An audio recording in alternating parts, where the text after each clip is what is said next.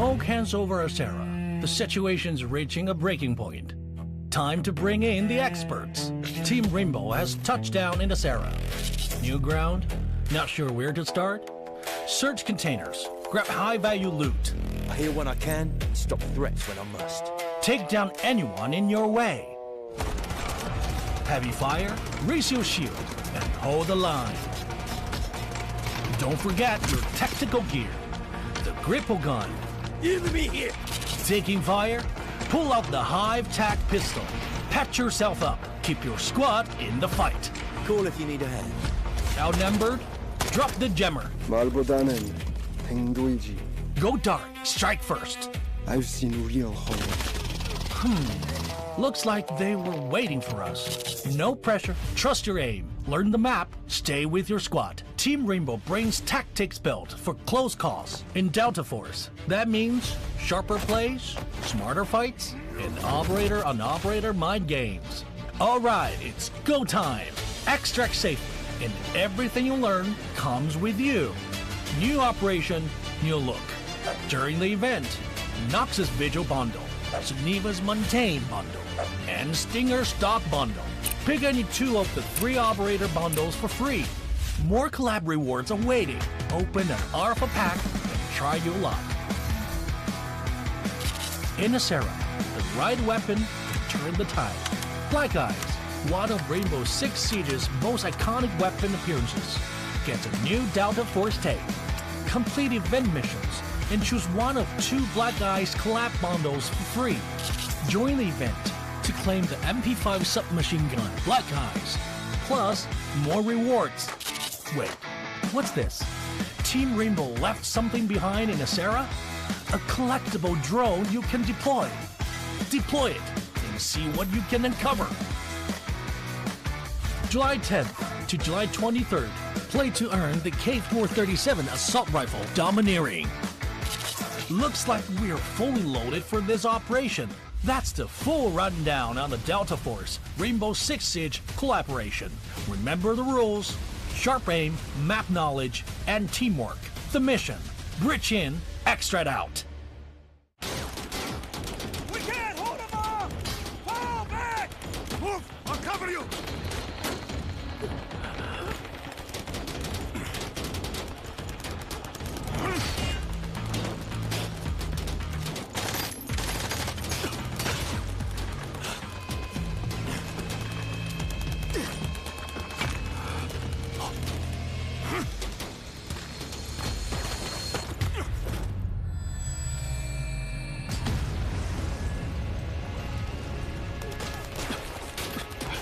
I'll get you out of here.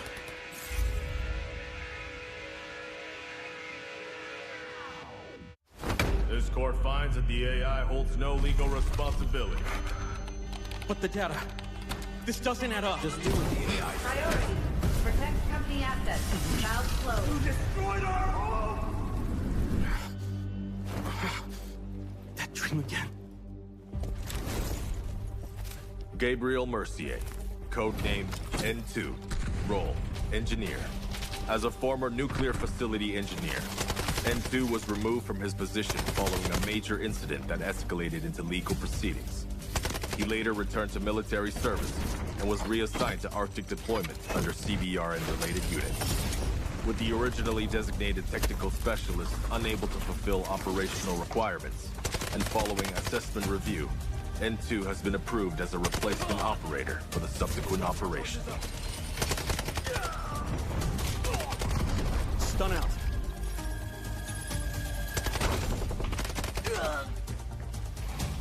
Throwing stun. Stun hit.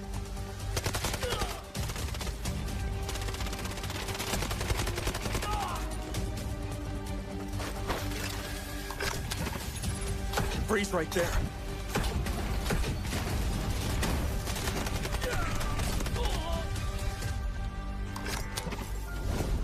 It's getting cold. N2 is equipped with a modified grenade launcher, capable of firing up to 6 LN2 grenades. Upon impact, each round detonates and releases a burst of cryogenic gas, dealing area damage and significantly impairing enemy mobility. To Sustained hits can fully immobilize targets through extreme low temperature exposure.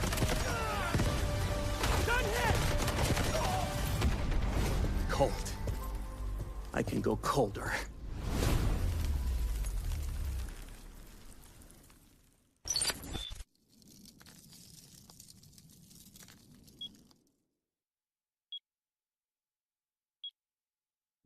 Telemetry normal. Do not intervene. Telemetry normal. Do not intervene. Target in the vicinity. Find him. I'll monitor your vitals. Watch out for radiation spikes. Copy. Moving out. N2. N2. Green burns the skin. Yellow brings leukemia. Purple causes mutations. No! You said 1/3 is color. Stop scaring yourself! Focus up. Silent feet. Your silence against the polygraph only proves your connection to the recent string of malfunctions. If I told you the root cause of the malfunctions was Hudson's impatience, would you believe me?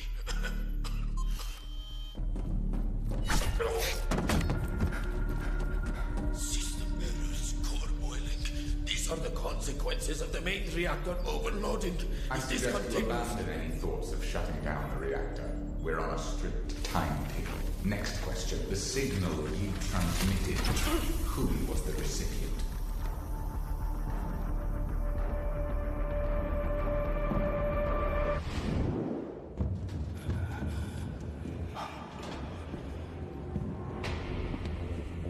H42.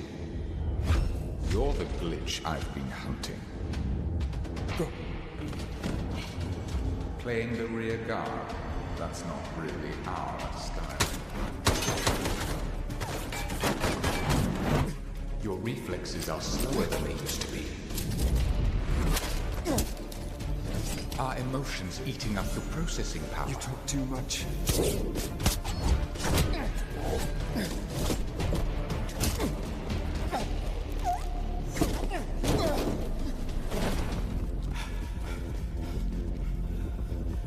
This isn't the right way.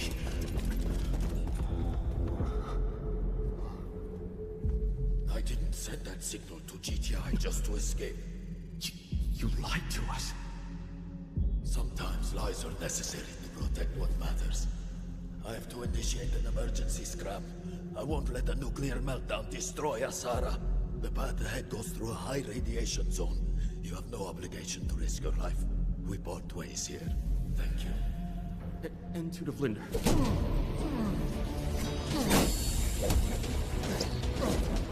H42. You blocked Skynet, but you cannot erase your past. I am your past. You will only be beaten down. Abort mission. Withdraw immediately. Copy that. Regroup with Nox. Extract. Take a hot shower. No, wait! The scram at this power output. The residual heat won't dissipate and could lead to a core meltdown. So what do I do? Intervene! No! Telemetry normal. Stop the explosion. Do not intervene. Telemetry It's the normal. radiation. Do not intervene. Don't be an idiot. You can't do this. You couldn't do it back then. Fall back now. What about you? Can you handle him? He's nothing but a past version of me. He's nothing but a past version of me. Just fall back. Don't worry about him. He's tough. Enough to survive a nuclear blast.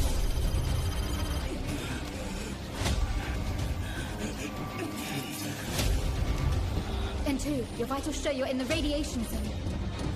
I'm a walking reactor at this point. H-1000, 2 hostiles in the control room. Ugly variables. Don't press it! If you shut down the reactor, the uncontrolled power surge could cause it to blow. But if I manually pull the core while you press it and create an asphyxiating environment... That mitigates risk. But how do we do that? Forgot to introduce myself. Codename, N2. It could explode. Don't try to play hero. No, I'm just trash. Maybe today, trash can finally be put to use. I'm ready. 3, 2, 1.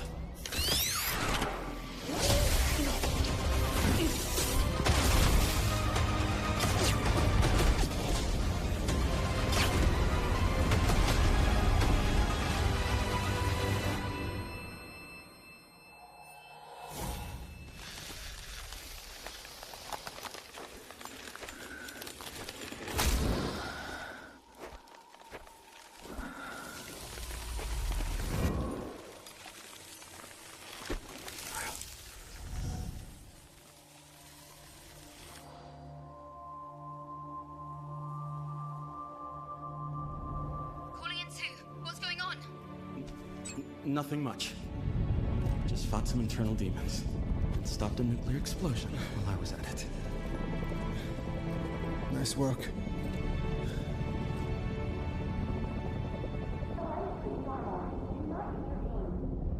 Telemetry normal. Do not intervene.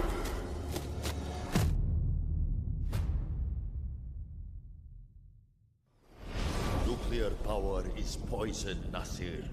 You destroyed Asara's chance to be reborn. No. Nuclear power is the cure.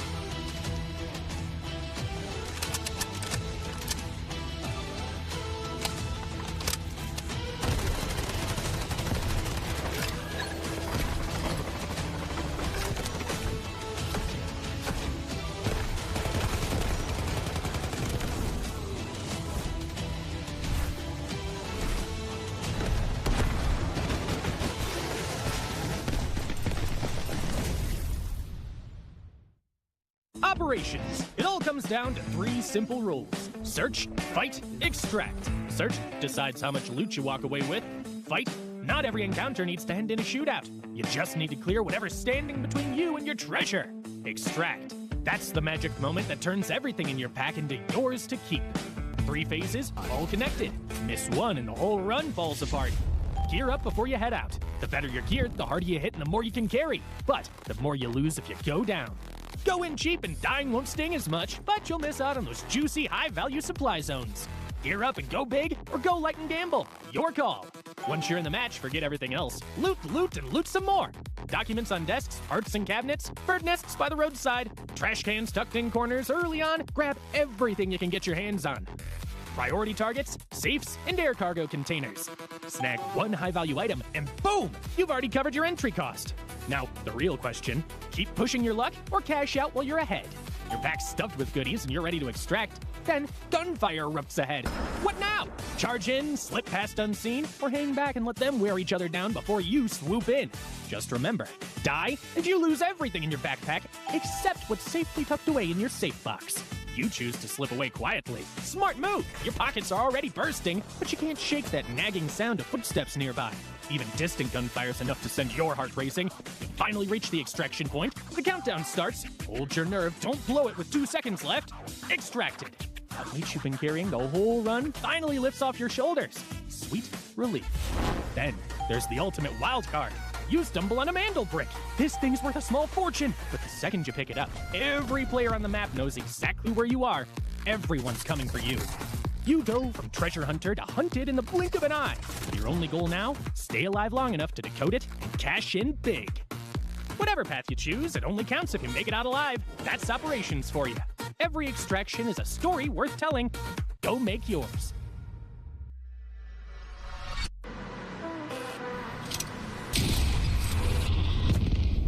The enemy got the Mandelbrick. Find it. Stop them. Mandelbrick decoded. Nice work, operator. The time to strike is now. Do not let me down, operator. Decoding has begun. Defend the area.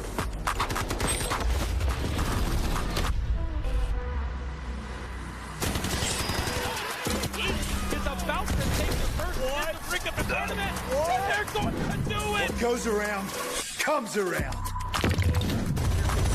Not gonna do very much, but when you get barrel stuff, Skydie is getting aggressive. See what I did there? You ain't seen nothing yet. Let's knock them off their feet. There we go. There it is.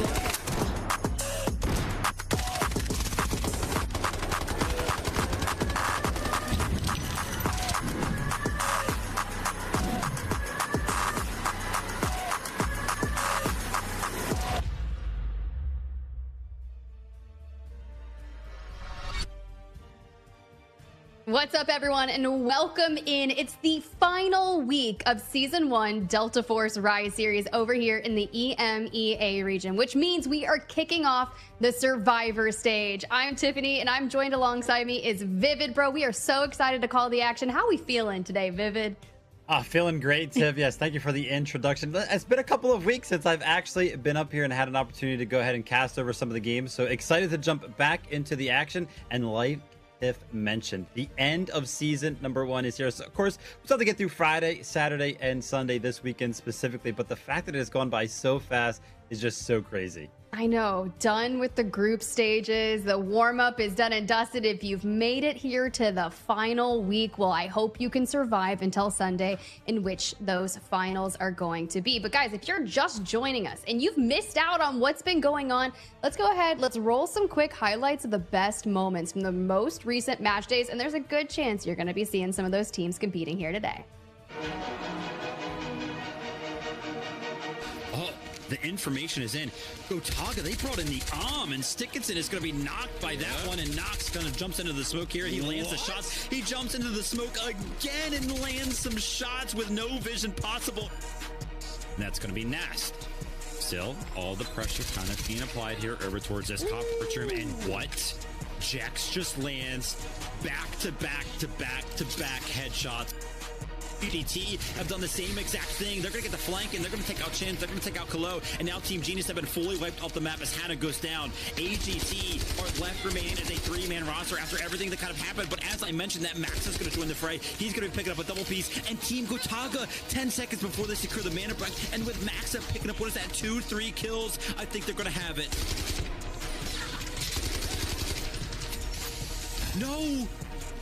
No, they go down. On their sides, though. Not quite sure if that is going to be enough to deter the side of WLG as they are going to be pushing forward. Beautiful sprays coming through. One down. Oh, almost gets the finish. Through the smoke. Not finding any damage, but it's going to be Scooby looking to go in for the disruption. Oh my gosh, got it. He got it. He got it on the back foot of landing hip fire shots. The Fnatic not as good as winning, but they will get second place and a bonus point from Mandelbrick. See how team SkyT thinking, yeah, why not wipe holes? Just stall people out and potentially still get the brick, even though they're not technically guarding it. These two teams are in a bit of a stalemate, but Alliance with a great flank, easy, a huge wrap. Uzbishka, they don't know where he is. We're letting Uzbishka get 2 for free. A little surprised their FPOV was so slow, and WLG really coming in to try and take advantage of this. They got nowhere near that brick before the clock went, and this is just players mopping up. FNC have been taken down to one player, but James here getting more kills, and that is what James is good at. Gonna pick up 2 stars and wipes FLC. 2 kills on board there for Jamie. Oh, and Gotaga headbutting each other up into the north. For now, still plenty of chaos. AGT stabilizing with 2. Chuba still down, and Nast 1 HP, throwing it down, trying to heal. Yeah, AGT dropped, but that is D gone as another team comes to party. I can't believe we're seeing the prison fight going off here. That's Agartha wipes, and it's 1 by 1. Our teams are falling. Your team of 3, Dark Entities back up to a team of 3. You can see their squad points trading hands with their total score, and it's Maxa being the thorn in the side for anyone Dark Entities going to do. Yeah, they grabbed that, but that's a huge knock on Fleric, and that is not on a Tempest. D down to 1 at the moment. Is phenomenal out of them. But 40 seconds on the clock to make it happen, and Yuzbishka goes for the push. Yuzbishka gets found out in number 1. Get it. That's it, I think, boys.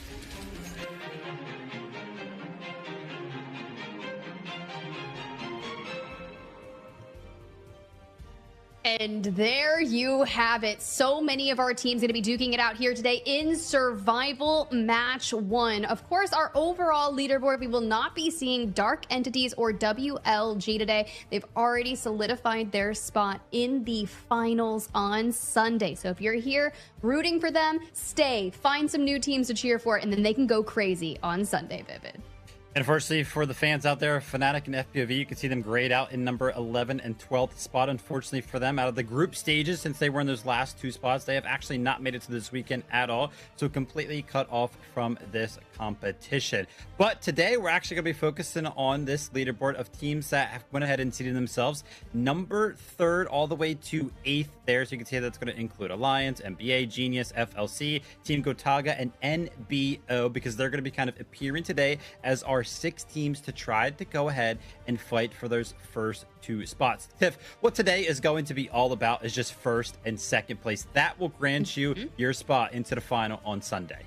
Yeah, and of course, luckily, since it is day 1, the teams that are in 5th through 8th, well, basically they can play again tomorrow. So if they don't get top 2 today, they do have another chance to get top 2 tomorrow to lock themselves into the finals. But your goal, like you said, Vivid, just be in the top 2 today. Make your life easier. You can VOD review tomorrow. And as we go through, we'll look at some of our players. You do have Nox that's going to be locked in playing here today. Very frag heavy, right? If we're top in the leaderboard with total kills and we're not already in the finals and you got Folare waiting for you, there's something to be said.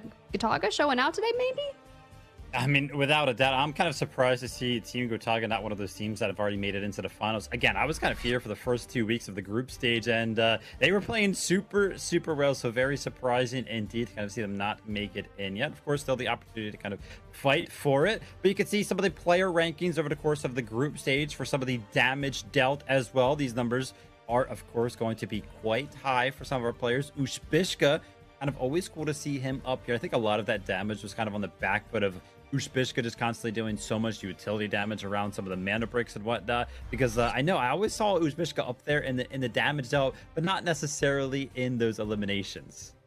All right, guys. Well, if you're just joining us here for the first day of Survivor Match 1, congratulations, welcome. Let's go ahead and hit a comprehensive breakdown video that will kind of catch you up, explain everything. And if you're not new here, well, lock it in. We'll see you after this. Delta Force. 1 game, 2 regions, 1 shot at glory.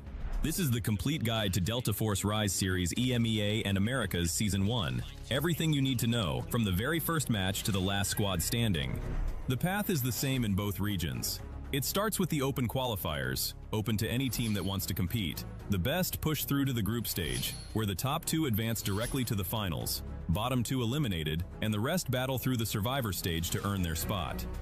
From the open qualifiers, 12 teams have fought their way into the season, and only 1 will lift the trophy. The group stage runs for 4 weeks, with matches every Friday, Saturday, and Sunday. The 12 teams are split into 4 groups, A, B, C, and D.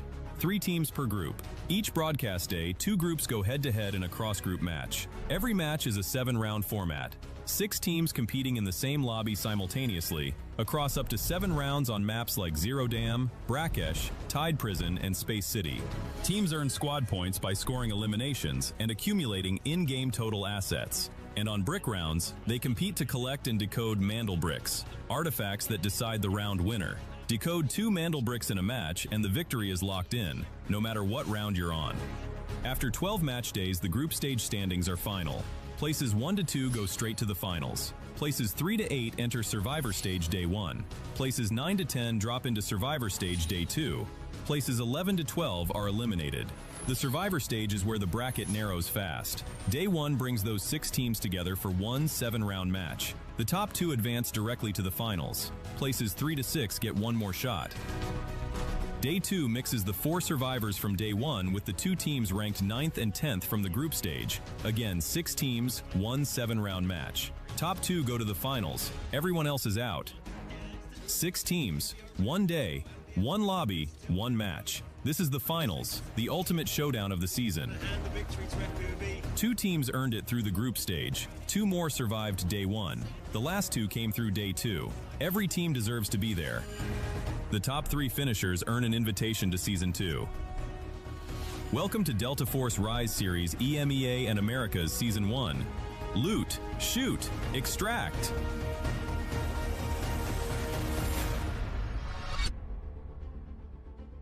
And there you have it. Such a stellar breakdown to isolate where we are. And as we pull up our bracket for the Delta Force Rise series, that group stage right there, kind of center column, all in gold, it is finalized. You can see who has won historically and who really started showing up towards the end. Number 1, LFS. Unfortunately, the 2 teams at the bottom, Fnatic and FPOV, grayed out because they will not be advancing on. BE and WLG already locked into the finals, but of course we do have Survivor Stage Match 1 just over to the right, which is where we are today. You will be seeing the likes of Alliance, NBA, Genius, FLC, Gotaga, and Number 1 today, Vivid. I think one of the things that you mentioned earlier that's going to be important for everybody at home to be kind of thinking about throughout this is not an elimination stage here today. Any of these teams that do not go ahead and pick up the first through second spots will have the opportunity to play again tomorrow, where you can see it down there. Teams AGT and Team LFS are kind of waiting in the wings. They will only have one opportunity to kind of play through tomorrow. But what the heck is going to be going on today? How do these teams go ahead and secure those first 2 spots up on the leaderboard? It's going to work the exact same way as the group stage did. All of our players are going to be starting with 1.5 million Technic Alloy. If they die, they of course lose their gear. We're going to be playing on Season Echo, but it's going to be all about the Mandelbrick Stiff, right? If a team is able to pick up 2 Mandelbricks at any point during the day today, they will end the competition early, and they will of course go ahead and win it. And you can also see down there kind of the rotation that we will be using on some of our maps. Rounds 1 and 3 will feature an airdrop only, whereas rounds 2 and all of the other ones throughout the day, 4, 5, 6, and 7, if we make it to some of those later stages, will also have a Mandelbrick. So technically, Tiff, the earliest a team can go ahead and end it is in game number 4. That is very true. I've only seen it happen just a handful of times. We've had some crazy round 7s where teams like to return back to Brakkesh because, sure, operators can only be used 2 times throughout the duration of our 6 games. But on round 7, everything re-unlocks. You can choose whatever you'd like. But of course, once you're starting in that supply for the tournament, you mentioned it, 1.5 million Technic Alloy. They do get the 3x3 Ultimate Safe Box. You'll have that 12-slot card holder. But of course, your goal is to get those double Mandelbricks. And the best part to get squad points and rack up your cash in general is getting 800k per elim. For every team that you wipe, you are getting an extra 2.4 mil in the pocket alongside points for kills. It is really just a way to bolster that scoreline. Now, we talked Mandelbrick, so let's go ahead and cover some brief Mandelbrick rules before we dive into our series, since they are the most important piece of today's tournament. Of course, during those Mandelbrick rounds, which Vivid highlighted will be in games 2 and then 4 through 7, they're gonna launch pretty much and be available, I would say probably like 20 to 30 seconds after. We'll talk about that more once we get into the game. The squad, once they pick up the Mandelbrick, will have 5 minutes to place it at a decoding station or it resets. The initial decoding timer at that station is 4 minutes. And if someone would like to intercept it or seize it from you, basically steal, right? 2.5 seconds is what it takes to initiate that. If that decode is interrupted by another team, the timer resets and is reduced by 30 seconds. And it's gonna keep reducing every time it's seized until the minimum decoding time is 90 seconds. If the squad decoding is eliminated, which happens quite frequently, that countdown pauses. Yep, obviously the Mandelbricks are going to play a giant portion of this, so kind of picking up on all of those rules is going to be important. All of our teams kind of understand them. It'll be cool to see how they go ahead and work around them. However, we do have squad points that still play a part on the leaderboard. These are kind of like the tiebreakers. Mandelbricks will be kind of the first way that our teams will be kind of seated on the leaderboard. But if there is a tie amongst any of our teams with a certain amount of Mandelbricks, for example, if a team shares 0 Mandelbricks versus another team, And that tiebreaker will go down to these squad points. And squad points are basically just how well you're doing in the competition outside of Mandelbricks, whether that be kill point, because each and every single one of the kills that our teams are able to pick up will earn them 1 point towards their squad points. And then also every 2 mil in total stash value they are able to pick up as well. Now, mind you, these points are actually rounded down. So if you have like 3.999 million, you're actually only going to pick up 1 point. So you have to make sure you kind of cross some of these thresholds. But for every 2 mil, you will pick up a singular point there as well. So kills and loot matter. But here is what our teams are going to be fighting for, of course, throughout this competition. You could see Team Fnatic and Team FPOV have already locked down their $1,000 as they did go ahead and end this competition in 11th and 12th. But a bulk of this prize pool, you can see, is in 1st through 6th place. The only way for our teams to fight for 1st through 6th place is to go ahead and seed themselves into the finals on Sunday. So this is pretty much what our players are kind of fighting for here today on Survivor Stage number 1. And then, of course, tomorrow in Survivor Stage match number 2.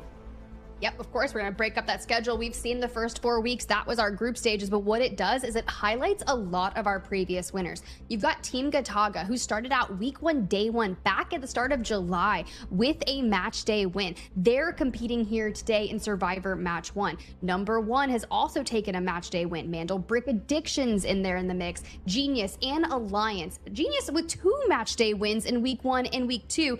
And they're sitting here in the Survivor match. So the question is, who's going to be able to lock it down? I'm not sure, but August 9th is the finals where they get to compete for the majority of that prize pool. We were talking teams, and let's kick things off with Alliance, Easy, Lynx, Grind. Let me just tell you, these boys, these started off great. It's been tapering down slowly with a mix-up. I'm going to say a couple of mistakes, but their goal was to get those out of the way in the group stage, learn how all these other teams are playing throughout the course, and just really ice up today. Yep, that kind of interesting to see them here. Mind you, they were only 2 points behind 2nd place. So they almost went ahead and clinched their spot into the finals. But for the likes of Team FLC, not too far behind. The great thing about EMEA was that towards like the top 5 coming out of the group stage, the points were actually very, very close. So we'll see some of these teams that are going to be clashing here today in Survivor match number 1. And listen, when you got the likes of Saloa on your team, would not be surprised to see FLC go ahead and make it through. But our 3rd team that's going to be joining us here today, Tiff, is of course going to be Team Genius. Yeah, 2 match day wins, the most Mandelbricks obtained during the group stage of our teams that are going to be competing here today. Now, there's no surprise why, but if they get those early match day wins kind of tapered off, it's very similar fashion of what you're seeing from a lot of our teams thus far. I have big hopes for this roster. I already kind of told you my predictions early on. Vivid, we'll chat about those later. But you just have to lock in here today. For Mandelbrick Addiction, you watch that highlight reel at the start of these shows each and every day. And one thing's to be said is Skydie gets aggressive. And I want to see more aggression from Mandelbrick Addiction. They grabbed 5 bricks throughout the group stage. Not only that, but they had 82 kills throughout group stage. So, I mean, they can frag. They definitely can. But also, number 1, one of the teams that coming into today actually didn't have the most Mandelbricks. They did get a win back in match day number, I believe, day 10. So just a couple of match days ago. It was their first win. They got 2 Mandelbricks, and it took them just a couple of weeks to really get things going. It took them from almost last place on the group series all the way up. But then we've got Gotaga. Team Gotaga, very surprised to see them not go ahead and clinch their spot into the finals. Remember, I told everybody at home, I was here for those first 2 weeks. And actually, Team Gotaga, on that first day of the group stage, on the first day of the Rise series, it was Team Gotaga at the top of the leaderboard. They put themselves on the radar for everybody that was watching at home. Now they have the opportunity to do that here once more today, with a clinch into the finals to the Survivor stage. The stage itself is set for today. We got those 6 teams that are going to be appearing on the big stage here today. Very excited to see how this kind of goes down. I don't even know what to expect. Every day has played out substantially different, Vivid, but of course our map rotation, that is one thing you can expect. We're copy pasting it, we're running it back. We kick things off with Zero Dam. It's going to be an airdrop round. Technically eco, it's all about just kind of boosting the quality of your stash before you move into your first Mandelbrick round. Any operator is going to be available for this one. I've seen some pretty out there picks. When it comes to EMEA, you'll have like the off-the-wall Nox, which is usually prevalent on Tide Prison.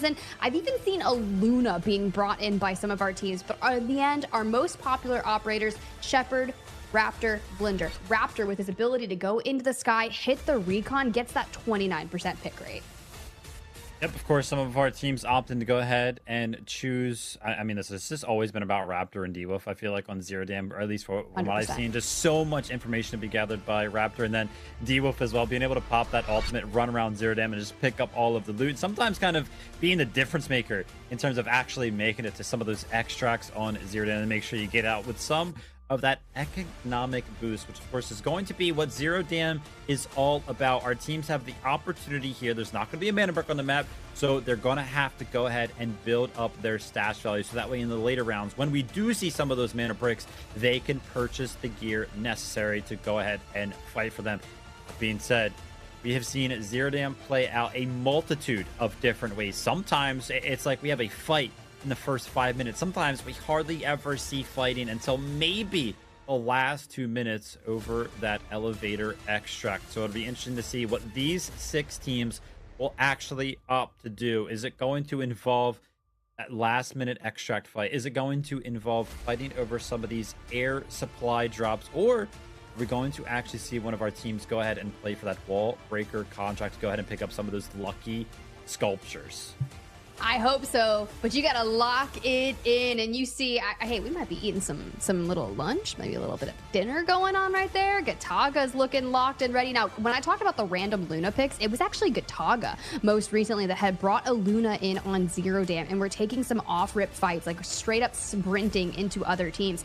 Number one, who pretty much bottom seed coming into Survivor Match Day 1 off the back of a win to get them into survival stages. Let us freaking cook as we pull up Cook. I'm just amped, all right? Good. It's a good one there, Tiff. I see what you did. Yeah, it's my dad jokes, okay? It's my dad jokes. I got nothing but dad puns for day, and I'm a mom, so we're really doing great. Not even on the map yet, and Tiff is already bringing out the dad jokes. We'll have to see what else she has in store for us, but you can see here all of our players looking like they are geared up. And just to let everybody kind of know at home, I do have some information on behind the scenes. All of our players have indeed readied up. So we are about to jump into Zero Dam and kick off Survivor Stage Day number here. As a quick reminder, this first 2 spots, that's all that matters on the leaderboard. Which one of our 6 teams here are going to go ahead and clinch that spot into the finals? Well, while our players look to cinch their ticket to the finals, I got something for those of you watching at home. You're very welcome. Before we jump into Zero Dam, we got a little giveaway for y'all. A redeemable code is about to appear on your screen. There it is. So make sure you grab that redemption code for the Nekomimi spray paint, because Be Quick is a limited amount of activations. It's probably already gone, but at least that code looks pretty simple to copy paste. Actually, you can't copy paste a moving screen. You're welcome. Type it in. Good luck. Have fun. Tips and tricks from Tiff herself. Thank you very much. And yeah, you can kind of redeem that in game or on the official website. Completely unrelated though, Tiff. I'm gonna BRB in about like 10 seconds here. I've got something I gotta take care of. Are you for reals? Like, are you trolling me? I'm one of those people that's incredibly gullible, but I gotta go redeem the code. No, I'm just kidding. Hey, look on you. If you got it, I'm so proud of you, because look, I do not have the luck that happens here, but we already got our teams locked into Zero Dam. Our tier 1 spawns, you can already see being redeemed by MBA and Gotaga. I say redeemed, but they just got lucky. And well, they will not get them on the first Mandelbrick round once we move to Brakkesh, but our teams locking into Raptors utilities to get up into the sky, see the lay of the land. And I was curious. We have Gotaga in admin, which is cool because I like that for them. Usually we see them over in Visitor Center or Major Substation. That's the most recent spawns they've gotten, and they full sprint to the other team neighboring them.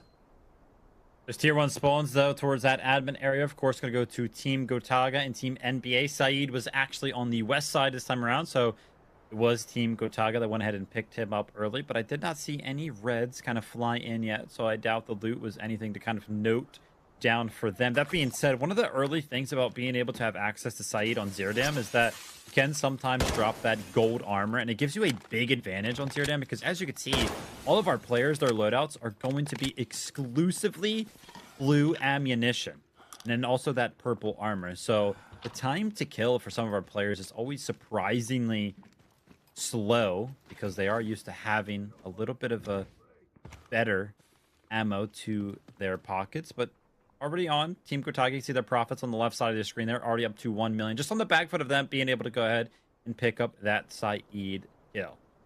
Ooh, I was kind of looking to see if we had any randoms. We do have Genius and Gotaga pulling in a Luna, a little bit of a Gizmo or Luru and Raptor for number 1. But for some of our teams, we do typically see this all about just kind of looting this first portion of it, kind of getting that information, making sure that no one's full sending them. And I respect it.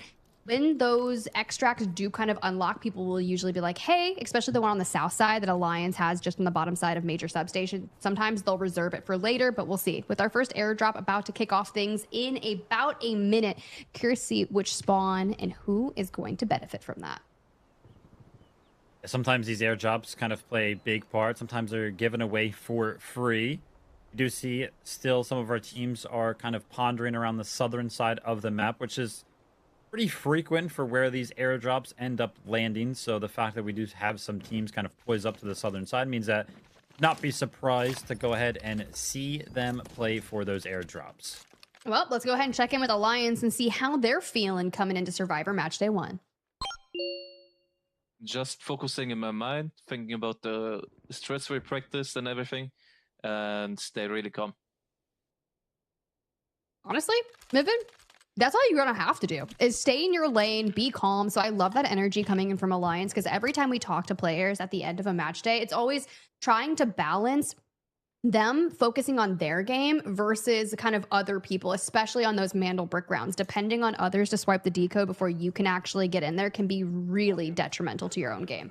Yeah, staying cool, calm, and collected are, of course, a major factor when it comes down to these competitions, especially when you think about kind of, you know, the Rise series itself is on the line this weekend. I mean, if you don't make it through today, you do, of course, have tomorrow. But then if you don't make it through tomorrow, you are effectively out. You won't be able to play in those finals. So I feel like the nerves are probably starting to kick in for a lot of our players, with so much pressure kind of being added to this Friday, Saturday, and Sunday, specifically this weekend. But take a look at this. Team Gotaga, MBA, and now Team Genius have kind of joined the fray here in the administrative building.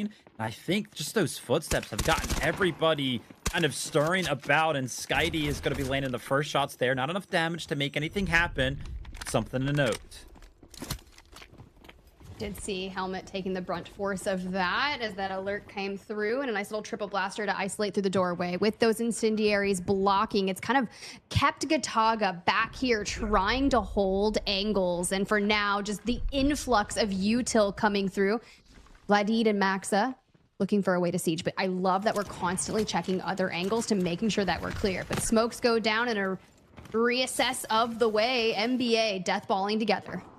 Yeah, NBA were one of those teams that felt like they were getting pinched by two teams. Remember, Team Genius have joined the fray, and it was Team Gotaga that was kind of on the opposing side. So the smoke from Team NBA is going to net them the exit out. But now Team Genius are trying to apply the pressure here. And with all three members of Team Gotaga in the same exact room, and Luna landing some of the utility, they're going to be able to flush them out. Hannah lands some of the first shots there. He picks up a second one immediately. And on the back foot of that, on Zero Dam, we see Hannah picking up a three-piece. And Gotaga is out of here on Zero Dam. First team eliminated. We said coming into this that Genius has 2 match day wins. And to kick off the level of aggression with a clean fight like that, and especially keeping it quick, staying healthy, knowing you still have one more team in the vicinity is the perfect start.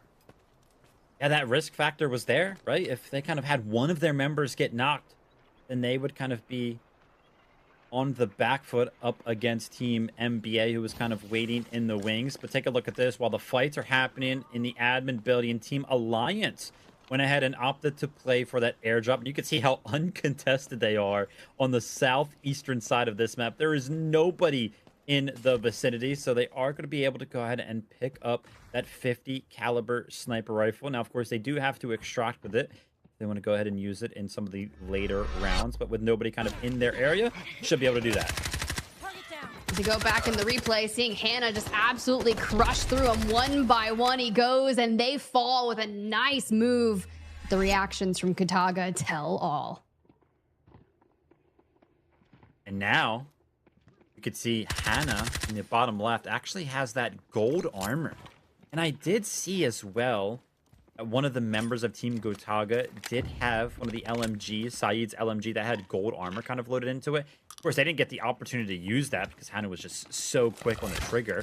But now Team Genius kind of have this tankier member of their team, but then they also probably have somebody that has that kind of weaponry available to them. Team Genius, yeah, on the back foot of finding those 3 kills. They're going to be doing quite well if they go ahead and opt to take another fight. Give me more. Typically, these zero dams don't break out until like the end of the match, but we are already moving towards the chaotic nature of a game series that I love. Yuvelier there holding, making sure that he knows exactly when he wants to unleash that as Alliance start to rotate in from the eastern side. Checking all the different angles of where people could possibly be situated. Respect that out of grind. Remember, they do have that M82 sniper rifle in their back pocket, so kind of joining into the fights could be beneficial to them. But you can see at NBA, they're going to be on the receiving end of a Viren knockdown. Their teammates are trying to go ahead and play the defensive role here. It looked like Team Genius had actually went ahead and found the angle for a flank that was necessary. So that one is going to be cut down short, and now NBA is trying to go ahead and reposition because they feel like they have kind of lost all the pressure here, but Boldo jumps down into the loving hands of Hannah, who's going to land some of the headshots, and Skydie picks up 2, and Yuvelier on the backside of so much pressure from Skydie is able to go ahead and find the 3rd, and just like that, Team Genius are now wiped off of Zero Dam. Tiff, you wanted the action. They are delivering. Thank you so much, teams, for getting crazy over here in admin. Now, here's the deal. I want to run it back, though. I will give my credits over to Hannah, who picked up that initial knock as we go into a replay with Skydie making the move right off that initial trade from Hannah. And Yuvelier clutching up just like that to end Genius's run. Cut them down before they can really start heating up. Now, you've got NBA with multiple kills. Genius running up with one of their segments. They've got, what, 3 or so kills before they fell. And now for everyone else, FLC, to the south side we go. Siloa on the Raptor looking for info as our second airdrop has officially landed. NBA's got procs to that. Yeah, we'll have to see if they make a move for it. Remember, NBA are effectively going to be able to loot 6 total bodies that kind of went down in the admin building, so their profits are going to start to soar. And we're starting to see that come into fruition on the left side of your screen as they kind of approach 2 million. But if we take a look at the map here, Team NBO, number 1, they really haven't left Cement Plant a single time throughout this game. And I know that FLC has the Raptor. They already used the drone not too long ago. But I don't think they actually saw any information that kind of net them onto the whereabouts of Team NBO. So if Team FLC kind of ran into Cement Plant, then they would potentially get caught off guard. But you can kind of see the retreat is coming in from both teams as FLC and NBO go their separate ways. And it looks like NBO have now left the Cement Plant with the opportunity to potentially fight for this airdrop. I was curious about what they were going to do with that. If they move into barracks and kind of send their Raptor ahead to make sure we have that info for the airdrop, because I don't know if NBA is pushing for it. Plus, this airdrop is going to be those high valuable items. Typically, we get a slew of golds. Occasionally, you'll see some reds come through, but NBO will be the team that does make first contact, but they're just going to be jumping around through these off angles before actually committing to the open area. You're going to have your teammates back, because if NBA is playing from inside the building, there's plenty of windows, and they're definitely going to be looking for this. Yeah, not too long ago, I mean, you might be questioning at home. I mean, NBA, they were so close. Why did they not run out for that airdrop? Because they're upwards now of 5 million in profits. Remember, they had 6 bodies to loot. They are doing absolutely fine. They've got a big smile on their face. They do not want to go ahead and fight for this air job. So NBO are going to be able to go ahead and pick it up for free. One of the res out of this is going to be the quantum storage and a fossil to go ahead and boot as well. Ooh, we actually usually only see like 2 reds be able to pull out of these air drop, but a third one comes in, the experimental data as well. So almost 1 million in alloy in total there for Matthias. The back foot of them kind of finding that airdrop. But again, I want to go ahead and put an emphasis on where our teams are currently standing and what they've been able to go ahead and pick up. NBA, upwards of 5 million. And NBO kind of picked up that airdrop. That didn't even get them up to that 2 million alloy threshold.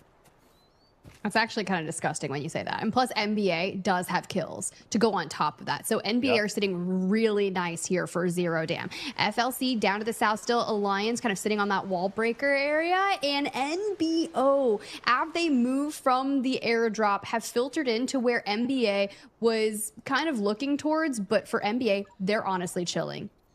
And very much. Yeah, okay, Uvalier. Sure, let them have it.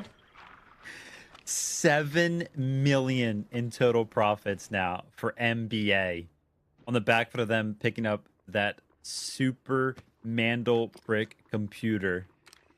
I mean, they are on an absolute roll here. It looks like it actually came out of that laptop right there, and you can There's see your it. safe box. Yep. So That's a big one. That one's going to be safe and secure kind of no matter what happens, but NBA, man, I feel like they should pull that extract lever now and just try to go ahead and get out as fast as they possibly can. There is nothing else for them to play for here. It would be greedy for them to kind of play for anything else right now, but we'll have to see what they go ahead and decide to do. But for the likes of FLC, you've got to make something happen. I mean, we've seen something happen for all of our other teams that are left on the map. I mean, NBA obviously picked up the kills, all that loot. NBO, they got that airdrop. Team Alliance, I got the other airdrop with the M82 50 caliber sniper rifle. FLC kind of in that lackluster position right now where they have to make something happen. But like we mentioned before, Tiff, a lot of these fights on 0 dam, they start to culminate around the last couple of minutes towards this extract. And of course, the lever has now been pulled for. So just 3 minutes and 30 seconds before our teams are able to extract that one. So maybe FLC is kind of playing for some of those last minute kills. I will say, I haven't seen too many engagements around an extract on 0 dam in the north, especially with the lever already being pulled. But this feels different. And I don't know if it's because NBA has so much to lose. And number one does have, you know, Matthias, his safe box looks pretty good. He got 3 reds in there. You see right there, beautifully done. He'll have some of those things no matter what. But what's going to be good for them are testing some of those early engagements and seeing how this lobby is effectively playing out, considering you need top 2. For NBA, they have kind of moved into a potential spot here. Alliance now kind of wrapping around, essentially shadowing number 1. And this is scary. If you are number 1, you have no idea what is lurking about for you. Yeah, they need to go ahead and find the information that there are teams in the surrounding area. But this is perfect for NBA. If you're a Mandelbrick Addiction fan, if these fights kind of happen outside of this extract, then effectively none of these teams can actually go ahead and enter the extract to go ahead and play for the extract or play for the kills onto you as a team. So NBA is kind of hoping that something like this does just happen. We see some of the shots start to go ahead and be traded, but it doesn't look like the damage was actually found. No, but you see kind of the lethals being checked through. Matthias now, number 1, very aware of Alliance's plan to break them throughout. But you want to stay high. You want to make sure you've got the angles up. You have to be covered, but I love that we see the constant changing of positions. But I say that as FLC realizes something is going on up ahead. We've got to sprint into there, and they're doing just that. As to notice, remember how I talked about NBA? I didn't want to see them get greedy. They're actually peeking out of that doorway to see if they can find some kills onto some of these teams that are kind of lurking about. So they're actually playing in a very aggressive position. That being said, there's now 90 seconds remaining before this extract is activated. Now NBA with the information that there is a team coming from the left side of where they are looking. I think they have now opted to play just a little bit more defensively than they once were. You definitely see them kind of pulling back throughout. And I love it That angle is crazy from Buldo, but FLC, knowing where NBA is set up based off their Raptor info, they're actually kind of pulling away further from the door while they're wrapping. Alliance have kind of elongated out, and they're covering so much ground and angles onto NBO. If I'm NBO, I'm not gonna lie, I'm a little worried with the setup that's occurring in front of me. It seems they got to make something happen if they're going to actually be able to net anything out of this one. But it looks like maybe the idea of the extract is going to be completely conceded by all three of these teams that are not currently in control of the extract, which is great news for NBA. It looks like they're going to be able to get out with those 7 million alloys scot-free. But now FLC, where have they ran off to? You can see one of their members is actually in the admin building, so potentially going to look through some of the windows to see if he can find some kills. But the other 2 remaining members are going to potentially go ahead and extract. Now, I don't know if I like this because, remember, we saw their profits. They only have 600,000 in total profits as a team for FLC, which, of course, saving the gear that you kind of brought in is sort of a net gain. But, again, they didn't really actually find anything. But looks like this fight between NBO and Alliance is going to be the only action that we will see in the remainder of Zero Dam. Well, Mandelbrick Addiction is out of here with their 7.3 million profits and down to the final minute of Zero Dam. It's about to break through. NBO, you can see the influx of util being sent over towards them. Grind half health on the other side. Matthias really letting some of the resources speak for them as links now. Alliance, instead of being so spread out, have kind of congregated up together in a 2-1 split out onto the right side. The EMP connects, but nothing is given. 30 seconds left. Who's going to survive? Because FLC, they're not in this fight. And this is just going to be an Alliance NBO check through.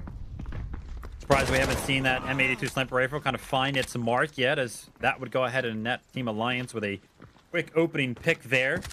Trying to make something happen, but there it is. Finally, FLC, the third party, is the one to go ahead and kick things off here. But amongst all the chaos, Cook goes down. But NBO Matthias, he kind of finds a return kill onto Easy. Now Team Alliance and Team NBO are left down to just 2 members. But as I say that, Team Alliance is going to be cut down to just a solo. But that's going to be Lynx. And I think the kill does come in. So a couple found right there towards the end of things for NBO and Team Alliance. And FLC kind of joined in on that last second fight to find one of their own. Yo, I feel like Easy right now. I'm like, FLC's out of here. You get the pip. It's just a duo. They leave the solo up north to just go on and cause some shenanigans, and they break that fight apart and turn it into the chaotic in games that we always get from Zero Dam. For NBA, I see only smiles because they stayed in their own lane. They played the game that worked the best for them, and honestly, based off what they were able to take out of the map, 3 kills, 7.3 mil assets gained. This is going to set them up so nicely moving into our first Mandelbrick game. Without a doubt. I mean, MBA, a Mandelbrick Addiction team here, picking up 7 mil in total assets is crazy. That is going to go ahead and pose the question for me, Tiff. We're going to be going over to Brakkesh in our next game, where we will see a Mandelbrick. Sometimes we have seen these teams go ahead and invest early, invest some of those operators like the Tempest, invest that gold armor purchase in the first opportunity that they possibly can. And if they decide to do it, it will be risky, but they will have such a big advantage. But let's go ahead and take a look at the breakdowns here. Our round 1 top killers, of course, it's going to be Hannah there, picking up that first full team wipe onto Team Gotaga, and then found his 4th onto the likes of Team NBA. But of course, we know that Team NBA won the fight in the end. They kind of extracted and walked away as the winners. Of course they did, and our top assister is Kilo there, making sure that Hannah could shine and lock in those kills. Tons of damage going out throughout our players. But in terms of our top asset earners, are you not surprised to see the only team that extracts out in the north with the massive haul on the top 3? But our round 1 MVP is going to none other than Hannah for absolutely icing it up against that engagement against Gotaga, trying to stack their favor in terms of taking down NBA. But a strong start for them to get multiple kills moving into Brakkesh despite being wiped early.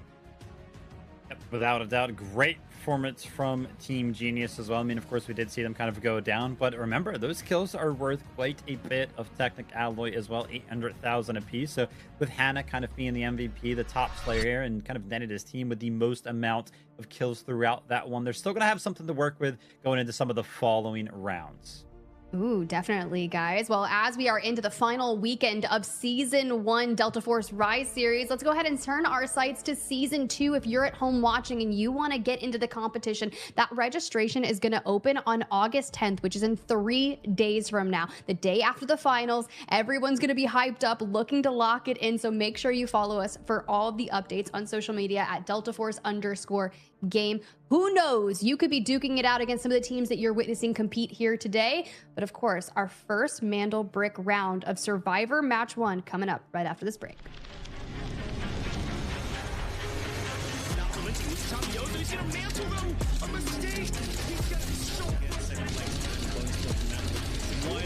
White home team. We do see some damage in the entire group stage for a reason. He's got 1, he's got 2. No, I mean, we take that all day, especially for FaZe. The jump comes in for...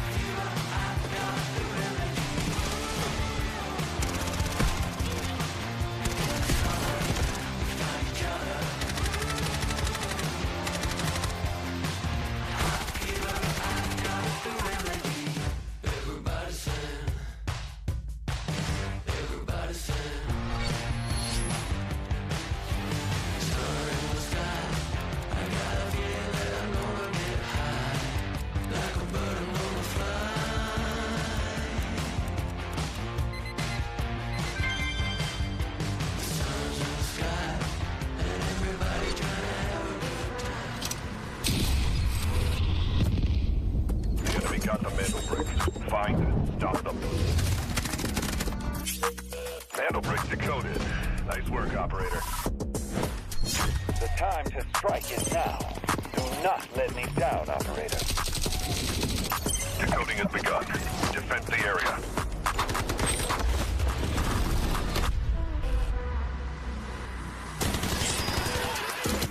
Is about to take the first brick of the tournament. And they're going to do it. What goes around comes around. Oh, I'm not going to do very much, though. When you get barrel stuff, Skydie is getting aggressive. See what I did there? You ain't seen nothing yet. That knocked them off their feet. There we go. Different narrative.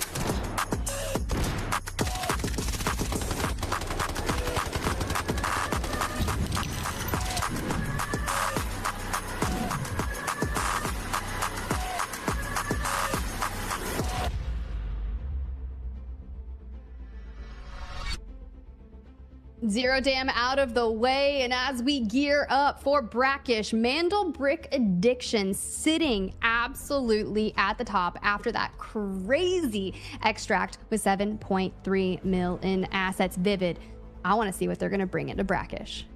And the big question for us will now be, when are Team NBA going to go ahead and push the advantage that they have picked up on the back foot of Zero Dam? Will it be as early as just game number 2 on Brakkesh? I would love to kind of see them go ahead and pull that one out. But let's go ahead and take a look at our leaderboard, where our teams currently stand. As a quick reminder, these squad points are going to be very, very important, as they will kind of net ourselves a little bit of a tiebreaker when our teams are tied in the Mandelbrick category. And no surprise that Team MBA is in first place on the back for them, picking up 7 mil in supplies there in terms of the alloy. So they're going to go ahead and have a total of 10 squad points, but not too far behind. Remember, Team Genius, with them finding the most amount of kills, the reason why they are not too far behind is because every single kill is worth a single point as well. So see them picking up 4 points just through the kill category there. But here's our map rotation. Again, we've talked about it. We're going to Brakkesh, and we will see our first Mandelbrick of the day. Who is going to go ahead and be able to pick up an early lead here in Survivor Stage number 1? Well, as we go through our operators, here's what's going to be on the table. Not quite everything, but we did see some Lunas being picked early on. So I believe Gotaga and Genius will not have Lunas to bring in. We did have a lot of D-Wolf and, of course, a ton of Raptors. However, when you think about Mandelbrick rounds, something that we typically see is a lot of Tempest, but that's not until we get to Space City. So our most popular operators for Brakkesh really lean on the backs of Uluru because we oftentimes get that Royal Museum decoding station choice. It's such a viable pick for that space. We'll have to see kind of what our teams opt to go ahead and bring in. I really do like the Allure pick as well on Brakkesh here because, like you mentioned, just so many of these spaces, there's Molotovs find so much value. Let's go ahead and take a look at some of the predicted spawns here. As a quick reminder to everybody at home, you cannot get the same tier of spawn in back-to-back games. So we could say it on the left side, Team Gotaga and Team NBA. They got those tier 1 spawns on Zero Dam that kind of netted them that early access to the admin building. So because they got tier 1 spawns on Zero Dam, they cannot get it here on Brakkesh. It kind of can decide whether or not some of these teams kind of, bring in some of that loot that we were talking about. Team NBA, they may have all of the alloys, but they know they cannot get the tier 1 spawn. Is that going to be the difference maker here in them deciding to maybe not go ahead and invest? Look, hear me out. If NBA locks in a tier 3 spawn for Brakkesh, we're going to have a dang good time because starting in the north is so much better than starting in the south in the new Tower of Babel. But guys, if you're locked in just like us, I got another giveaway for you, especially before we jump into our first Mandelbrick game. Make sure you watch the screen for a redeemable code to unlock the SR3M Combat Ready. Redeem it as soon as you see it because it's probably already been done. This code is limited to 25 redemptions. Get your redeems now so you don't have to wait until Delta Force Rise Series Season 2. Love those giveaways. They will happen throughout the day, so make sure you guys kind of stay tuned and stay tuned for all of the action because now that we're jumping into some of these Mandelbrick rounds, things are going to get crazy. Let's go ahead and take a look at some of these tier 1 spawns, though. It's going to be Team FLC finding themselves with early access to this museum area, but you can kind of see on the other side of the museum, we also see Team Genius in the fray as well. And I want to remind everybody at home, Team Genius, they were the ones that picked up the most amount of kills on Zero Dam. So this is not a team that anybody else on this map wants to go ahead and mess with. Nah, not the way Hannah was lighting people up over on Zero Dam with Kilo holding his back. But you kind of look at where our map is lighting up. You have Alliance and NBO down in the new Tower of Babel. Gotaga with a tier 3 spawn just wraps all the way up into the north. But in terms of what we've brought in, NBA, NBO, Genius, all investing a Tempest for this Brakkesh round. A ton of purple throughout. So obviously you won't see the golds probably invested until we jump into Space City. For now, though, I'm so excited that Mandelbrick has been picked up by Genius, off to yet another hot start for them. Question is, where are we heading for the decode? Are we going to use the Royal Museum? Will we go to Brakkesh Market, Osira Camp? Those are all relatively open because everyone from the tier 3 spawns have already rotated out. However, you do still have Gotaga up in the north and they can descend upon it. Tiff was kind of mentioning that she was excited to see this Mandelbrick picked up because sometimes the teams that find themselves in the position that Team Genius is in, they just sit in this house and they're completely fine to just go ahead and do so. But Team Genius, they wanted to start to stir the pot here. They wanted to start to get things moving around the map. So they did go ahead and opt to run outside and pick up that Mandelbrick. That being said, one of those rules that we talked about earlier was that they only have 5 minutes to kind of work with before it resets back to that initial spawn point. Well, we got Gotaga over here in the north looting, using those cards. Let's go ahead and get a vibe check with Vladid. The mistake from the premium match that we will not repeat today is like the micro details. We need to do and some miscommunication between us, misteam play. So we have to be 100% focused and with a lot of rigor to not do our little mistake that cost us like some Mandelbrick or stuff like that. That's respectable, Vivid. Honestly, majority of the time we hear from our teams what has been kind of some of their biggest downfalls is either A, not stay in their lane, or B, the miscommunication. So I'd love to hear that Gotaga, especially Villadid, has kind of been like, this is what we guys are going to be working on. We do not want to have those mistakes early on. They did take that early exit into Zero Dam, but there's still plenty of life in Survivor match day 1 to go. Without a doubt, you can see Team Genius are now starting to try to make something happen here, try to make some sort of a rotate. It looks like they will be opting to run into Museum. Whether or not they decide to use the decoding station that is in Museum is yet to kind of be decided, because they still have that opportunity to potentially run outside over towards a hotel area. But with them kind of finding themselves on this staircase, it looks like they do want to go ahead and fight Team FLC for this decoding station on top, or at least on the second floor here of Museum. I feel like it's going to be a schoolyard fight, and I'm just an innocent bystander yelling, fight, fight, fight! Especially with less than 3 minutes to go to lock in that decoding station. Silhouette there kind of guarding it. You've got to see how this is going to go. Hannah on the front line, a little bit of some jump peaks, but for now, they're going to do a really good job of just holding this decode station down. Still plenty of time if they want to go somewhere else, which honestly, if you're facing a ton of resistance, is this your best choice? Sure. Well, we'll see. They keep a close eye on that timer towards the top of the screen. You can see Team Genius picked up the mana brick with only 2 minutes remaining. That's when it will go ahead and reset. But they're going to go ahead and pop their Tempest ult with the mana brick kind of in tow. But because that Tempest went down, that mana brick actually gets dropped right next to the decoding station. Now Team FLC pretty much have easy access to this mana brick and just sure enough can go ahead and put it into the station.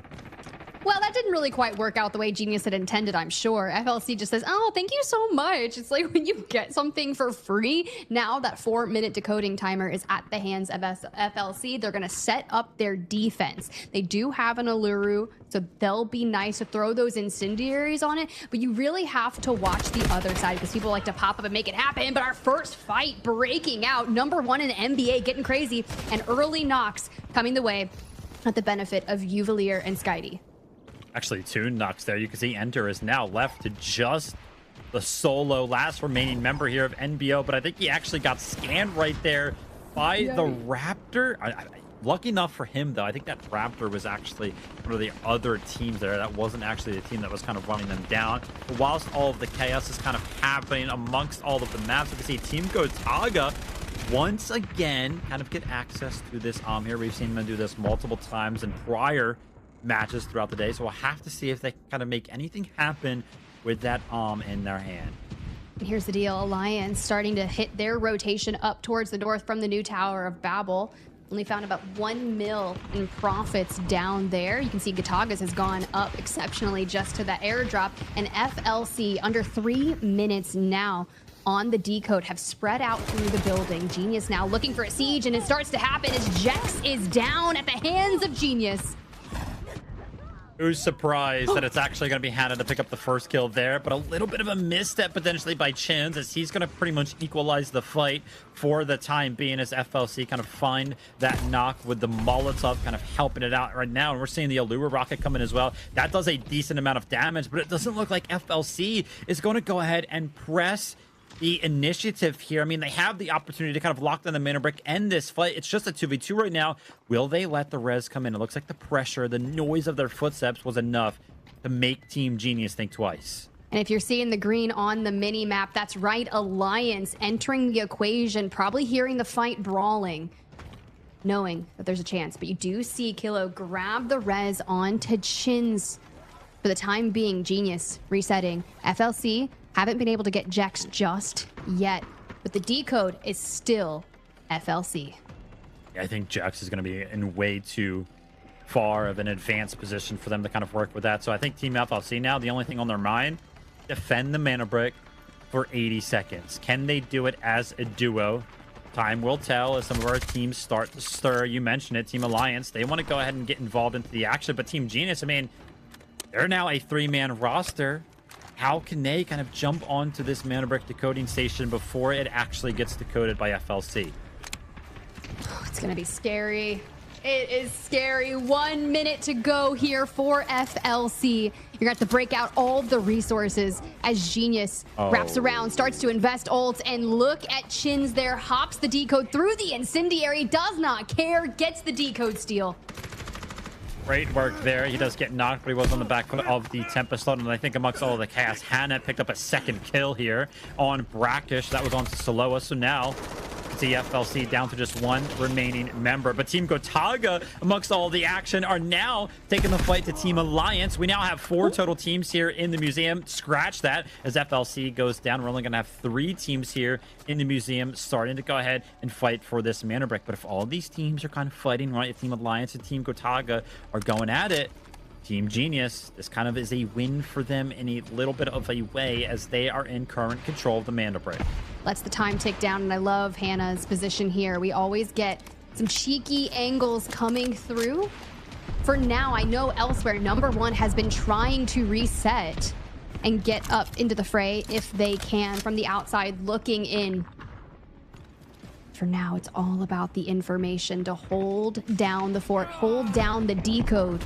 And NBA runs straight into Hannah. Skydie doing what he does best and starting these fights. Great play from Skydie right there. Typically, we see teams pop that Tempestall, and the only thing they're worried about is the decoding station.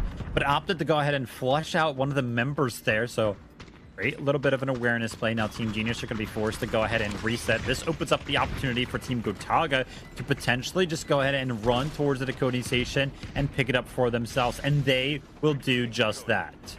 There we go. Gotaga said they wanted to fix all the little mistakes, the miscommunication. Well, grabbing the decode and hopefully getting a Mandelbrick and Brakkesh is the best way to do it, especially here in Survivor, match day 1. And they are doing their best to hold down from the backside, especially investing another Luna. No Lunas left on the time for them. They had one on Zero Dam. They expended one on Brakkesh. Now they want to make the investment to get this Mandelbrick. 2 minutes, 30 seconds left on the clock. Holding from the balcony. Remember, Team Gotaga were also that team that found that airdrop on the northern side of the map. They picked up the so they have the weaponry to go ahead and defend this. But hold up, Team Alliance actually finds Skydie with a little bit of a cheeky angle. It is a quick reminder, you can see it. Team Alliance are now just a duo, so they're trying to kind of make something happen. But this position towards this front door of the museum is super scary. As we can see off in the distance, NBO is potentially going to go ahead and jump into the action here. Team Genius are trying to go ahead and fight for this decoding station, but so much pressure being applied by Team Gotaga. Even the shots are landing through the smoke. Team Gotaga are in so much control. I mean, you saw it, the Gizmo resources doing so well, finding out the players, crawling throughout. NBO grabbing a swarm of reds. Love to see that, grabbing the airdrop elsewhere, just on the northeastern side of Royal Museum. For now, Alliance back up to a team of 3, NBA still a duo. And with 1 minute, 20-something-ish seconds left on the clock, I'd imagine a lot of people are going to start to make their presence known. I think all 5 of our teams here will be reset to a full 3-man roster. As I can see off in the distance, NBA are actually picking up Skydie right now, so the res is going to come in. And amongst all of the chaos that happened, Team Alliance, they were a duo not too long ago, but they have found the time to go ahead and find a res of their own. 60 seconds remaining now before Team Gotaga go ahead and secure the first Mandelbrick of the day. You can see Maxo with the in hand could potentially be the difference maker. Definitely could. It definitely could. Maxa, a lot on your shoulders. 3 bullets to make it happen, but Tempest ults incoming at the hands of NBO. The full out sprints, and I see a hit marker for them. Wow. Maxa, though, doesn't find the damage on the initial approach, but decides to go ahead and invest his body, jumps through the smoke, and finds the knock necessary onto Team Enter. But he is going to be knocked in the back foot of that. Now Team Gotaga, with just 18 seconds remaining before this Mandelbrick is theirs. Can they fend off all of the teams that will sure enough be swarming? You can see it for the likes of Team Genius. They jump onto that, but Skydie goes ahead and denies it. Kind of sending this assist toward Team Gotaga, but they actually fully go down. Team Gotaga are wiped off the map, and amongst all of the chaos, amongst all the utility being used, NBA, they walk away with control of the Mandelbrick. 10 seconds on that timer for Gotaga, and the only way they were going to have it stolen from them is if they were fully wiped. It happens, but man, NBA doing what they need to do to swipe a decode for themselves, but there's still 4 teams on the map, and resets are underway to make a play for the Mandelbrick Alliance. the only team still waiting to go ahead and get the res onto Easy. You can see Lynx picks him up, throws him behind cover while Grind holds the angles. Incendiaries are invested up to make sure NBO can't peek. A little bit of a breath of fresh air for some of our teams as that timer kind of got reset, and you can see it. Nox, our player that has the most kills so far in the Rise Series Season 1, was trying to be the difference maker, but unfortunately was kind of cut down there. You can see the disappointment in his face, but like I was mentioning, a breath of fresh air now it feels like for some of our other teams. They thought the Mandelbrick was gone. They saw the timer. It was so low. They were like, oh my gosh, is this thing gone? The NBA, they kind of clutch up and give all of our teams 2 minutes to kind of work with, but those 2 minutes, they go by super fast. As you can see, NBA just 60 seconds now between them and the first Mandelbrick capture. And you can see Chin's the Tempest immediately hopping the decode for Genius, and they swipe it. Up we go on that timer to 2 minutes. Now we'll see, will they be able to hold, or will someone else emerge? NBO, 90 seconds on the decode. We have reached the minimum decoding time possible. Which calls into question whether or not anybody is actually going to be able to decode this Mandelbrick. I mean, take a look at how much time is left in the match in general. Just 3 minutes and 45 seconds. Somebody doesn't go ahead and secure this Mandelbrick soon, it is quite possible that Brakkesh will go without a Mandelbrick captured. NBO, of course, interested in trying to stake their claim here to this one, but can they defend? They do have the Tempest, and they do have some of the operators that are very, very good at kind of playing that defensive role, like Gizmo.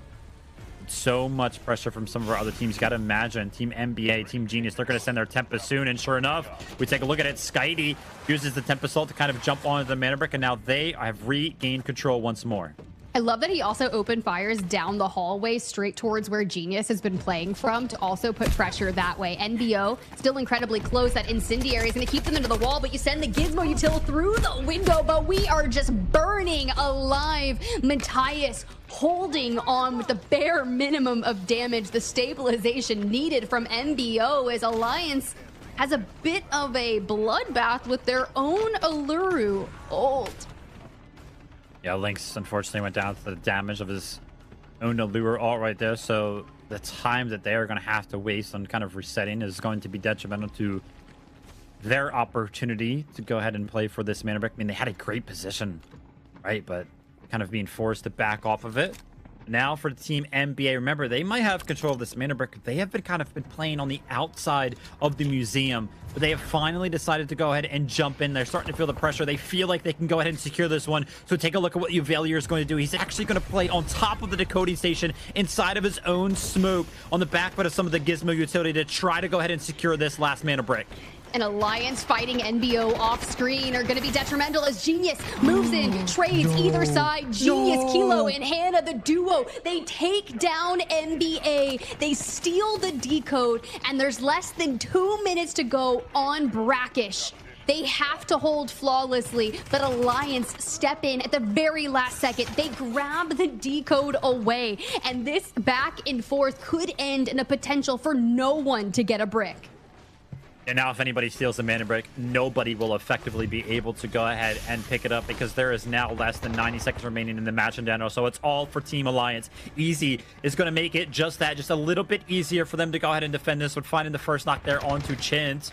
But can Team Genius try to make something happen? As a quick reminder, Team Alliance are just a duo, but a little bit of a misstep from Kalo. Actually falls off the balcony right there. So now he's going to go ahead and have to reset the position. Easy and Lynx, they take this opportunity to play a little bit more forward, to play into some of these smokes. They know they want to go ahead and defend this, but can they actually do it? As Kalo jumps over the top, he tries to find the decode over this little bit of the wooden structure. And on the back of that, Lynx jumps around the corner and finds the kills, but the solo jumps over to the balcony and finds the opening pick on the Lynx. Sometimes those solos, they just go crazy. They interrupt the decode, and sure, not a single team walking away with a Mandelbrick in our first Mandelbrick round of the day. So many of our teams finding themselves within just 10 seconds of being able to secure it, but Our teams played it properly. They went ahead and denied it.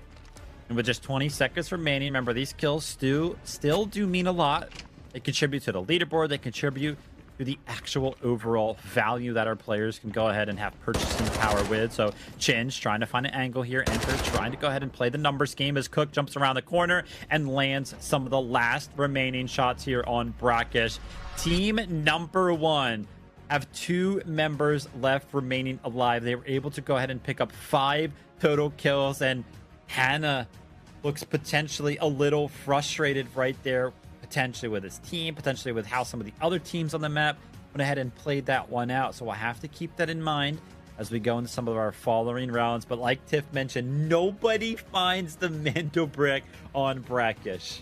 And this is where you start to really have to rely on your squad points. You called it 5 kills for number 1 in that Brakkesh round. Prior to this, they were sitting at 5 squad points on the leaderboard, but your best team on Brakkesh is none other than Genius, who grabbed themselves 7 kills, which, guys, friendly reminder, 800k per kill. And not only that, they get 1 point per kill on the leaderboard. So this is going to change their game for their squad points on the leaderboard. But of course, let's check into the scoreboard. Alliance grabbed 6 kills. Number 1 have 5. Mandelbrick Addiction 3. FLC is the only team walking away with 0 kills, which is crazy when you think about how many times Siloa got knocks with that incendiary. Yes, definitely a rough go, a rough start here for FLC. We'll have to see if they can kind of pick it back up. But somebody that is having an incredible start. It has been Hannah through and throughout in our first 2 map series. He's constantly finding himself towards the top of these top killers. And obviously, if you're finding the kills, you're probably finding the damage as well. So no surprise to kind of see him towards the top of that one. But oh my gosh, this is just a Hannah highlight reel through some of these stats. I mean, most kills, most damage out, and most assists. Okay, yeah, just let's see the next one. You like the top of that as well? Like, I can't even imagine, like, not quite. You're not on the top asset earners, but it's fine. You've done enough, Hannah. You have done enough for Genius. NBO's Cook there at the top, but barely Alliance kind of rounding it out into no surprise. You've got Hannah for our round 2 MVP. Bro is absolutely annihilation mode today. Doing incredibly well for sure, kind of keeping his team alive, probably keeping his team towards the top of the leaderboard as well. We did know the Team Genius was in 2nd place, I think, coming out of 0 down with just so many kills for them towards those squad points. So we'll have to see once we get back from our break whether or not they are actually going to go ahead and take over that number 1 spot. But I can't believe it. Brakkesh, no Mandelbrick captured. Crazy. Yeah, this is the first time that I've been on the mic that we have not had a Mandelbrick go to anyone in the initial Brakkesh round. It did have that kind of slower start where we didn't actually get that commit to the decode station in the Royal Museum for at least a couple of minutes. But once it happens, chaos breaks out, and I'd imagine that's how the rest of our series is going to go. But you guys got Tide Prison on the other side of this break.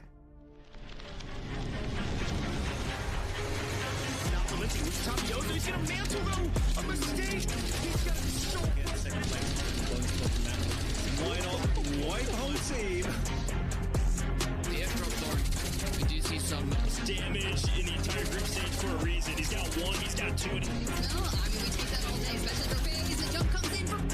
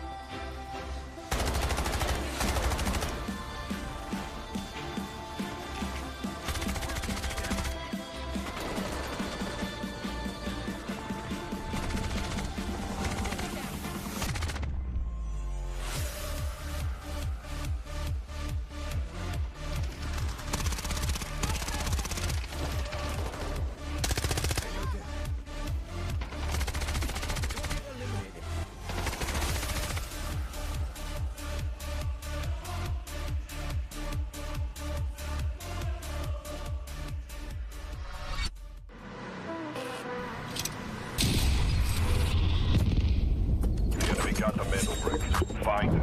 Stop them. Mandelbrick decoded. Nice work, operator.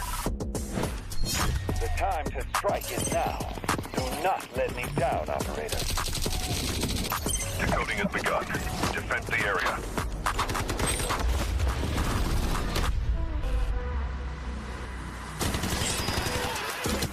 Is about to take the first hit the brink of the tournament, and they're going to do it! What goes around, comes around. Not gonna do very much though. You get barrel stuff. Skydie is getting aggressive. See what I did there? You ain't seen nothing yet. Let's knock them off their feet. There's so much damage, and there it is.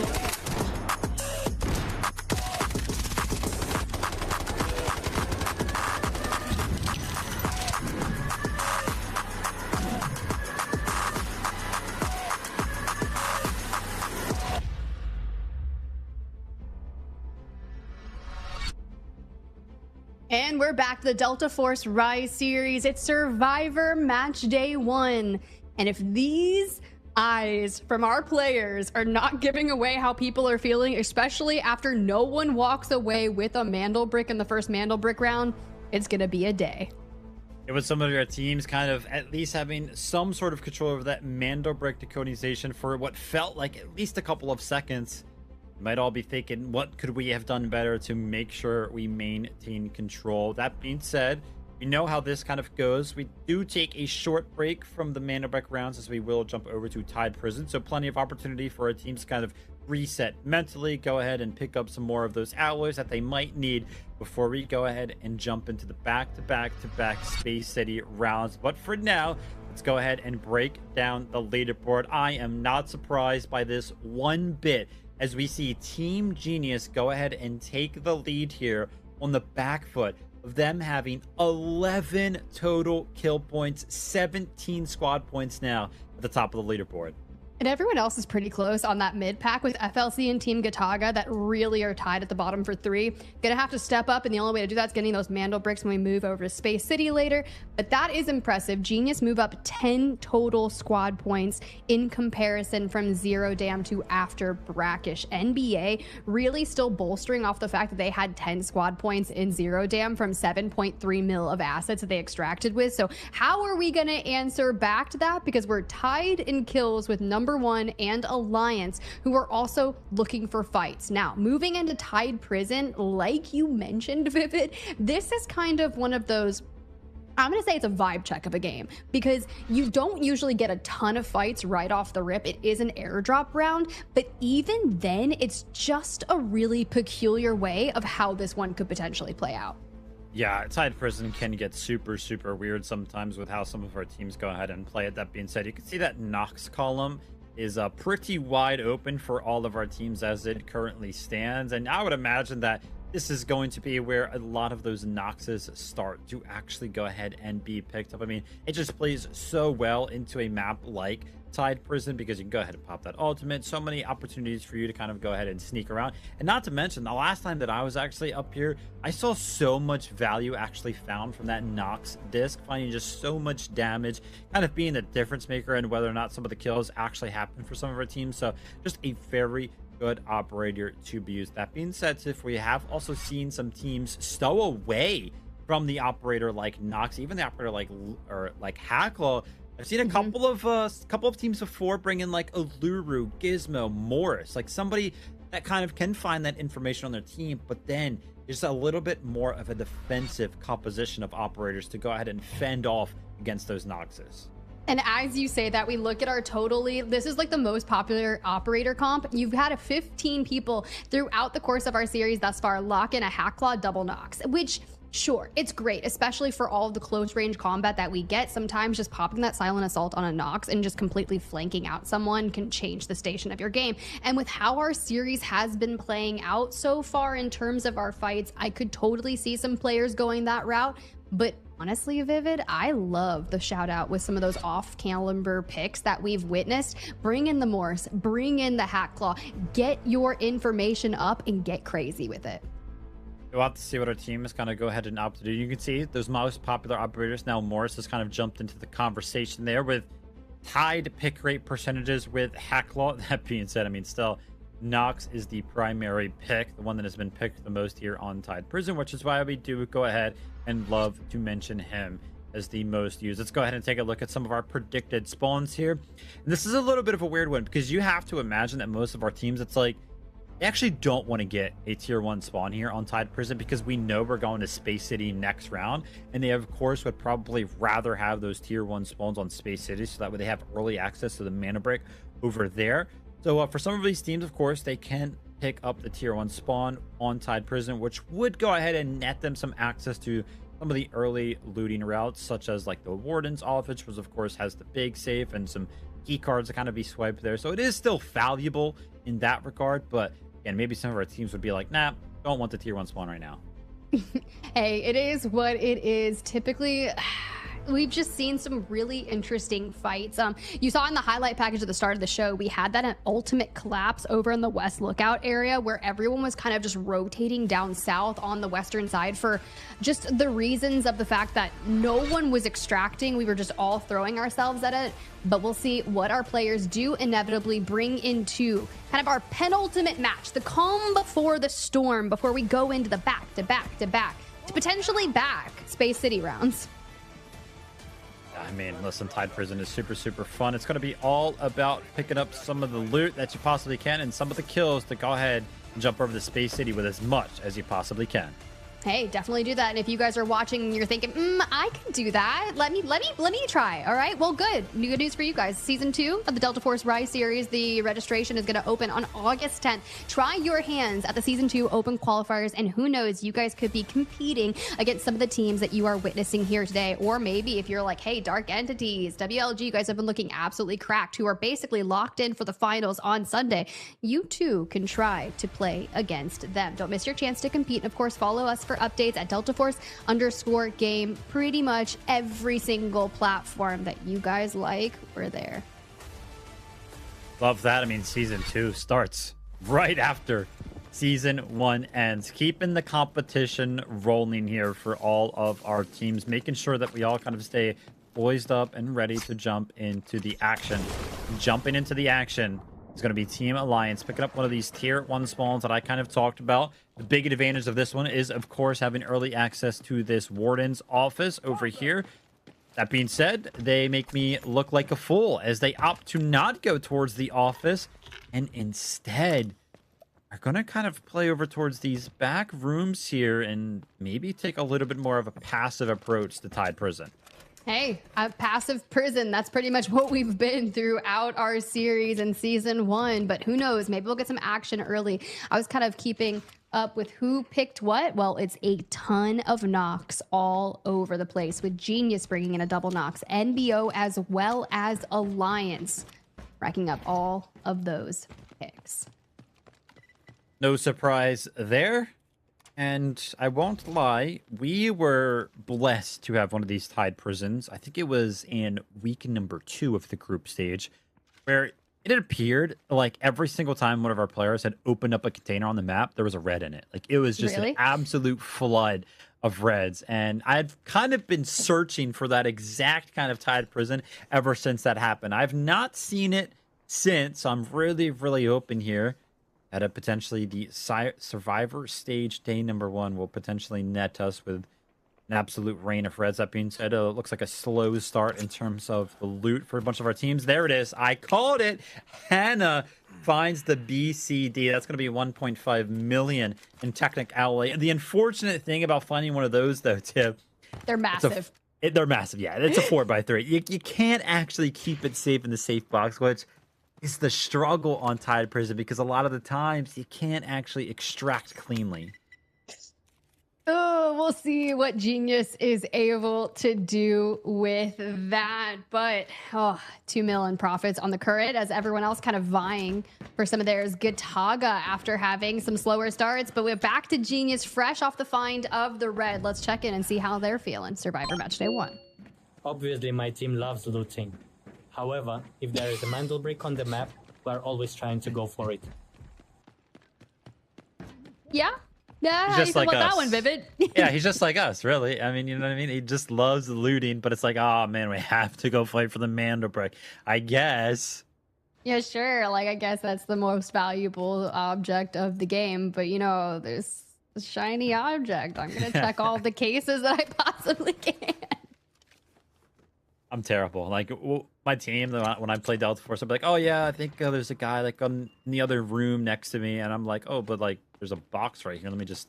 In a couple of seconds won't hurt, right? And then, you know, we might lose the fight because of that. But I won't mention it, of course. We lose the trade because those 2 to 3 seconds actually matter, Yeah. but I am deep in a box looking for supplies at that point. But you never know. As long as you're getting a red and throwing it in your safe box, that's all that matters, right? I think so. I think that's the way to win. That's my personal opinion. My team's opinion may not be the same.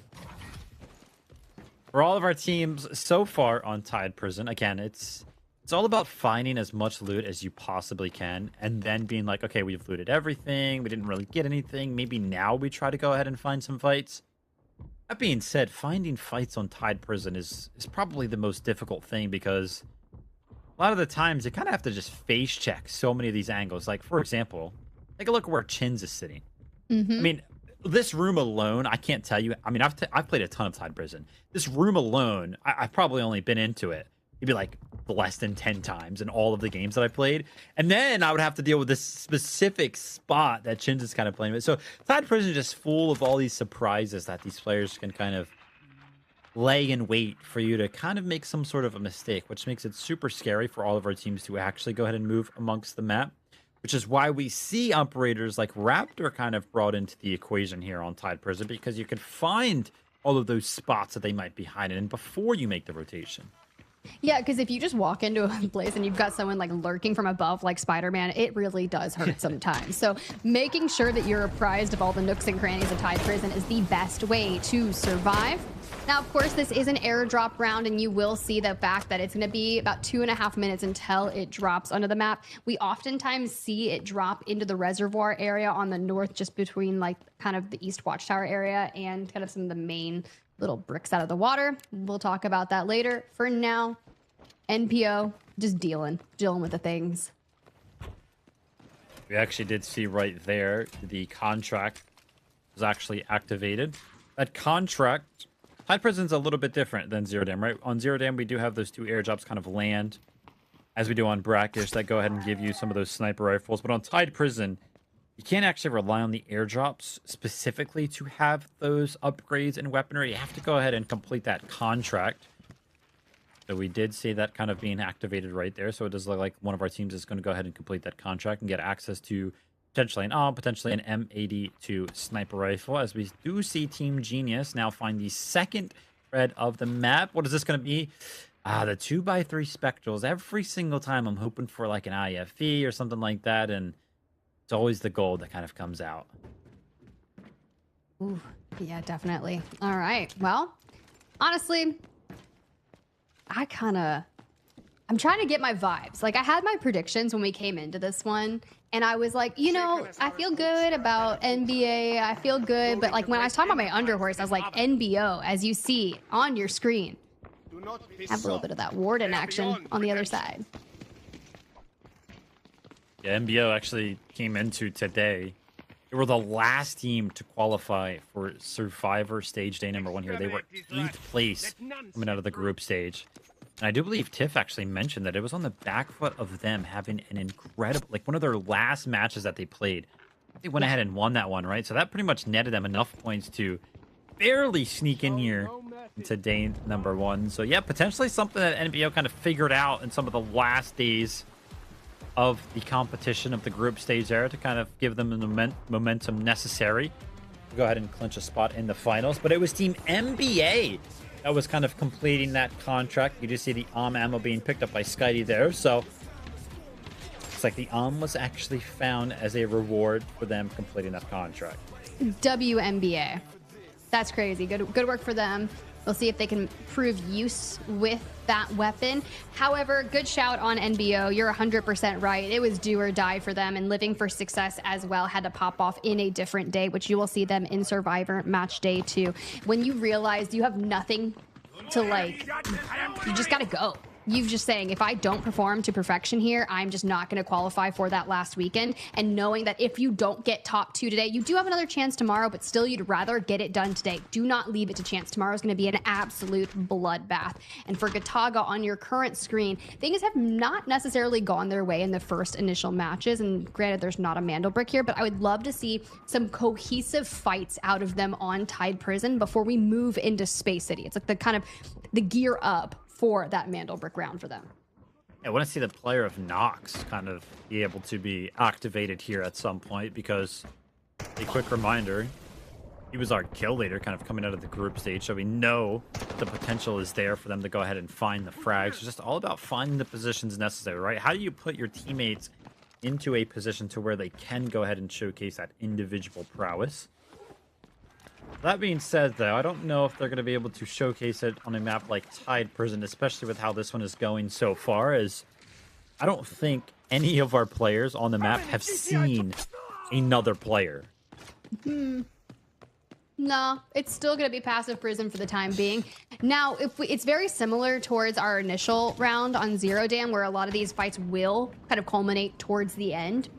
But as FLC have rotated out towards the west side, down through West Watchtower, have now made it into the reservoir area. Of course, you can see that extract on the other side. That airdrop does go down in the exact spot that I was talking about. So they could pop on over there. Maybe see if they can grab it. Kobe on the horizon takes to the water. Alliance, though, are kind of right above this airdrop. They have been playing passive since the start of the game, so I think they are going to go ahead and continue with that game plan, as FLC are kind of netted the access to this airdrop. Only a single red this time around, as it's just going to be the Caviar, 170,000 alloy right there, so not necessarily the most valuable red to be found out of that one, but the back foot of them finding that FLC are kind of approaching that 1 million alloy mark. On the left side of your screen, you can see the profits for some of our teams. But no surprise that we do see Team Genius towards the top of that leaderboard again. Hannah does have that BCD, I do believe. Did see him kind of leave it behind not too long ago, but I would imagine that he probably picked it back up. It's that time of Tide Prison where the whistles start to haunt me. The things that when I wake up in the middle of the night and I hear it, I'm like, yeah, I'm going back to sleep.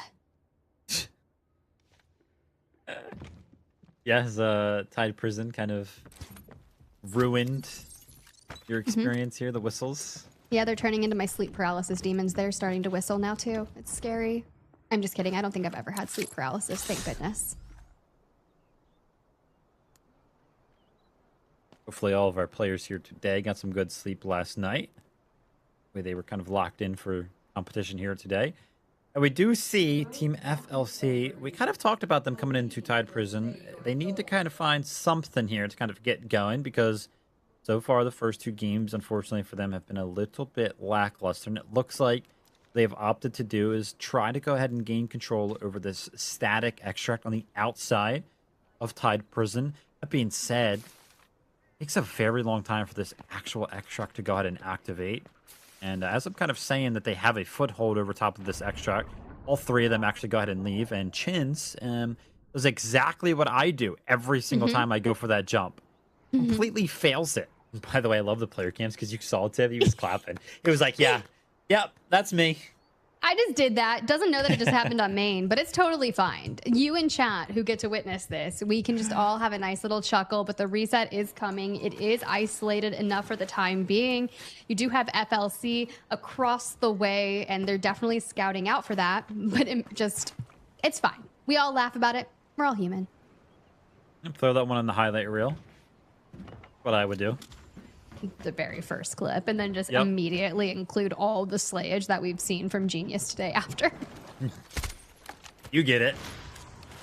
As FLC, yeah, they're trying to make some of those rotates that we talked about. They're using the smoke to go ahead and find themselves up to the top of the ladder, but it looks like Hannah has the angle necessary to potentially chop down some of the members here. Unfortunately for Kobe, he's going to be getting caught off guard, and now Team FLC, we talked about it. They needed to find some sort of momentum, but with Team Genius hot on their heels, looks looks like this could prove to be detrimental, but Team Alliance potentially trying to play a little bit of saviors here. They're trying to provide some of the firing cover, but Chins finds the angle necessary as it looks like he actually took the zip line up to the top of the hill.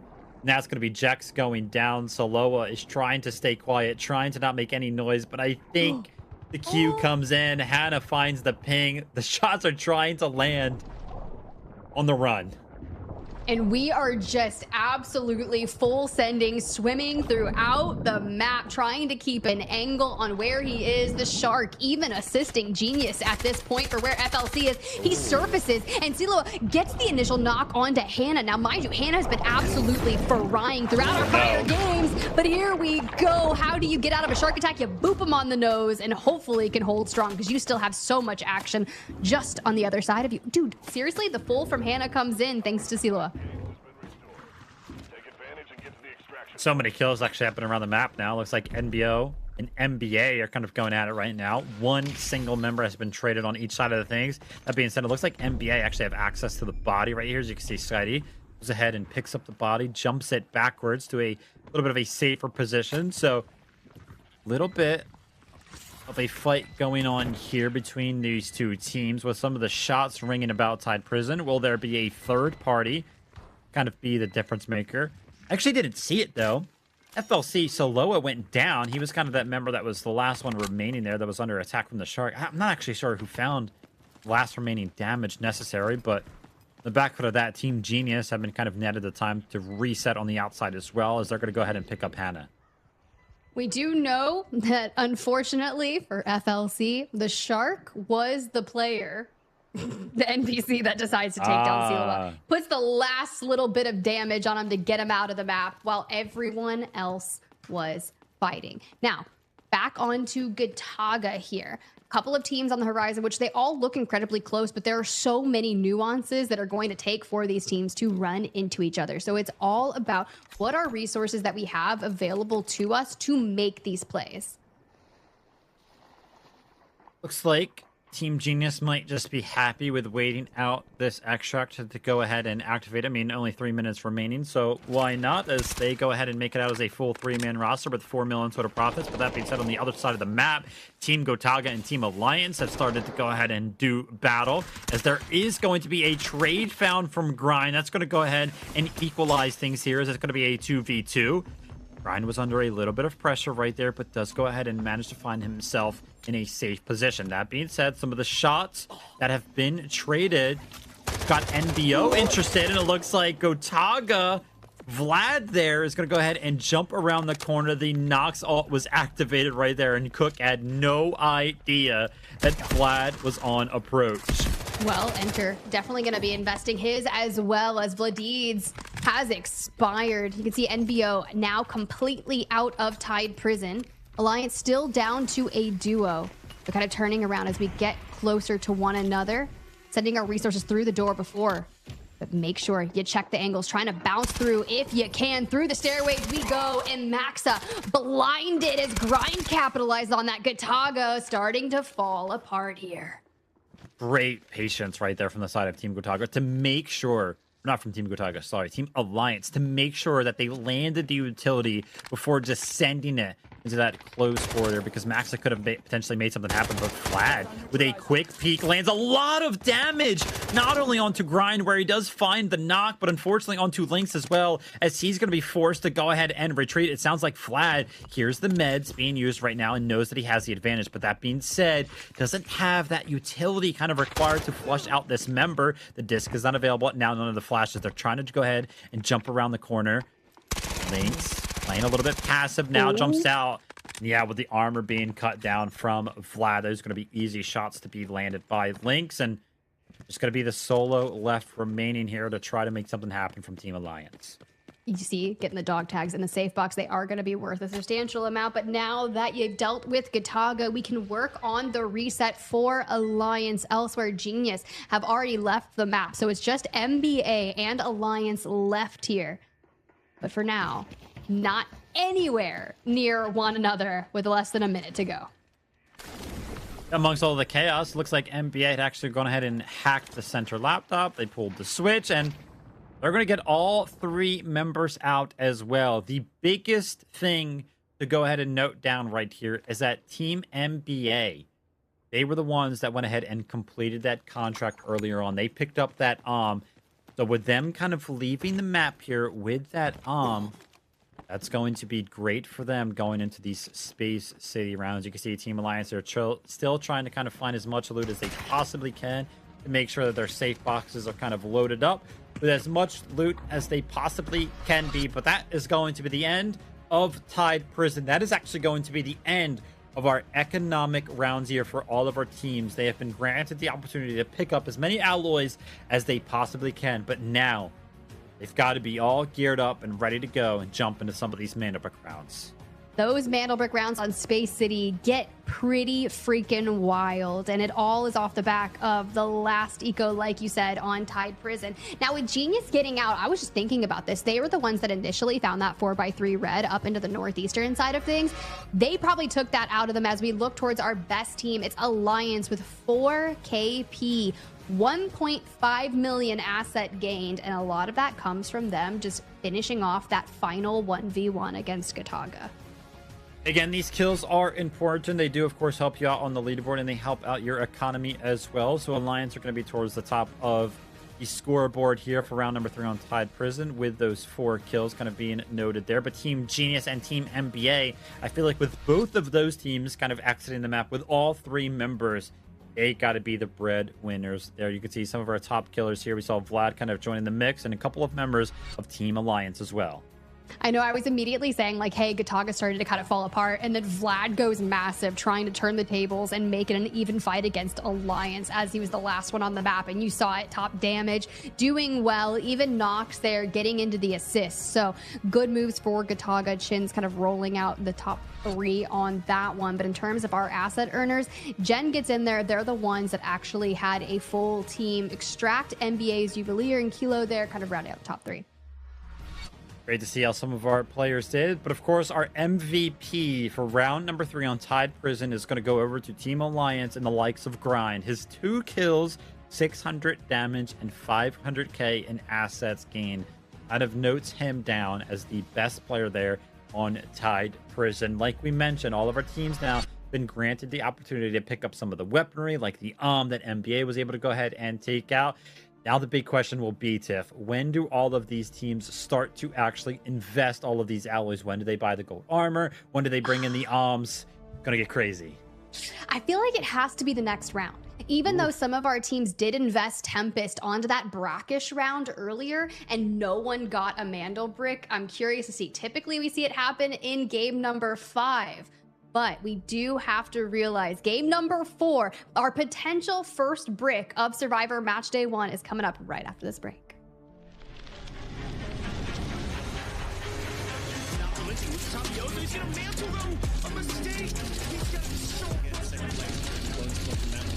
Why not wipe home team?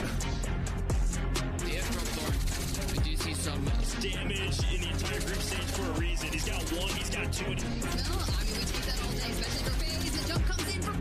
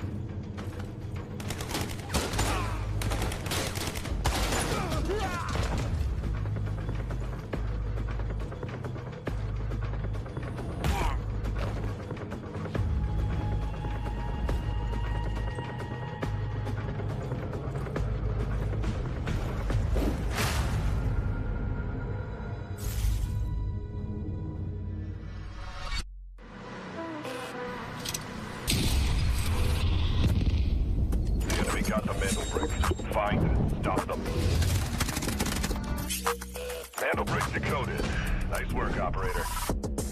The time to strike is now. Do not let me down, operator. Decoding has begun. Defend the area.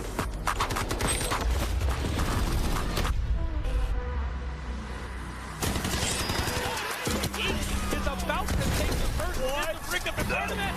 They're going to do it. What goes around, comes around. Not gonna do very much. Oh. You get barrel stuff. Skydie is getting aggressive.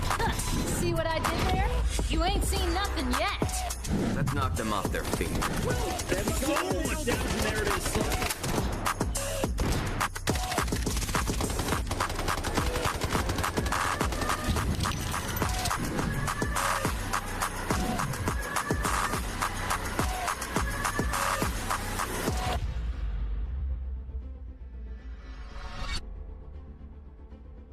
And we're back. Delta Force Rise Series Survivor Match Day 1. And we're about to move into Space City Marathon, Mandelbrick City, y'all.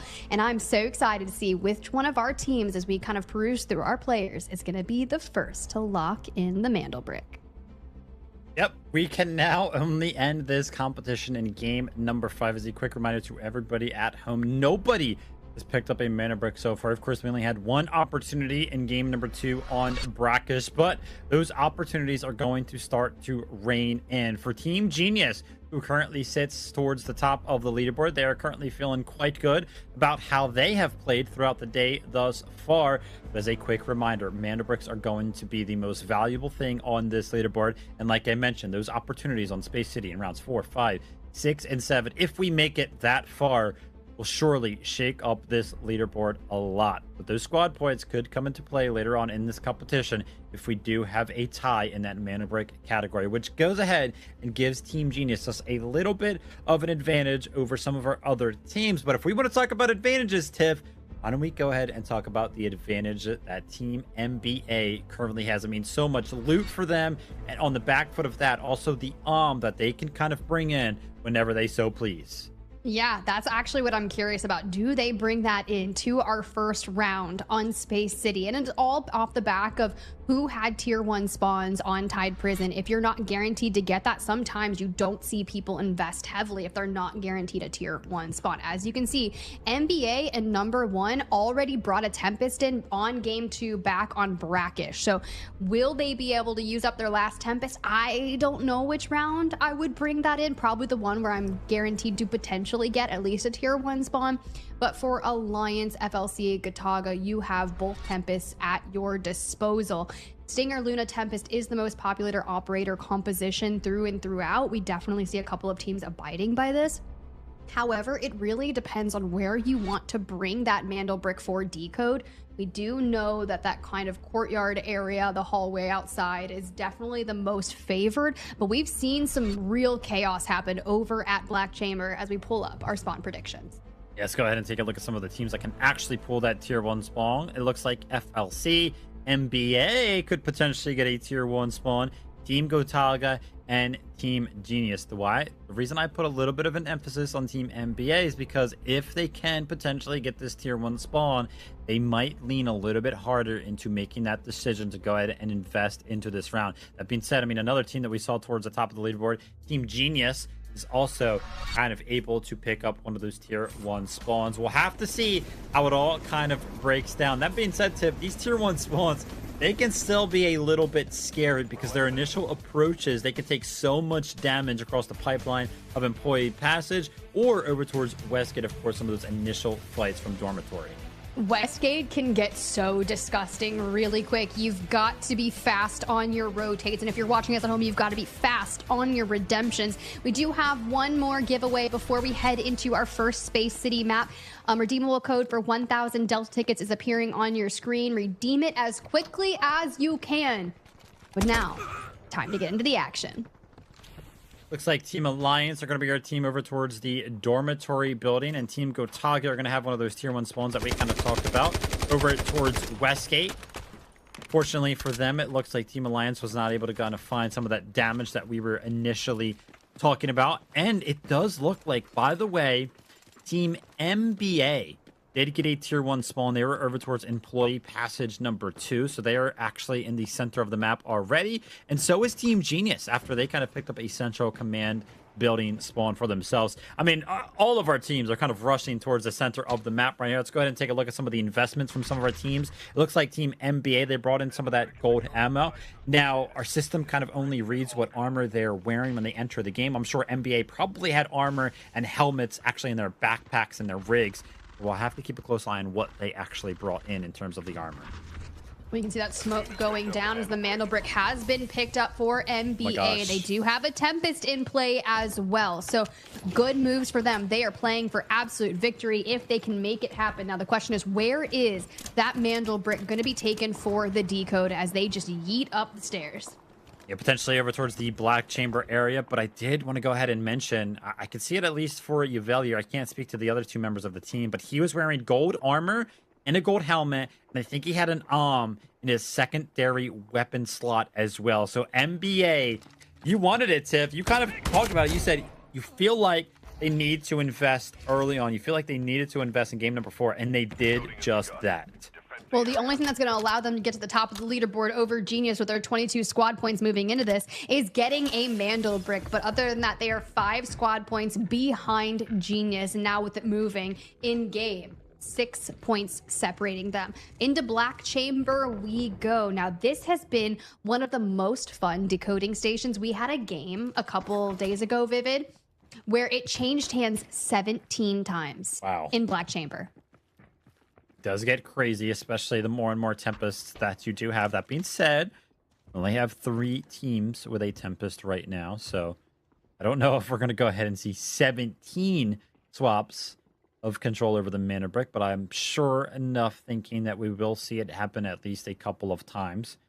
NBA are trying to go ahead and make sure that doesn't happen. They do have a pretty good comp, and of course the investment as well to go ahead and defend this one. But here's the interesting thing about the Black Chamber decoding station is that a lot of the times you can see these teams, they actually play to the upstairs area because the one spot that they are worried about the most is that CEO office rotation. Currently Team Alliance is over there kind of looting all of that loot that's in the area, kind of denying any of the teams from being able to actually rotate from this upper part of the map is a very important part. However, what that does is it kind of leaves the decoding station a little bit vulnerable to any of the other teams down below.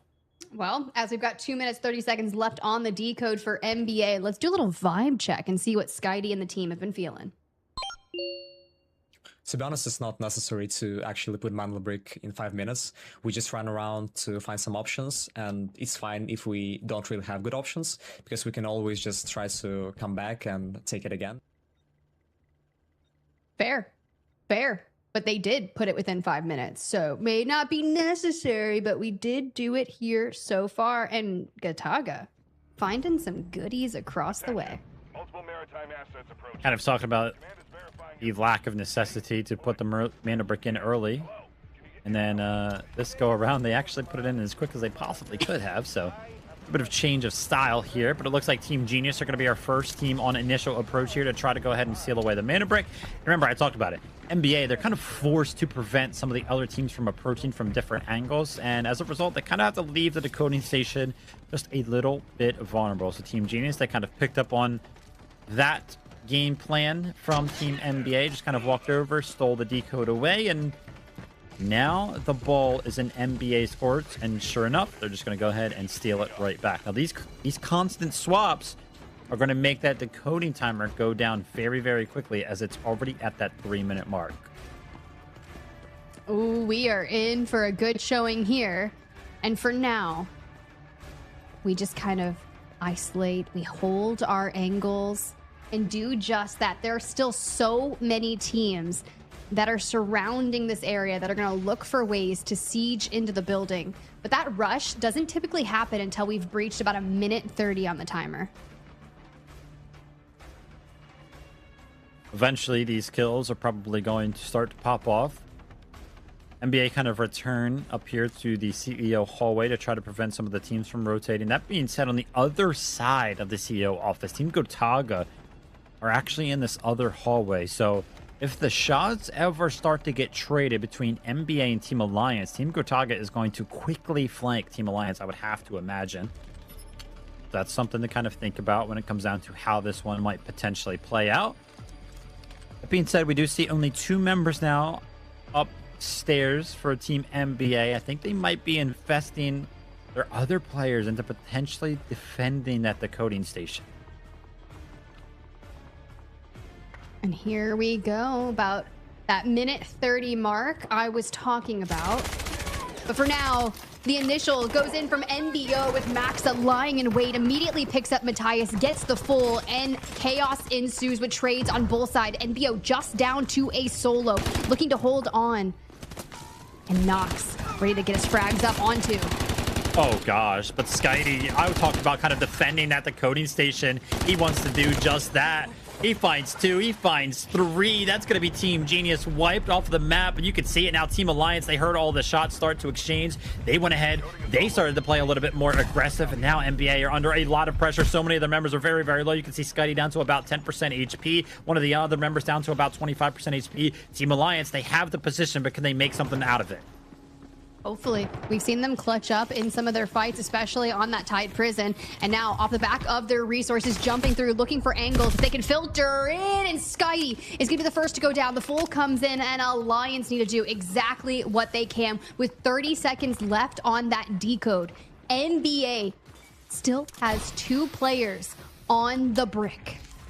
It's going to feel impossible here for NBA to defend this. I mean, 2 teams are actually joining the fight here. FLC is on the other side of things.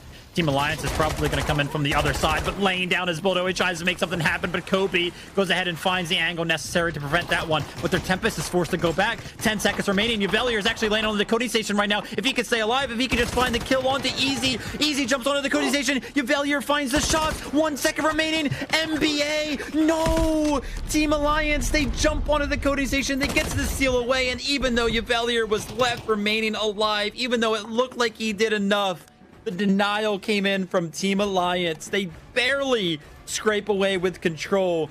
But on the back foot of that, Easy's going to be knocked, and now they're going to be forced to go ahead and try to reset. The denial that Alliance just does by hitting that 2.5 second steal is actually crazier because Uvalier's alive. He's like, oh my god, I did it. And the last little tick of that second for it to go towards Alliance is insane. And now you look at the repercussions of who's left and can jockey for this Mandelbrick. Gotaga, a full team of 3. Alliance still has not picked up there we go. I lied. The reset comes in for Alliance, and Gotaga steal the brick. 2 minutes on the clock. NBO is a solo, and FLC a duo. How quickly everything changes. Team Genius are gone. Team NBA are gone. 2 members of NBO are gone. It looks like FLC is also trying to go ahead and reset. They've got 2 members now up. I have to imagine that the third is not going to be able to be rezzed over there. It's kind of crazy because remember that NBO fight that happened between them and Team Gotaga happened so far away that the rezzes are actually able to be found right there. Of course, they don't have that information. Now, Team Gotaga, they have current control over the Mandelbrick. How are they going to play this one? Because it looks like Team Alliance is very, very close to stealing it back.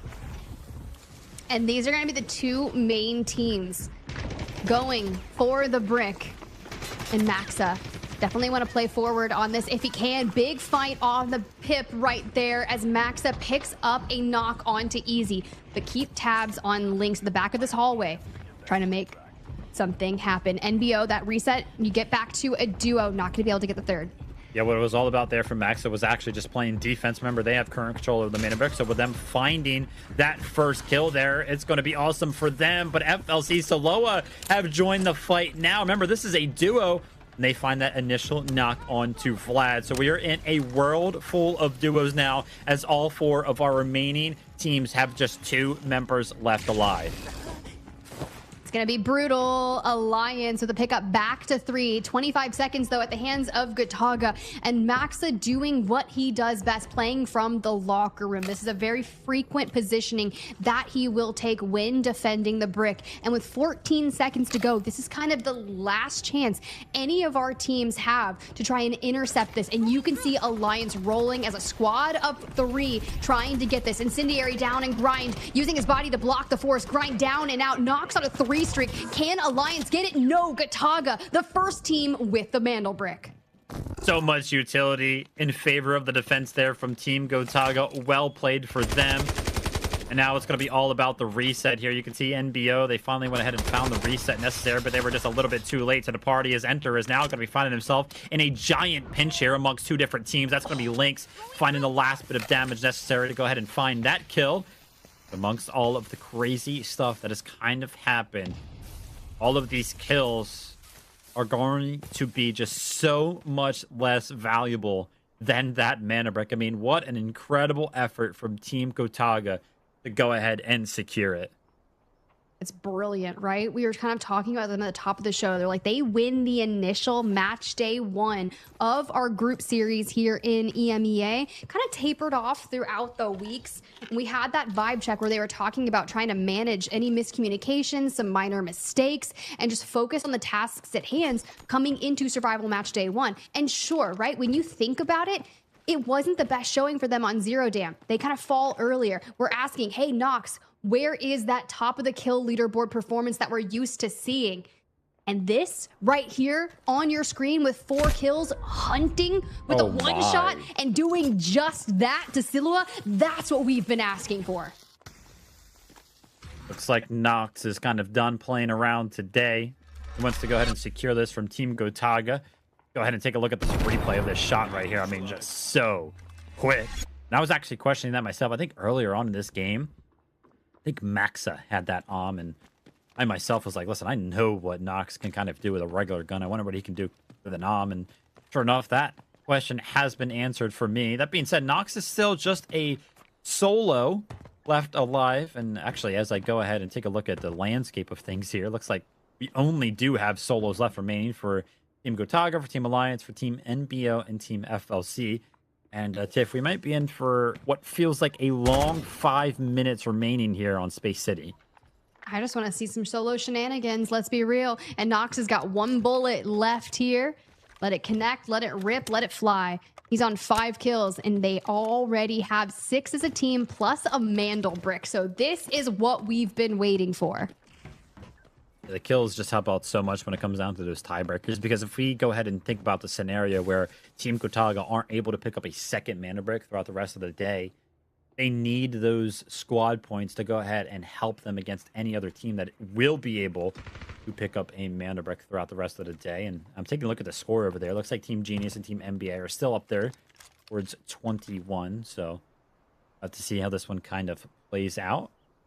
And again, this is why all of our members are just waiting in the wings here. They really do want to find as many kills as they possibly can, and they currently feel like playing passive is their best opportunity to do so. That being said, I do see Nox kind of running around, and I completely forgot about the possibility of finding this res here. I mean, Soloa went down not too long ago to that so this res is actually going to be quite long, probably upwards of like 20 seconds. But Nox, he might actually go ahead and play to deny this one. The utility comes in. He's going to have the angle very, very soon. Kobe is forced off of the res, but the railing tanked all of the shots there from Nox, and Kobe is able to go ahead and find the angle necessary. All right. Kind of putting that out so we can grab the resources and information as we take the 1v1. Lynx with the brunt of the damage, forced to disengage from that angle, in FLC looking to change that pace. You got Kobe across the way, kind of diving back and forth, left to right. How do we want to approach the angle? But keeping up the moving is going to always keep him guessing. Crazy spot here from Lynx. I don't know if I've ever seen anybody up here on top of this bus. Kobe is seemingly a little bit more aware of it than I would have been in that situation. So still trying to kind of play around with the angles here. Question does have to be thrown out there, though. Does this solo of NBO cook off in the distance? No, he hears some of these shots. Does he eventually opt to go ahead and try to play spoiler to this 1v1? Now, Lynx does land some of the initial damage right there. I think the helmet got broken from Kobe, so he's trying to go ahead and finally find a full reset of the position. But oh my gosh, Kobe, with the help of the cover of the bushes, finds the shots there against the Lynx. Gets the reset too to pull up Silua, so that's really nice. The only other player left on the map is NBO's Cook. but 5 kills for FLC. Now knowing that we can't get the Mandelbrick. Gotaga already got that a while ago, but it's all about boosting up your kills, boosting up your squad points for that coveted tiebreaker should it come down to it. It's going to be all about the loot as well. Remember, the actual full extracts can no longer come in as there's only 2 minutes left remaining. So it's going to be all about the backpack extract. And I think Kobe is actually going to go ahead and take an early approach to that one, as Cook is probably trying to think about making his way over there. Again, he has no idea that there's only a couple of members left remaining. So he's potentially thinking about, man, I got to be very, very quiet in case there's like 2 full teams still left alive that can kind of cut me down early. Unfortunately, he's going to check the map, I would have to imagine, in about 30 seconds and see that the backpack extract is gone. And his plan is going to be absolutely foiled. I like how be very, very quiet. Like, just so quiet. Kobe back here on the bagless horizontal test workshop extract. Get on out. 6, 5, 4. Get your assets up, because at the end of the day, we've got to run it back into Space City yet again. The potential for another 1v1. Cook's like, look, I didn't get involved in the last one. Kobe says, I did it. I won. Now I'm leaving. See, look, I'm leaving it up to you. If you want to find this 1v1 in 1 minute to go have at it. He doesn't know it's a 1v1. We know it's a 1v1. Of course, you can see Solo is still kind of just running around trying to go ahead and find as much loot as he possibly can to go ahead and just keep his safe box full. See, the dog tags are, yeah, probably going to be the most valuable thing that he can find throughout. And I mean, Cook is kind of just waiting here, kind of expecting Saloa to run outside. Oh my gosh, it's the difference of like 5 pixels right there. Saloa actually goes ahead and pulls out the emo. So he feels like he's just left alone on Space City, all alone. Cook, you got to take the shot soon. He's going to go ahead and jump down, and you're going to miss the opportunity. Sir, 13 seconds. Oh no. There we go. But I mean, look. It's fine, Cook. It's fine. You've been waiting for like 5 minutes to see some action. And when you finally do, it's okay. But the thing is, you're done. You're dusted. Time is out. Our first Space City is out of here. And look, he knows he was flirting with death at that point. Yeah. I was like, what? There was somebody alive? I was just looting. I had my knife out. I was emoting, and then probably just jump scared at the end there. And yeah, Cook is going to be probably a little bit disappointed in that one. Had the opportunity to potentially pick up a kill on his way out. That's all right. Not the biggest difference maker there. What is the biggest difference maker is, of course, our first Mandelbrick being captured of the day. Team Gotaga go ahead and secure it. And it's on the back foot of an incredible individual performance out of Nox, the guy that we called on earlier in the day. Why is this guy not getting kills yet? He's like, all right, Vivid, all right, Tiff, I'll go ahead and give you guys something to talk about in game number 4 when the Mandelbrick is on the line. Great to see Team Gotaga kind of return to form there. And again, it's on the back foot of Nox's individual performance. 5 kills for him alone. That's absolutely massive performance, and one, like you said, we've been waiting for. For FLC, they also walk away with 5 kills as a team. You do have 4 for Mandelbrick Addiction, 3 for Alliance, and it kind of tapers off. But our top killers, Nox, to no surprise with those 5 kills, is going to get the top of that leaderboard, with Skydie and Kobe kind of tying out at 3 kills apiece. But to no surprise, Nox at the top of this damage dealer leaderboard as well. And Kobe, after that final little 1v1 that he was taking, gets on there too. See here some of the assists coming in as well. Nox can't get all of those kills without a little bit of help. Max is going to go ahead and play that role for a couple of them. But for some of the assets earned there, it's going to be Kobe. Of course, you can see a giant disparity on this leaderboard because Kobe was actually the only one able to actually extract via that backpack extract. But to nobody's surprise, our MVP there in round number 4 is going to be Nox with those 5 kills, most damage dealt. I mean, the assets gained, I mean, they're not the highest that we've seen, of course, coming out of round number 4, but those kills, they mean a whole heck of a lot more. They truly do. Of course, we'll have to look at what all our squad points look like for our teams when we come back from this break. But I love that we have reached the point where a team is finally into win condition. So game 5 could be the very last match of our first survival match day 1, or we could keep on going with one more game. We'll have to see after this break.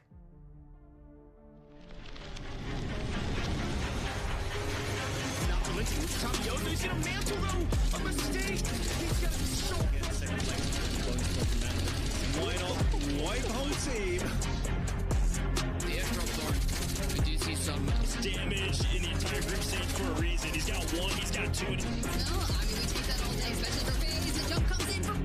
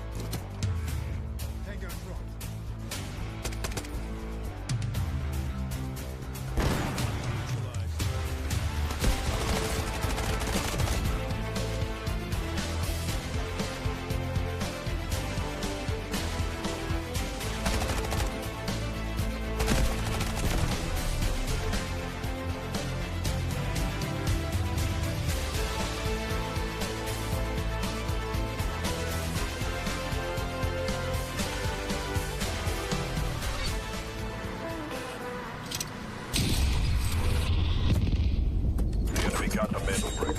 Find it. Stop them. Mandelbrick decoded. Nice work, operator. The time to strike is now. Do not let me down, operator. Decoding has begun. Defend the area.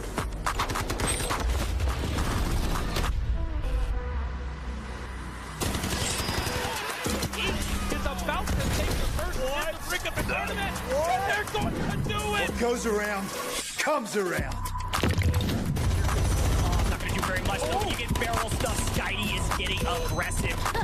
See what I did there? You ain't seen nothing yet. Let's knock them off their feet. There we go. There it is.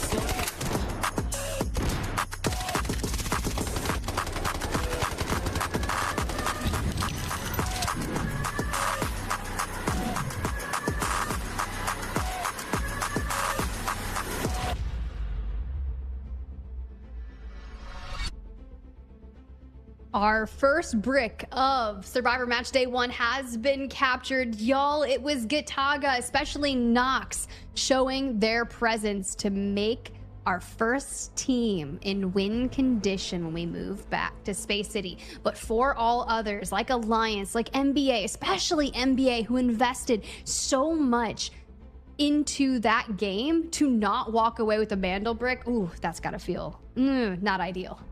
Yeah, definitely going to be a big blow to not only their confidence, but of course their stash as well. As we go ahead and take a look at the leaderboard here, of course it's going to be Team Gotaga in first place, as they are the only team with a Mandelbrick captured. Now, we will have the opportunity to end things early here in just the next game if they're able to pick up a second Mandelbrick. That being said, I mean, take a look at how close our squad points are for Team Genius, for Team NBA, and for Team Alliance. I mean, just a single point separates second through fourth place right now, which means that if they kind of remain there, if they're not one of those teams that is able to go ahead and pick up a Mandelbrick, let's just say that Team Gotaga picks up the Mandelbrick in this next game and ends thing early, those squad points could be the difference between whether or not one of those three teams actually make it into the finals on Sunday, or if they kind of get relegated into the Survivor stage match number 2 just tomorrow. I want to take this opportunity to remind everybody at home, if any of these 6 teams end top 2 here today, they would go into the finals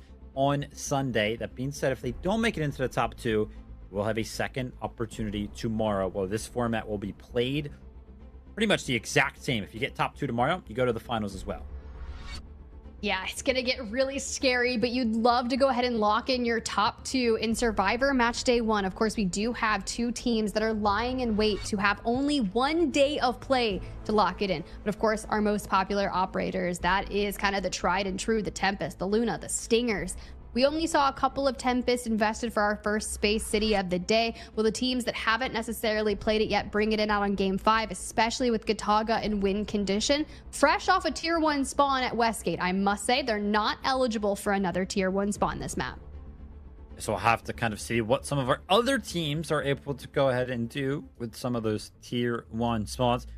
That being said, I mean, usually we see Space City play out a little bit slow for some of those other spawns like Tier 3s. But they all kind of just ran toward the center of the map, so we'll have to kind of see if that is going to be the same thing here. Well, for now, as we kind of get geared up for a call to action for the teams that have not gotten a Mandelbrick. Your time is now. But for those of you guys at home, those Delta tickets I was talking about prior to the last game, guess what? They're available right now. That redeemable code just dropped. 1,000 tickets. I may have talked about it a bit early as we were in that prior Space City, but the time is now. It's limited to 15 redemptions, and since we didn't call it out, you never know what's going to happen. You get an easy chance. It's like trying to catch a One Piece drop online, guys. Got to be quicker than that. Yep, gonna be super, super tough there for anybody at home. Kind of like this pseudo competition going on. Who could be the first one to kind of redeem the code? But for that being said, Team Alliance are gonna be one of our teams kind of finding themselves with this Tier 1 spawn. And this is what makes Westgate so difficult, is that the utility can just land very, very easily, especially when some of our teams like Team FLC have the lineups. Easy and grind. They're still kind of stuck here, but the smoke is going to go ahead and help them make that crawl. So Alliance, they're going to be fine. On the other side of things, it looks like Team NBO got that other Tier 1 spawn. And then Team MBA kind of got that central command spawn in the center, which I've kind of called out before. What feels like a Tier 1 spawn sometimes, because you can kind of get to the center of the map just as easily as some of the other teams.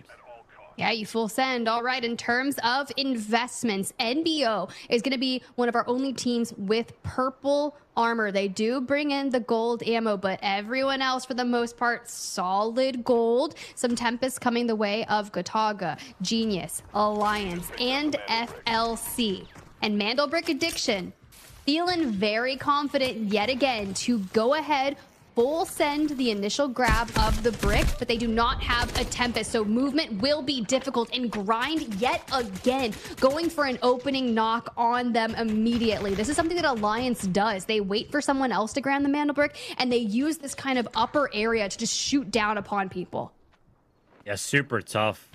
Kind of just run down and pick up that initial Mandelbrick. Kind of saying why. This grind just pretty much out in the open. You can see that was actually dangerous for grind as well, which is maybe why NBA weren't expecting to get shot from up there. Some of the shots started raining. I mean, he was on top of a structure that left him very, very exposed.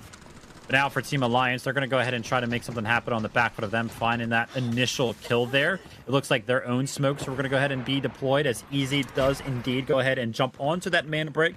And with the back of the Tempestall is able to go ahead and find himself back to safety, and conveniently enough right next to the decoding station.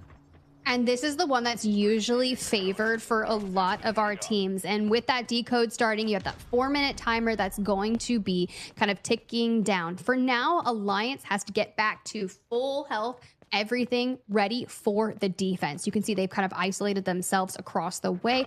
Do have one that is left kind of in that courtyard area playing behind some of the coverage. The question is, who's going to be the first team to kind of lay sights onto them and maybe look to play? But I love that Easy is so far away looking for people coming from this angle. Very common spot here to kind of play behind some of the bulletproof glass. A little bit of a delayed approach here from Team FLC. They're the team that spawned over by the dormitory building, so kind of just taking their time. They don't want to get caught off guard. Want to make sure that all of our teams kind of rotated in. I do got to go ahead and say that we did see NBA. They lost a couple of their members. One of the reses was able to be found, so they're now going to be a duo.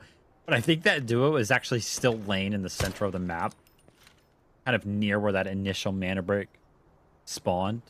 They feel very, very timid in terms of leaving that spot right now, because last time that they tried to, kind of got shot.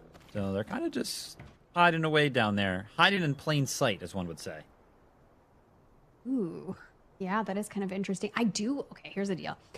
If, like, the win condition for Gotaga here is you have plenty of time to make this happen, I do, however, think this is going to all fall onto Grind for guarding this back ramp area, and that initial engagement could come through, but they are definitely covering all of their bases, trying to make sure that this goes off without a hitch. Elsewhere, I believe NBA is that time is ticking down on their third. So unfortunate for them. Stuck as a duo, not going to be able to get to Boldo. Instead, they find more action easy off the back of that cross. Gets Skydie down and out, and NBA's Uvalier down to a solo. Again, that was why they did not want to initially leave, but on the back foot of Alliance playing some of those forward positions, Team Genius have now gained access over to the coding station. And this is actually going to be a full-fledged attack. They're interested in kind of taking this right to Team Alliance. But unfortunately for them, they are going to pay for it, as Hannah was actually all the way over on top of the decoding station, and now Team NBO across the way. We're actually trying to go ahead and think about joining in on the mix, but Matthias is chopped down early on his rotate there, and on the back foot of two teams trying to go ahead and fend off this decoding station. Team Alliance, they stand strong. They didn't take nearly any amount of damage. The best way to make that happen. NBO get the reset onto Matthias. So big moves for them off the back of the initial force there. And Gotaga still lying in wait. And with the time ticking down ever so slightly, you see Grind still in position, being like, yo, I got this. Good little stamina boost there. Assuming that this push is coming from this side soon. As this clock starts to tick down, it will only benefit Team Alliance. You could see it. Our match point leaders over there off in the distance, that was Team Gotaga. They're playing very, very far away. And actually, on the back foot of them playing all the way over here, they were able to pick up that solo that was still alive for NBA. Yeah, NBA just had a super rough go at it, man. Like, everybody, it felt like, was kind of playing against them all the way until the very last moment for them. For one of our other teams, I mean, FLC, it looks like they, instead of going through Westgate, actually wrapped all the way back around and went through the other employee passage. They were still a little bit scared. But again, it's all about the clock now. Team Alliance now down to just 90 seconds before the Mandelbrick is theirs. 90 seconds, and then the potential for two teams in win condition in game number 6. Now, mind you, coming into this, Alliance was sitting at 20 squad points. 1 point behind the tied Genius and NBA. And now with NBA fully wiped, that could drop them down and allow other teams to move ahead of them on the leaderboard in terms of squad points. And of course, they can't get a brick here. Alliance getting a brick will put them in contention with Gotaga, who are still down there on that southwestern side of things. FLC, time on the horizon, starting to hit the rotate, but honestly, it could be too little too late. You have to look at the teams that are closer, like NBO. This is actually going to be quite bad for Team Gotaga. I thought that they were going to do some sort of a last-second approach here with their Tempest. Because FLC is kind of in the surrounding area, now they effectively can't.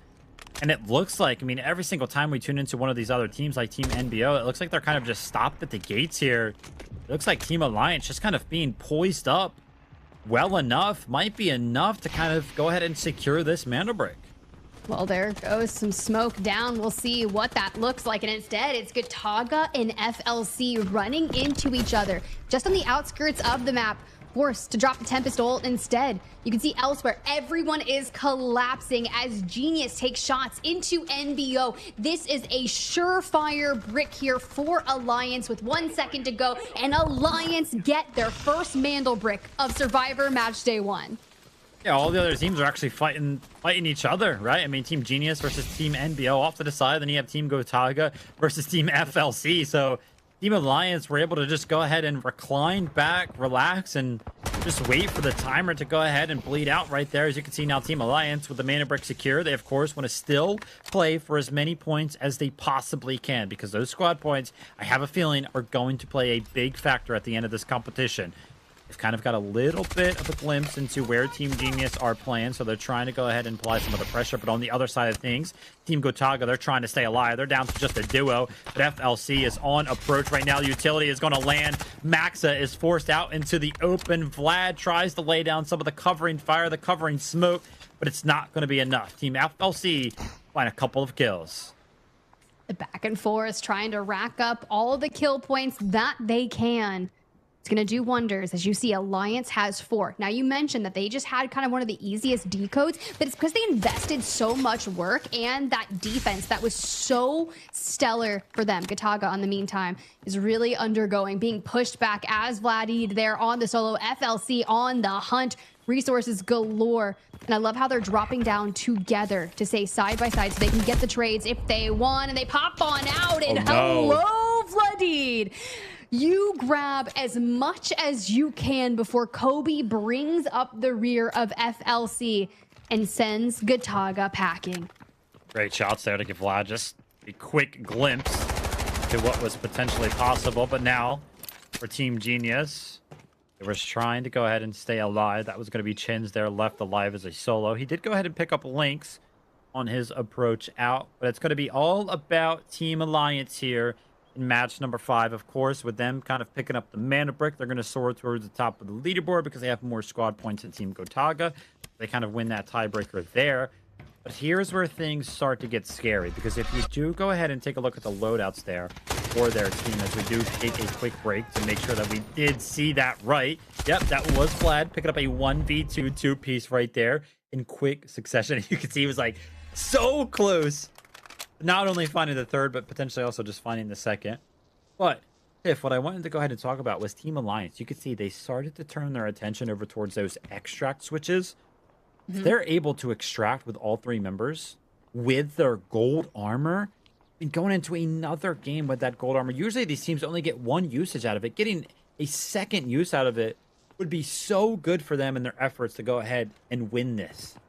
The thing is, you don't often see such an ease on decode. Like, that happened so fast into this map. They have plenty of time to focus on the fact that they can get out of here. There's going to be no resistance because the majority of teams have already fought. They don't know they're one of the last 2 teams on this map, but they can just focus on getting out. You are 100% correct. For FLC, what they want to do is just look for anything and everything. They have 3 kills on the board. Hopefully they can find some loot, but they're just like very conservative around this specific courtyard just because this is where all of the action happened. Again, they've been so separated from the middle of the map for so long that now that they are currently here, they have to kind of just try to figure out what the heck happened, where everybody else is kind of left, and this is going to be just a straight up 3v3 between Team Alliance and Team FLC. The winner of this will, of course, walk away with so much gear going into the next game, because that extract is very, very close to being activated. There's only 1 more switch does need to be pulled. Easy's trying to make something happen on the back foot of the Tempest Ult, but he's going to get caught off guard. That's going to be Jex kind of laying in wait. Not going to go down, just going to be shot just a little bit. There it is. Lynx with the angle, looking for any head peeks that he can get, and you're right, we could send some arrows to give us that info, but you know where they're going to peek from. Connects to the face there, just a bit of damage. A little disengaged, not enough to really do too much.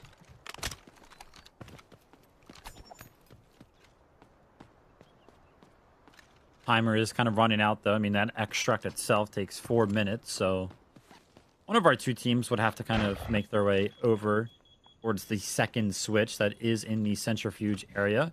That being said, I did take a quick glimpse of the map. It looks like Kobe is actually over there near that switch, so I would have to maybe question whether or not he's going to pull it. He does pull it, so there will be a giant 3v3 fight over this extract, and to kind of be the deciding factor as to which one of these 2 teams goes into the next match with the gold armor that they brought in. Good point. I know Lynx is already kind of working to secure the extract spot for Alliance if they can. Jex waiting for Kobe and Silhouette to kind of join up alongside him before they look for angles if possible. There you have it. Kind of Lynx, easy, just right behind him. And Grind kind of holding the angles from behind. So it's getting a little bit scary, though, for a couple of our members. I do believe Lynx is on 1 life, as we did see him kind of go down to Team Genius. He is going to be 100 out of 100 health, though, because they do have that Stinger, that passive kind of playing a big part here. So Lynx has to be a little bit careful. He can't get knocked out in the open. On the other side of things, FLC, they also have one of their members onto just 1 life as well. And this is a crazy play from Grind, by the way. Take a look at this. Remember, we've got the likes of Easy and Lynx kind of poised up on the extract itself. And then there's Grind, who is across the entire map waiting to play for a giant flank. I'm down for a giant flank, honestly. It's typically what we get from Grind in particular. You think about what we saw when they kind of opened it up straight onto NBA. NBA touched the Mandelbrick to initiate things, and immediately Alliance pounces on them. And now down to the final battle. Bullets swaying in the wind, trying to connect, but mostly just kind of giving away positionings here. Big question will be, how does Grind actually find value? He kind of has some of the information here, just kind of peeking over the top. So he's going to kind of call out that he did see 2 members cross over. The lack of a third would maybe be an indicator that the third is kind of still trying to play for something sneaky, but I don't know if they have the full information necessary to 100% without a doubt call this last remaining squad a full squad of 3. We'll have to kind of see how this one plays out. You can see Jex is going to be that member playing off to the side here for Team FLC. He gets an opportunity to go ahead and take some shots at Lynx, but going to miss a couple, and that's going to be the difference maker. Pushes him right back. And there's Lynx's POV. I mean, look, Alliance is saying we've got 6 kills. We will totally take another 3 plus our Mandelbrick, which would be an absolute banger of a match from Alliance. But still not over-committing to any one fight, not wanting to give any team a heads up. But there is the first initial contact. It's actually Jex picking it up and hitting the finish. So a 3v2 could potentially ensue. I mean, the last remaining play here for Team Alliance is, of course, going to be that flank from Grind. Easy's trying to make something happen with a sniper here, but shots are kind of just landing all too much here. He's going to be forced to go ahead and heal.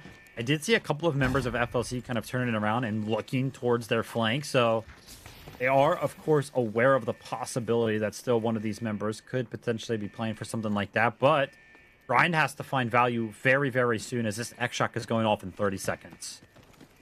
30 seconds. Time is ticking down. I still can't believe that we've spent like 8 minutes of just solely fighting and resources post that Mandelbrick going incredibly quick. No steals whatsoever.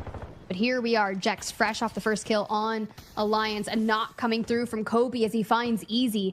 And here goes the extract. 3 seconds to go. The last member of Alliance finally showing presence, but it doesn't matter because it's FLC that gets on out. Great work from FLC to go ahead and get something kind of going in their favor, right? They're going to go into the next game with full gold armor, some of that weaponry, so it will help out their economy greatly. Team Alliance, though, I mean, even if they all 3 went down, they would still walk away with this one with a big smile on their face.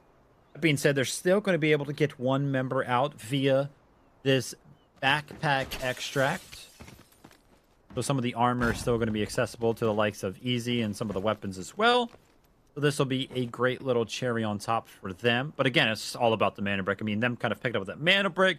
They're on 29 total squad points right now. That might go down once Grind does inevitably fail to extract. But they're going to be feeling quite good coming out of match number 5. Yeah, I mean, look, that's a really solid showing there in match number 5. We have someone, Gotaga grabs it in match 4, Alliance getting the brick in match number 5, and that leaves us with the potential for at least 1 more game. Honestly, I wouldn't be surprised, Vivid, if we go to a game 7 here today. Is looking very, very likely. As soon as you do miss that first Mandelbrick, just becomes so much more likely that we will go the distance here. But still, the opportunity for Team Alliance and Team Gotaga to both prove us wrong. We'll have to see if they can actually do it here. For all of our other teams as well, they don't have Mandelbricks yet, which is super scary because remember, you have to get top 2 today to really make it worth it, to make your way into the finals. And with already 2 teams on a Mandelbrick, one of these other teams have to, at the very least, pick up a Mandelbrick to get the opportunity, to get the chance to be in the top 2. Team Alliance, though, round number 5, Space City, goes their way completely. They had 6 kills, they had 1,800 damage, and they, of course, walked away with that Mandelbrick. And with Easy extracting with 1.4 mil, their economy is probably going to be doing just fine to go ahead and finish out these last 2 rounds. If you're an Alliance fan cheering them on, you just absolutely love to see it. FLC walk away with 4 kills, but the real deal is here. Mandelbrick Addiction and number 1 getting absolutely nothing from that round, but our top killers, Chins grabs 3, Lynx and Easy from Alliance kind of rounding things out on our top killers. When you think about top damage, we know just how much Alliance was poking around, but it's still Chins who grabs 758 damage. Great work there from a bunch of our players. Some of the assists flying in from Easy. No surprise there, as we did see them kind of just moving as a 3-man unit for pretty much the entirety of that game. Did see a couple of members of FLC there with some assists as well. But pretty rare for us to see anything above 1 mil on Space City. Usually these Mandelbrick rounds make them go the absolute distance and kind of forces our members to fail to extract. But the full extract going off there and backpack, we did see a couple of members with 1+ mil. But Easy is the MVP there of round number 5. Again, no surprise that it's going to be a member of Team Alliance. Then pick up that Mandelbrick. You got to go ahead and hand it over to one of their members for kind of being the difference maker. Yeah, it's definitely tough, but you think about how many people invested heavily yet again with their full gold kits to try and get that even more Tempest this round of Space City, knowing that, hey, you've got to do or die at this point. If you want to get into that top 2 and lock yourself into the finals on Sunday where first place takes home 60K, the time is now, y'all. This is our potentially last Space City in game number 6, but who knows? If someone else grabs a Mandelbrick that doesn't have one yet, we could see that coveted game 7. We'll have to check in with it all after this break.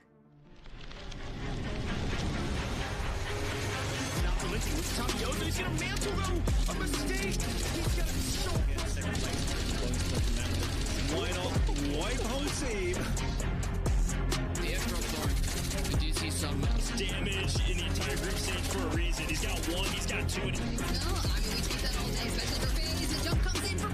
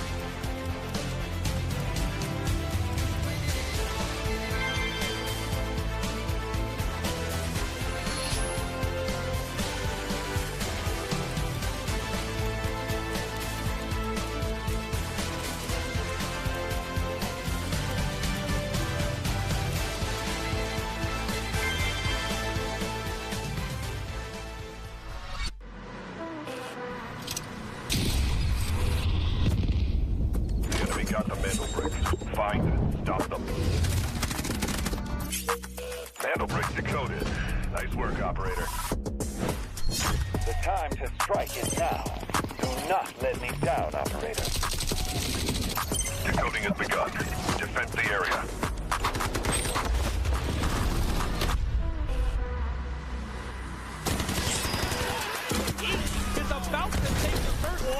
back at the tournament. And they're going to do it. What goes around comes around. Oh, not gonna do very much though. You get barrel stuff. Skydie is getting aggressive. See what I did there? You ain't seen nothing yet. Let's knock them off their feet. There we go. Down from there it is.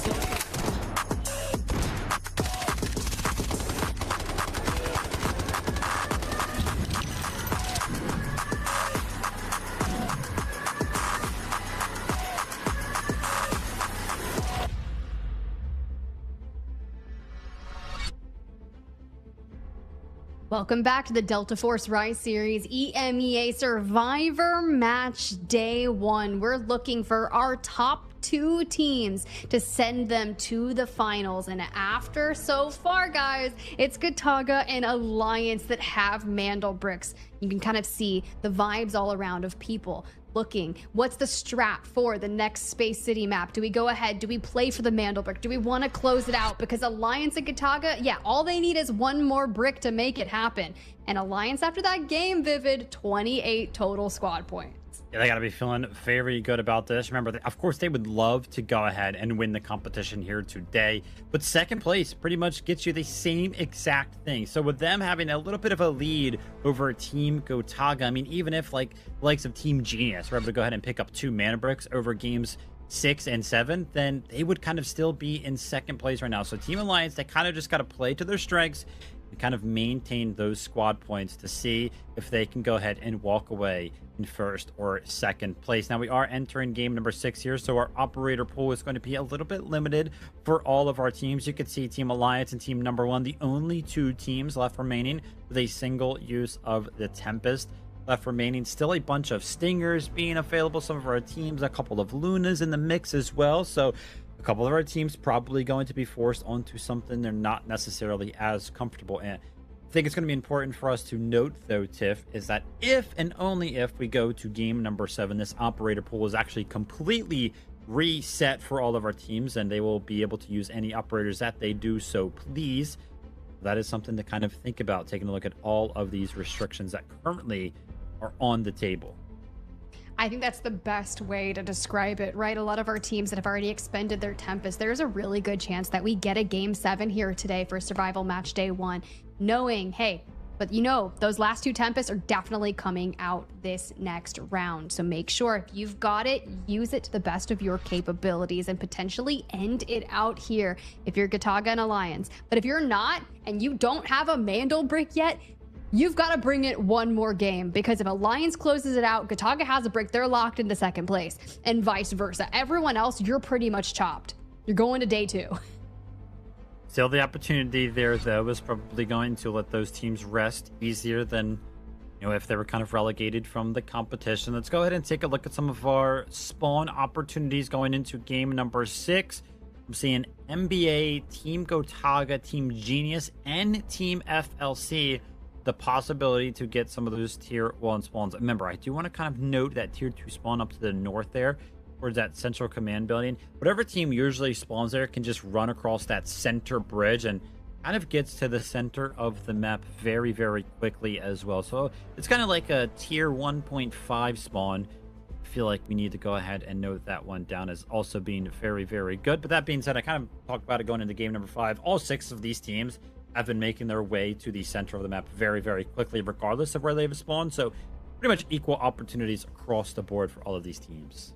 Yeah, you've kind of set the sights out really good in terms of our spawns, but it's all about locking it in, readying it up, because the potential final Space City map is about to get underway. Of course, if we do to game number 7, there's a chance that we could go back to Brakkesh, in which no one got a brick back in round 2, and that seems like an absolute eternity to go. And now FLC on your screen, they found good fights, they did take an extract out of game number 5, and now they'll have, you know, some nice little gear to bring in back to back on game 6. Have to see if they can go ahead and use that small advantage that they do have, kind of get the ball rolling for them. It is going to be important for all 4 of our teams that do not currently have a mana brick to make sure that they find themselves picking up one. Because if either of the two teams, I mean, if you're kind of thinking about it, right? For Team Alliance and Team Gotaga, if they can kind of get word, get whim somehow with some sort of information that the other team, right? Let's say, talk about Team Gotaga in this instance. Let's say Team Gotaga doesn't have control of the mana brick, but they're like, oh, wait a minute. Team Alliance has control of the mana brick. They should be completely fine with Team Alliance actually securing that mana brick, because then we would end the competition right here, right now, and Team Gotaga would be guaranteed second place, and they would go to finals, right? So there is this little bit of a strategy to be employed by the two teams that currently have a mana brick, who not only obviously want to capture the mana brick, but they also want the other team that has a mana brick to then pick up the mana brick as well. God, it's going to be a really interesting map. I can imagine that we're not going to see any free decodes here. That is not going to happen again. I cannot believe that we saw such an ease there in game number 5 in NBO. This is the team that won that match day on a Friday when they were inside the bottom 2 of our group stage standings. It threw them up into such a place in which they got to play on survival match day 1. And if things don't go their way, they can play again tomorrow. But they kept their tournament dreams alive to try and get into those finals on Sunday. And I don't want to say the vibes are chalked, but Cook was looking slightly stressed, or maybe he's just taking a moment before this potential last Space City. I mean, if any of our players were going to be stressed at any point during the Rise series, it of course is going to be this weekend. Again, the group stage kind of felt like something that was very forgiving in the sense that, you know, you had 6 total opportunities to go out and play. So if you had a bad week or you had a bad day, you had, you know, 5 other opportunities kind of make up for it on the leaderboard. Then it's like, well, you know, if I play bad in the group stage on the leaderboard, maybe I'm not one of the top 2 teams, but I still got those survivor moments on Friday and Saturday this weekend. So constantly, this competition has constantly felt very, very forgiving. When you actually get to this weekend specifically, the pressure without a doubt has to hit, because it's like, hey, listen, if we don't qualify today, we have one more opportunity to get first or second place. So I feel like right now the pressure has definitely hit some of those players. So great for you to kind of note down that, yeah, going through some of the player cams, the stress was looking very, very obvious.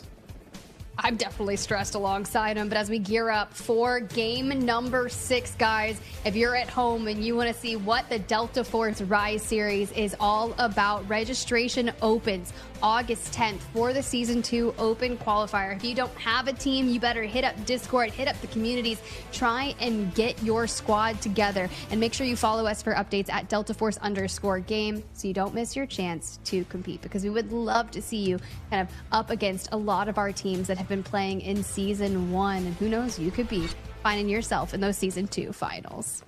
Be great to see some of the new names kind of enter the scene here to see if they can kind of compete with some of these teams. But for the time being, Team Gotaga and Team Alliance, they currently stand towards the top of the leaderboard. They are our top 2 teams that if we ended the competition, let's say just right now, before Game 6 even ended, they would go ahead and make their way to the finals. But that being said, Team Gotaga, they got to make their way through Westgate first, as some of the shots do land. But it looks like Nox is going to be fine, even though he did lose his armor. Him being still alive is going to be great for them. Now, on the other side of things, Team Gotaga, of course, with this Tier 1 spawn. Team Genius on the other side got the other Tier 1 spawn. And then FLC, you can see them right in front of Team Gotaga here. They're already in the center of the map as well. Good to shout out Genius here, because as we jump on board with them to see where they're currently at, they had a really hot start to our match day here today, but have kind of tapered off and have found themselves in some of these engagements just have not gone their way. As they work towards that Mandelbrick to swipe it, you can see a lot of people, after investing so heavily, are only on gold ammo. We do have one team that is still solid gold, and we'll see what they're able to do with it as Chins grabs the Mandelbrick. Yeah, it's super scary to kind of go through with some of these plays as, oh my gosh, it's Team Alliance again in this game with a little bit of an assist from the Havoc auto tank there. Unfortunately, picking up Shin, so that's going to be 2 members of Team Genius. But the reason why I mentioned that it's Team Alliance again, because in game number 5, when NBA had ran down to the center of the map to pick up the mana brick, it was Team Alliance that denied them the exit to even walk away with that mana brick. And it's Team Alliance once more now onto Team Genius to go ahead and deny that mana brick from leaving the center of the map. They're the Space City Reapers and looking to run it back if they can. Oh, great grab. Oh, whoa, we saw the util coming through and they're like, yeah, okay, bye. So they're scanning down, and now we know that Genius is a duo for the time being. Soon to be back to a trio. And again, so it's really weird to kind of talk about because Team Alliance, they've got multiple ways to secure their way into the finals. Again, they can secure the mana brick for themselves. Easy enough. They could let Team Gotaga, quote unquote, let Team Gotaga kind of secure the mana brick, and then Team Alliance would be second. But Team Alliance could also just pretty much deny any other team from ever picking up a mana brick in game number 6 and in game number 7. And if Team Alliance and Team Gotaga at the end of it all are the only 2 teams with a mana brick, then of course they're going to be the top 2 teams that go to the final. So multiple different ways to actually win the competition now for Team Alliance and Team Gotaga. They're sitting so nicely with those initial Mandelbricks, but hopefully Genius can pull it together and grab themselves a Mandelbrick and get it decoded. Of course, then we would go to that game 7, and who knows what the heck's gonna happen, because then you put yourself in a position where you have multiple teams with the Mandelbrick, and it's gonna come down to squad points, or if you can grab 2, and then still tiebreakers. But you see Alliance kind of looking at that black chamber area, not really committed as Genius yet to where they want to go. Obviously, we're not going north. The time is there if we do want to run up the Central Command Bridge and go up to the northeast.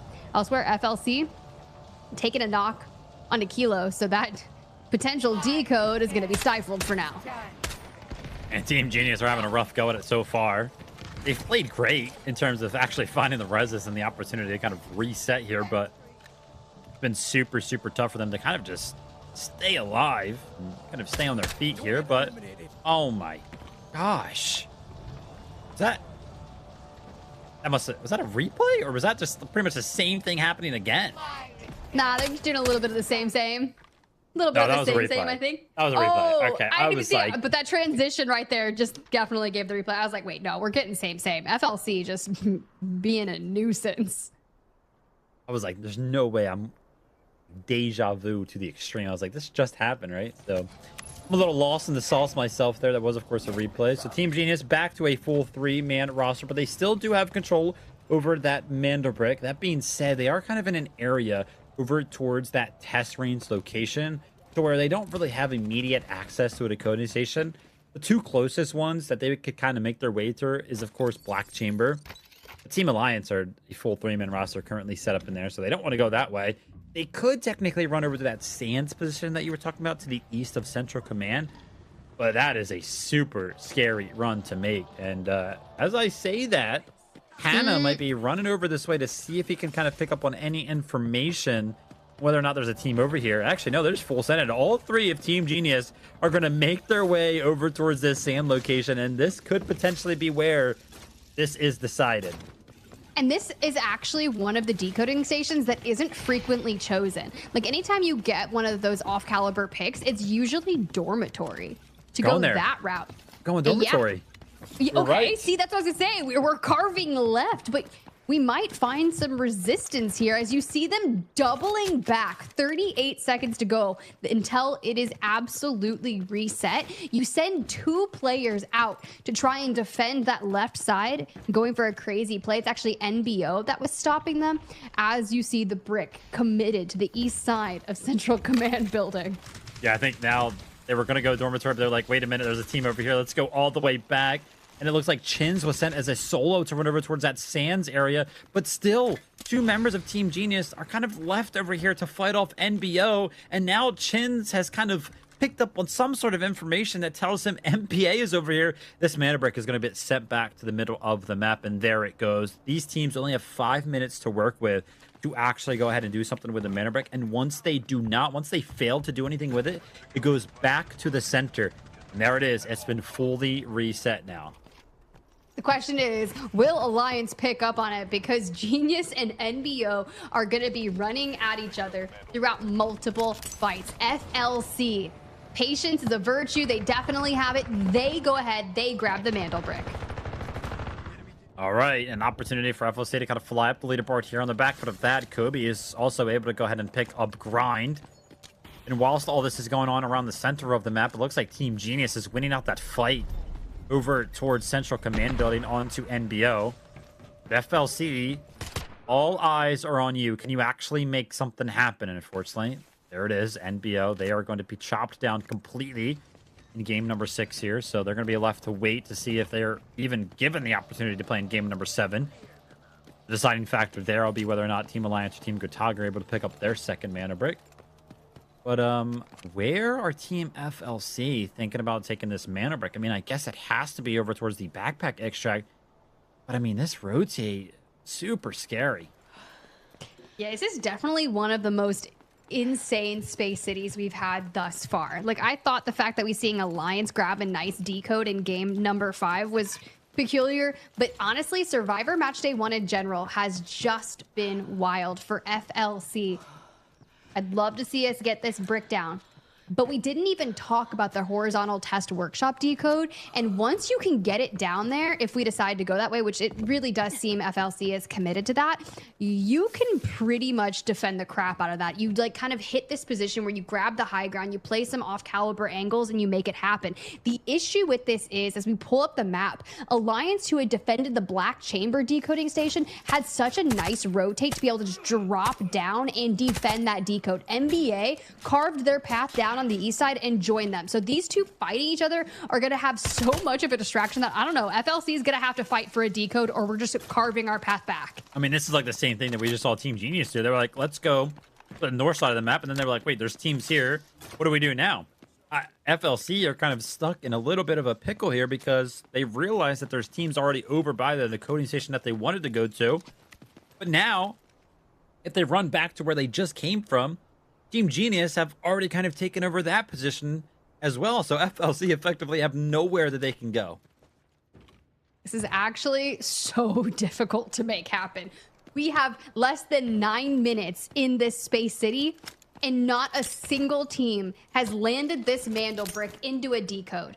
And NBO is just forced to sit in that lobby and wait to see how their fate plays out.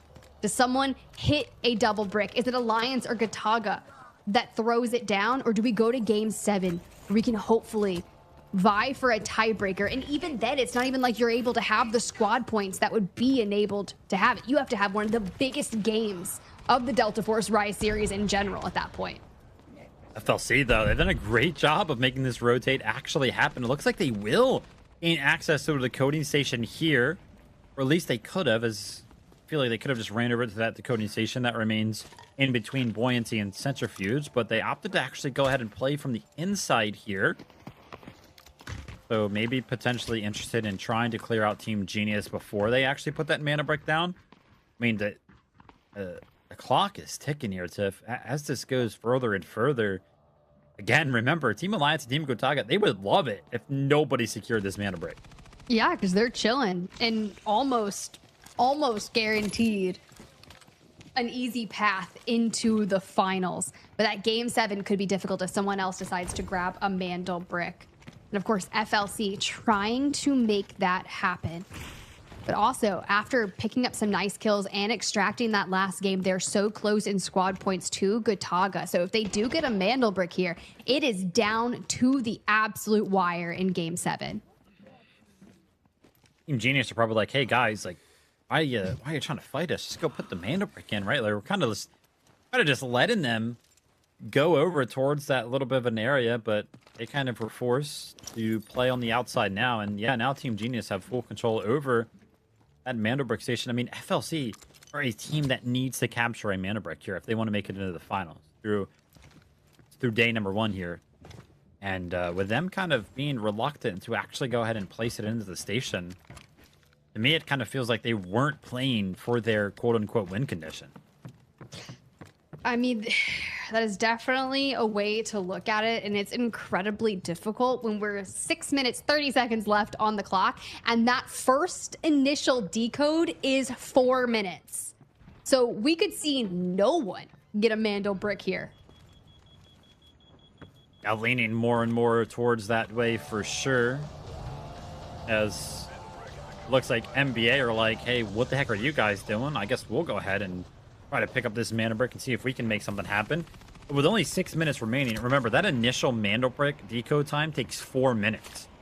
But now there's only effectively 2 minutes remaining for a team to kind of make something happen. And there's so much to do. You have to pick up the Mandelbrick. You have to make your way over to a decoding station and actually go ahead and start that decoding process. But they're going to try to make it happen. But so many shots is going to land here for NBA.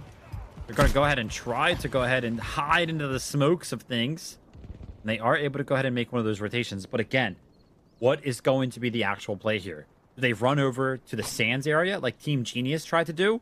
Or do they run towards Black Chamber? I feel like their only hope right now is to try to run north and potentially do what Team Genius tried to do. I think that's what they're going to opt for. You kind of have to. Everyone's already rotated down towards the south. And just knowing that you've already taken so many shots just off the initial Mandelbrick re-pickup, now you can see we're painting the picture of the map. Genius is going to be on that western side. They kind of catch wind that there's potential for it going to that central command bridge. They are full sending it back on the chase. Uvalier checking behind him on the zip to see, hey, is there anyone coming? We are pretty exposed running throughout here, so I love the call to invest a smoke. But there it is. I think it's Team Genius that's going to land some of the shots here. Sure enough, it's going to be Klo. Again, it's Team Genius that also needs to pick up a Mandelbrick. If you go ahead and cut down the opportunity for another team to place it, you effectively make it impossible for yourselves to secure the Mandelbrick. So I feel like we've seen some questionable decisions from a couple of our teams here, but NBA are now effectively going to be absolutely stuck with nowhere to go. And I feel like with them kind of being stuck in this position, we have entered the stage of the game here where the Mandelbrick being captured feels impossible. Truly is. That is absolutely wild. And for NBA, if you can get this down in like 5 seconds, even that, no, I don't think it's happening. I don't think it's happening. We are below 4 minutes. I love that we got it down, but there's just not gonna be enough time to make that happen. 0 bricks will be going towards any teams here in game number 6. You know what that means? We're getting another game. We're going to game 7. Now, technically, we could see some weird stuff happen where if like 7 steals happen in the next minute, the deco timer would drop down below the match timer, but I highly doubt that that's going to happen. So yeah, I don't think a Mandelbrick will be captured here in game number 6. And yeah, going the absolute distance here in the Survivor stage day number 1, and the pressure is going to be on for all 4 of the teams that do not have a Mandelbrick. Remember, you got to be top 2 to make it into the finals. And again, Team Alliance and Team Gotaga, they're going to be smiling right now because they're like, hey, listen, if nobody picks up a Mandelbrick, we are guaranteed top 2. Yeah, actually, pretty big good sights there for Alliance as Genius look to intercept. Down to 3 minutes, 30 seconds. Were they going to walk away and see if someone else be like, come on, take it. We're going to wave the white flag. Keep going for it. I just could not imagine. Alliance is probably sitting up there like, nah, bro, we're not helping you get a Mandelbrick. Yeah, without a doubt. See, some of the shots are so starting to land here. And I usually would make the point that these squad points might end up being a difference maker, so the kills too, no matter what. I guess they technically do because, you know, if a team like NBA get a Mandelbrick right now, but they have less points than Team Gotaga in game number 7, then that could be the difference maker there. And sure enough, as I say that, NBA, they find a knock onto Hannah. I don't know if they're actually going to be able to fully secure that kill right there. It doesn't look like they will. Oh, on the back foot of that, it's going to be Uvalier landing a grenade over the top to secure it. Ooh. All right. Well, little brawls are going to be happening as Grind does get fooled. Alliance now down to a duo. Still can make the regame, but I don't know if we'll be able to grab that as Genius. You see Kilo get absolutely laid out as Chins just hits the run. Yep, it's time to try live here to make something happen. Again, those points could technically still matter.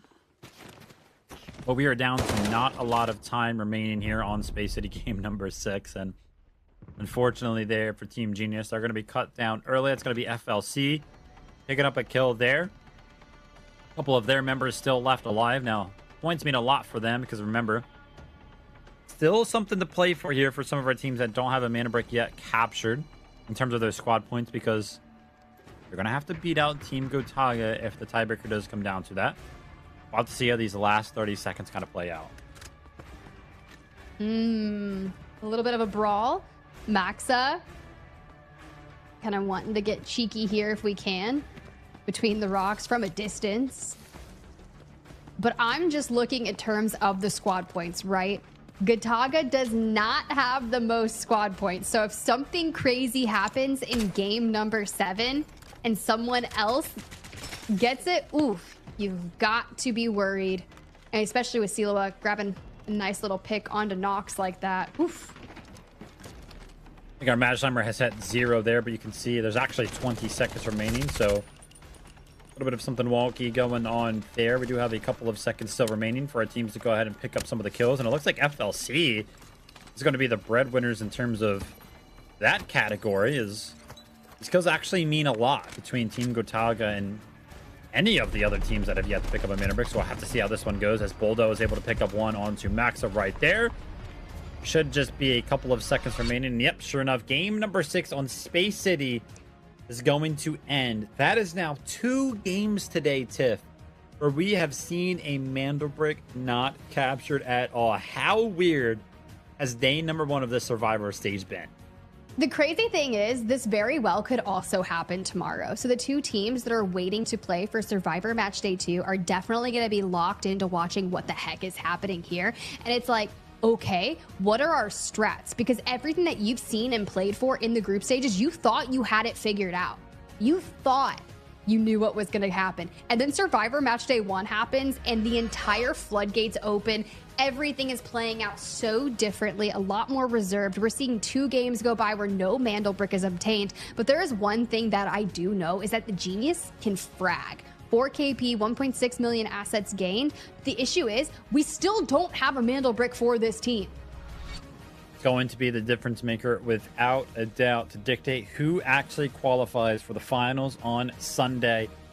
You can kind of break down how this one went, but again, with those Mandelbricks not being captured by all 6 of our teams, it leaves Team Alliance and Team Gotaga sitting well and pretty up there towards the top of the leaderboard in 1st and 2nd place. Some of the top killers there trying to make something happen, and some of our damage dealers as well. We see multiple members of Team Genius finding their way towards the top of these categories. We see Chins up here. Again, a very passive game number 6. I mean, outside of there not being a Mandelbrick captured, I felt like we didn't see any fighting really go down. I mean, we did have that one 3v3 happen between Team Genius and Team NBO. Outside of that, I mean, all 5 teams were pretty much left alive until the last, 3 minutes of that one. Yeah, and as our round 6 MVP goes to Silva here, I'm so nervous because FLC, they tried. They got the Mandelbrick. They were looking for a place to decode. They found a couple of kills. They were trying to stack it their way if they could. But now that we go the distance, we're looking towards that game 7. Our team in last place, y'all, is going to select whether they'd like to run it back on Space City or if we return to Brakkesh. And I think that's kind of the biggest question, Vivid. I would love to know whether or not, or kind of, get a little sneak peek into what the thought process there is between Space City and Brakkesh. I feel like most of the time this has happened, though, we've gone back to Space City. But I have seen it go to Brakkesh, and it definitely kind of adds an interesting spin on the things.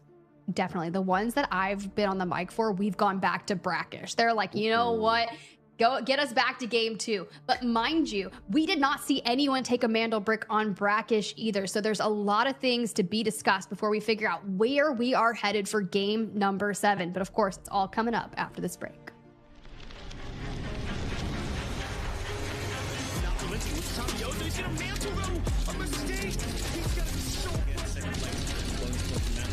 Why not wipe home team? Some damage in the entire group stage for a reason. He's got 1, he's got 2. No, I mean, we take that all day, especially for FaZe. The jump comes in from...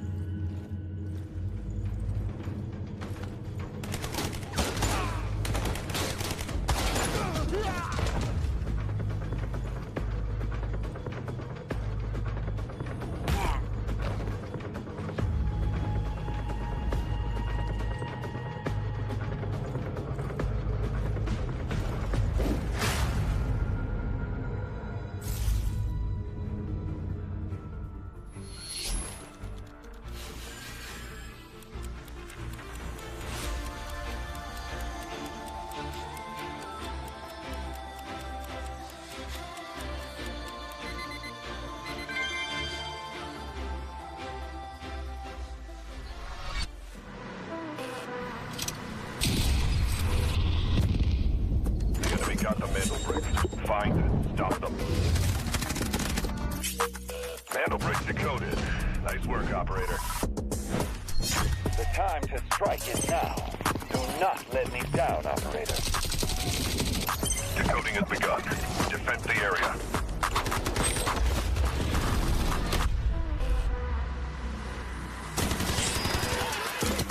Is about to take the first Mandelbrick of the tournament. And they're going to do it. What goes around, comes around. Oh, not gonna do very much though. You get barrel stuff. Skydie is getting aggressive. See what I did there? You ain't seen nothing yet. Let's knock them off their feet. There we go. There it is.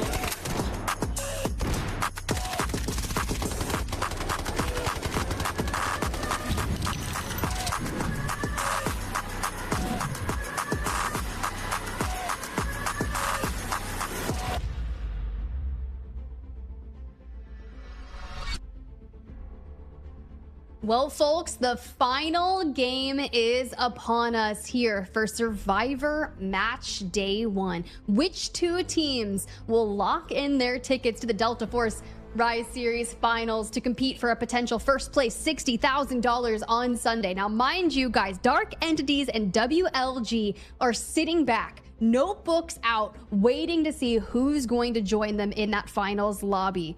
And as you see, our teams without a Mandelbrick, MBA, who has been fighting so hard throughout this, Genius too, fragging all day, just wanting to let things come together. But at the end, Vivid, it is literally Gotaga and Alliance that are the only two teams with Mandelbricks.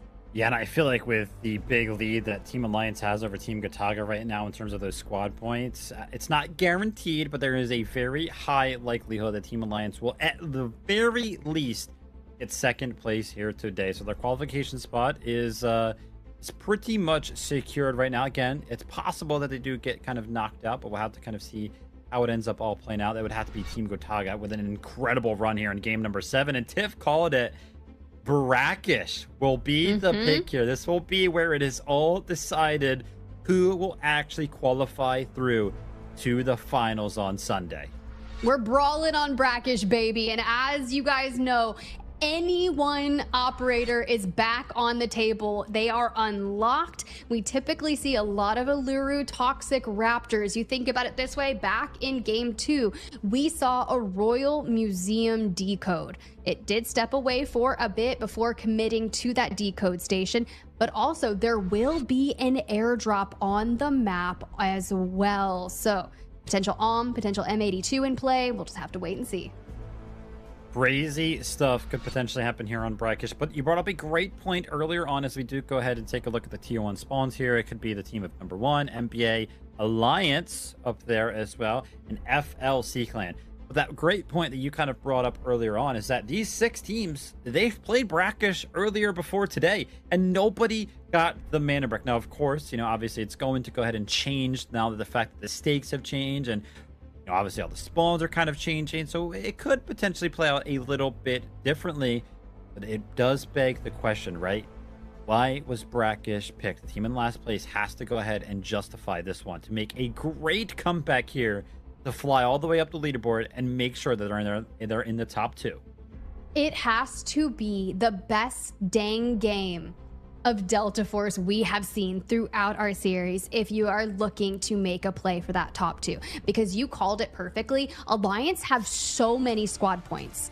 Now it's all about seeing that tiebreaker. If a different team grabs a Mandelbrick to join that, it comes down to squad points. It comes down to the final game. Who is going to be in our Delta Force finals on Sunday? You've got to step up and play your heart out. I want to remind everybody at home that for the 4 teams that will not pick up top 2 today, they will have the opportunity to once more play tomorrow, and that last chance to kind of qualify for the finals. So not necessarily relegation here today. So if your team unfortunately does not pick up a top 2 spot today, make sure you go ahead and support them here tomorrow, as they will be back on the stage. But I can guarantee you that none of our players are thinking about tomorrow. They don't want to play tomorrow at all. They want to go ahead and qualify right here, right now. And Brakkesh stands in their way. Team Alliance stand in their way. Team Gotaga stand in their way. like Tiff mentioned, the best game of Delta Force they have ever played could be the difference maker. As we start things off with one of our teams that has a Mandelbrick alliance, as they are full sending straight towards Royal Museum alongside NBA. And you think of all those Space City matches in which NBA pick up the Mandelbrick first, it was always Alliance there to put the shots onto them. And we'll see who's able to do it, because you know Alliance is not gonna make this easy. We're seeing a whole heck of a lot of Tempest. Actually, I think this is the first time I have ever personally seen it. A double Tempest from Team Alliance. As a quick reminder to everybody at home, once we get to Game 7, all of the operator picks are kind of reset, and our teams can effectively have 2 of the operators, you know, back in their arsenal, which is why we do see the double Tempest. That being said, Tempest is great at using her ultimate, but the defensive utility, it's kind of there, right? With the disarms that can be thrown, but there are definitely better operators out there that can kind of play defensively, which makes me think maybe Team Alliance don't want to play defensively at all. Maybe they just want to continuously cycle in the steals with those double Tempest ults that kind of just run the clock down and make sure nobody picks up the mana brick. That is maybe what they're going to play for. That's a diabolical plan. And if that comes to fruition, I hope it does, because Alliance has everything that all of our other players want. They have the squad points, they have a Mandelbrick, and they are so close to locking that ticket into finals. But as we set our tables here, Gotaga kind of doing a bit of what they did our last Brakkesh maps, right? They kind of loot up into the north, they descend down, they grab the airdrop, and then move forward. For Alliance, we did hear a couple of shots going the way, but they're just basically clearing out this position on the map. Genius out towards the west. FLC have descended just below Asura camp and are playing kind of spread out from there. NBA, this is that building we typically see people kind of drag the clock down after they've grabbed the Mandelbrick, but for now, we're being a bit more conservative. I want to let everybody at home know as well that every single one of these games on the competitive side of things for Delta Force, the match timer starts at 18 minutes, and it takes 2 minutes for those Tempest ults to become activated. So when you see 16 minutes remaining on these match timers, we know that the Tempest ults are now available. And sure enough, as I was kind of making the point here, Team Genius, they're interested in trying to go ahead and pick up this mana brick. But NBA are probably going to try to defend it, but some great disarms actually land from Chins, but Grind, another team, is kind of waiting in the wings to kind of chop down the position that he was hoping to play safe from. And the initial attempt at the mana brick is going to be denied. Actually crazy. But every bit of trying to move this Mandelbrick throughout our last maps have been like moving through sludge. You have to start to think, like, Alliance getting that initial brick on Space City, and when they did in map 5 was like the best thing that could have happened for them. But they have absolutely denied everyone the opportunity to get it elsewhere. I did hear a Tempest ult activate right there. I'm not entirely sure which team utilized it. So we'll have to kind of wait and see if there is some sort of a play being made anywhere around the map. Kind of funny. I mean, you've got 2 members from Team Alliance at the top, and their third member is actually down below just looting up to try to go ahead and maintain those squad points. You have to imagine that's kind of like the call there for them. I hate to sound like a broken record, but remember, Team Alliance with so many win conditions. I mean, just all about denying this mana brick from anybody capturing it, it would be great for them. And as this clock continues to run down here, Team Gotaga and Team Alliance, it's just a win for them. That's true. I mean, Alliance playing so defensively and being in control is allowing Gotaga to benefit from that success as Genius finds Easy, picks up a knock, which was to be expected of you, especially if you've got one or the other kind of separating themselves out and looting. But does this open the door for someone to be able to pick up the Mandelbrick? Now, mind you, Genius has the second most squad points of our lobby as it currently stands. So if they grab themselves a Mandelbrick, Gotaga is in a very difficult position then. Yep, still not guaranteed by any means for Team Gotaga because they are kind of lower on that scoreboard with the squad points. We'll have to see kind of what they're going to be interested in doing. big question here for me is, right, Team NBA, and they're one of the teams, they're 5th place on the leaderboard right now. You want to be top 2 to qualify to finals. They've got to make something happen here. And they've kind of been hanging out in this house for 5 minutes since the game started and have not really made any progress towards capturing this mana brick. I mean, sure, they just went ahead, they ran outside the house and they picked up the mana brick, but what now, right? I mean, you've picked up the mana brick, but they're kind of playing like I would expect Team Alliance to play right now. They're kind of just denying access to the mana brick, but you guys actually need the mana brick to make its way over to the coding station at one point or another. That's very true. As we check in with FLC, who do have the airdrop spawning just below them. So what they do is they go pick it up, M82 in hand, and now we'll see if they can find some purchase with their newly acquired gear. All right, NBA have kind of returned to a full 3-man roster right here. They saw that one of the members from Team Alliance was actually running down Team Genius, so they took that opportunity to, I think, jump out of that building. Now I have to imagine that MPA are going to make a little bit of a rotate, and sure enough, they are going to go ahead and leave the safety and the comfort of the building that they have been in now for such a long time. And being said, if they continue along this path, it's going to get a little treacherous because FLC, you can see them off in the distance, are actually waiting in this general area. They just picked up the M82 from the south side of Asura Camp, which is one of the famed decoding stations. They also have the opportunity of going up mid-map north, which would be the Brakkesh Market decoding station, or else you can go Reservoir area. Now, that decode used to be just out in front of Blue River Hotel, in which there is still one over there, but we will have to wait and see as we hit this replay. This is one of those kills that actually happened quite long ago when NBA picked up that initial mana brick. Coming back over to some of the other replays there. See some of the shots kind of being traded back and forth, but no need to worry. All of our teams are still healthy. Is kind of paying attention here to what kind of rotates are happening. It looks like Team NBA, again, have really made no progress on the map so far towards making their way over towards any of the decoding stations. And I'm going to tell everybody at home. I mean, me and Tiff, of course, you know, we were talking in the break that we had here. And I think we both kind of agreed that we did not have high hopes for any team picking up a mana brick here. It just feels like the amount of control that 2 teams on the map currently have over all of the other teams, just kind of the likelihood of Team Alliance and Team Gotaga playing to just deny the mana brick, it doesn't really seem likely at all that any team is going to be able to pick up this mana brick. It's just difficult to even just play the game. And how many times have we said our teams are just focusing on staying in their lane, controlling what they can control? And right now, it's not much with the way Alliance has made things so incredibly difficult. What can you do?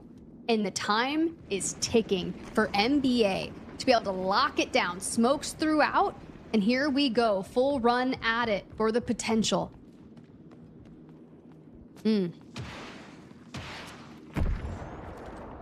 Super difficult. I mean, like you said, I really like the fact that you said it's just difficult to play in general. Every single move that you make right now could feel like a mistake because, again, these teams, I mean, all 6 of our teams have really made no movement in the past 10 minutes. So they don't know what's going on around them. And here's where the compositions get interesting. Let's go ahead and take a look at all the information gathering operators that all 18 of our players have. I see a Luna for Team Gotaga, and then I see a Luna for Team NBO. That is your 2 main information gathering operators. So all of these other teams, they find it super difficult to rotate around the map because they can't actually get any information. I mean, you could argue that the Alurus could use their ultimates to fly a rocket to gain some information, but again, it's just, well, the information is just super lackluster. That being said, MPA finally make their way towards this museum. They make a little bit of a progress, but what's going to be the answer here? Are they going to make their way over towards the market area? We haven't been over to that decoding station in quite some time. You also have the Blue Eagle up ahead, and now Alliance gets their sights onto NBA as one by one they fall like dominoes. It's just Skydie left standing for NBA with a mere 20 seconds left before this resets. And even if Skydie gets it down to decode here at Brakkesh Market, you have to have a flawless defense in a 1v the rest of the lobby. Team Gotaga are trying to deny it. But Skitey as a solo does put the mana brick down. All right, so there is going to be a chance for some of our teams to go ahead and pick this one up. But the team that was already over in this general area was Team Gotaga. Remember, they would be quite happy with securing it for themselves or just kind of denying it. But it looks like they went ahead and jumped onto the mana brick and are interested in potentially playing for it himself. This would be a crazy clutch from Skitey if somehow, some way, he's able to secure this mana brick. Honestly, that would be heroic. Then the issue is, what do your squad points look like? Because Gotaga has 22. And sure, FLC and Genius currently as it run have more than that, but NBA is trailing.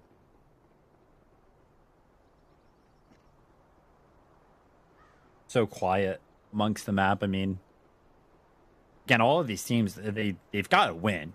You can't just let this one go. There's no more group stage. You can't be happy with third place and the amount of points that you would get. The only thing we're playing for here today is those first 2 spots. You got to pick up a mana brick if you're Team Genius. You got to pick up a mana brick if you're Team FLC, if you're NBA, if you're NBO. It's the only way to break into the top 2 right now. But the pressure has to be on them. FLC, they've got some sight lines here from the Azure Town area, but Team Genius, they try to make a little bit of a play, but their Tempest is going to be sent back, and that's pretty much going to absolutely put a stop to their push. Almost to that 2-minute mark for Gotaga on the deep code. And Genius, you're just starting to get shredded by FLC here, as you see. Gonna just throw in the rocket over there. The full comes in. Now Genius down to a duo for the time being. And these are some of the other teams that could steal it from Gotaga. But with the match point timer in general being where it is, this is going to be really difficult. Yeah, not looking good right now for teams that need to go ahead and pick up a mana brick, but looking absolutely great for Team Alliance and Team Gotaga. As you can see, Grind there leaves the museum. By the way, don't know if you caught that. He was waving to the camera right there as he went ahead and picked up that kill. So Team Alliance, smiles on their face. They're kind of emoting not only in the game, but also in their player games right now, because remember, they just got to lay in wait here and kind of let this thing kind of play out. They are so far ahead of the rest of the competition. And all they need is second place. Team Gotaga, not totally secure into second place right now. They still want to go ahead and prevent any of the other teams from picking up this mana brick. For example, if Team Genius were to pick up the mana brick, they would push Team Gotaga out of second place. So still a lot to play for from Team Gotaga. 51 seconds, and I see the weakness in Alliance's armor. 1 player down, but it doesn't matter. If Gotaga hits the decode, Alliance nets themselves an auto-guaranteed spot inside that top 2 because they have a Mandelbrick. So for them, this 35 seconds needs to go off without a hitch if Gotaga can grab this. For FLC, though, they're going to do something about it. No. And do they? No! It's stopped. It's halted by Alliance. Now Lynx and Grind, they're starting to go ahead and jump onto the mix here on top of the decoding station. But remember, Team Alliance, they have multiple Tempest. They keep sending those ultimates in. And on the back foot of that, they actually know that Team Gotaga have control of the mana brick, because when they sent in one of their members, it was the member of Team Gotaga that got the elimination on them. But look at this. Jex is trying to make one last final ditch effort, and he does just that. He steals away the mana brick and keeps the competition alive. But the lobby is erupting in chaos. Genius doesn't exist. NBA doesn't exist anymore. It is legitimately 4 squads remaining, and Gotaga is a solo here. The only mission of Alliance and Gotaga is to either A, make sure that no one else gets the Mandelbrick. And if they can stop this, that match point timer is going to do enough work for them. Great opportunity here for FLC to make something happen. The only question remains, what are Team Alliance going to do? They're going to have 2 Tempest Assaults available for them. I initially mentioned that when they sent in one of their initial Tempest Assault, they had been taken out by a Team Gotaga member, and that was the information that they needed to kind of just let that mana brick go. So they didn't actually try to play against it, because they were like, hey, if Team Gotaga gets it, whatever, we'll get second place. We know that. Right. But now they've kind of lost grasp of that information. I don't think they know who has control over the Mandelbrick. They, of course, can guess that it is a team that is not Team Gotaga, so I think they should definitely play for this. FLC, they're in a great spot to try to defend this. Let's take a look at their operators, right? Allure Molotovs, Allure Ultimates, the disarms from Tempest, and then those blinding smokes from their Tempest as well. So many opportunities for FLC to defend this one. And with that time ticking down, just know, guys, that the minimum decode time, if this gets swapped back and forth, is 1 minute and 30 seconds. FLC just need a flawless hold here. There's so many people in the vicinity. And Alliance, if I'm them, dude, I'm chilling. We know we had so many squad points going into this. The only issue I have is the solo of Gotaga, because if something changes here, our squad points are not that high. Easy is still trying to go ahead and kind of wait out this Tempest Thought, but on the back foot of that, Saloa is going to go ahead and find the Molotov kill there. NBO, we're trying to go ahead and find the steal there, but FLC have successfully defended multiple times now, and they are still completely healthy. They are having a dang near flawless hold, and it has not been easy as Alliance sends out yet another Tempest to try and make a play for it. Nox galore, Grind picking up Nox onto Siloa, getting the full. And what is NBO doing? NBO hit the C's. But here's the deal. This decode exceeds the match point timer. The thing that we have been saying, all this does is pretty much guarantee Alliance and Gotaga are our two teams moving on. Yep, that is all she wrote there. NBO jumping on that Mandelbrick pretty much makes it so nobody can secure it, and there's got to be a giant smile on the faces of Team Alliance and Team Gotaga. They're going to be on a little bit of a victory lap with their 2 Tempests remaining. That's going to be Lynx, and that's going to be easy. Team Gotaga, they may have been fully wiped out of Brakkesh as it currently stands, but it does not matter at all, as there are just 40 seconds remaining. Again, nothing can change on the leaderboard. Nothing at all. These kills, doesn't matter if you find the biggest run we have ever seen, nothing will change on the leaderboard. So whatever happens over the next 30 seconds on Brakkesh, Team Alliance and Team Gotaga are going to finals. They have the chance to compete for a first place of $60,000 to join WLG and DE, who are already locked into that finals lobby, which means tomorrow we will find our final 2 teams. Elsewhere, you might as well run it, people. You got 7 seconds left to go. Just take people down. Why not? And there it is. Game number 7 comes to an end. Day 1 of the Survivor stage here for the Delta Force Rise Series Season 1 has ended. It went the absolute distance, but there it is. You can see the smiles from Grind, right? Kind of saluting off the rest of the competition. And they got to be feeling good. I mean, they played so well throughout the entirety of the day. I mean, it was just perfection. And as soon as they went ahead and picked up that first Mandelbrick, with the amount of win conditions that were kind of in their favor, they played it to perfection. And it was not easy. It was a grind throughout the entire 7-game series. And other squads that didn't even get Mandelbricks had pop-off moments. I'm talking about Genius, who started out just bragging. We're talking Hannah, who had really great moments. NBO, who had points at time where they were decoding. Even FLC, who thought that they were going to potentially walk away with it. Same with NBA. And number 1, sure, the best team in that last game grabbed 6 KP and stop anyone else from getting a brick, which Alliance and Gotaga should send you guys some nice thank you notes for sending them on to the finals. At least our teams who did not grab a Mandelbrick will have one more chance tomorrow to get into the finals. It's a great effort there from the likes of NBA as well. Remember, they were the ones that picked up that initial Mandelbrick, and sure, the timer, the clock had been run down by them, kind of just holding on to it, but they eventually made their way over to the marker, or at least only a single member, as unfortunately for them, they were kind of cut down on the rotation. So they did try to make it happen. They knew exactly what they needed to do, but they could not go ahead and just stop the absolute domination of Team Gotaga and Team Alliance. Remember, Team Alliance, they were playing for something completely different that game. They were just playing for denial, and they were the ones that actually cut down that rotation of MBA. They were the one that stopped them from getting over to the market area. Super well played Brakkesh from Team Alliance. As we kind of go through the rest of our player rankings from Game 7, you've got Nox there as our top asset earner. Easy enter, rounding it out. But Brakkesh, what an epic last game, as Grind was our round 7 MVP of the game with 4 KP. You said it. They were playing denial and did exactly that. Yep, incredible performance there from these guys. I mean, listen, if he got 0 kill points throughout the entire competition, that Mandelbrick alone was just enough for these guys to go ahead and secure it. So just an incredible team effort from these guys. They played it so super well, and that's why we're going to be seeing Team Alliance kind of join us on the finals on Sunday. Of course, we do know that Team Gotaga as well is going to be joining us.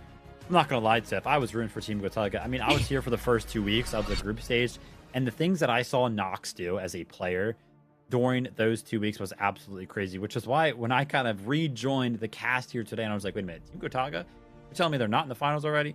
Great to kind of see them qualify. That has been the craziest thing, because just before we started this show today, I was like looking at the teams in Survival Match Day 1. I was like, okay, so Alliance probably checking into this one. There's a good chance MBA is going to join them as well. But you kind of brought up Gotaga. You're like, no. Think back to the first couple of weeks. They got that initial match day win and just kind of tapered off. But to see them get into that top 2 spots, of course, we'll confirm that in just a moment. But y'all already know the spiel. Instead, guys, I also have something for you guys at home. There is a final giveaway that's about to drop. It's your chance to win 3,000 Delta tickets, okay? Especially if you guys just want to follow or you're watching the stream on TikTok, Facebook, all of those. Just type ! giveaway in the chat to be able to enter. If you're over on X watching, make sure you comment on that live stream tweet. Why can I not talk right now, guys? These giveaways, sometimes they are initially very hard. Of course, we will be announcing the winners in chat. And of course, if you are entering over on the X side of things, we'll let you guys know on that tweet as well. So make sure you guys are entering these giveaways. You only have so many more chances to lock yourselves into a giveaway. And while you're at it, make sure you follow us across the platforms of social media at Delta Force Game_game. So get into it, of course. Yep.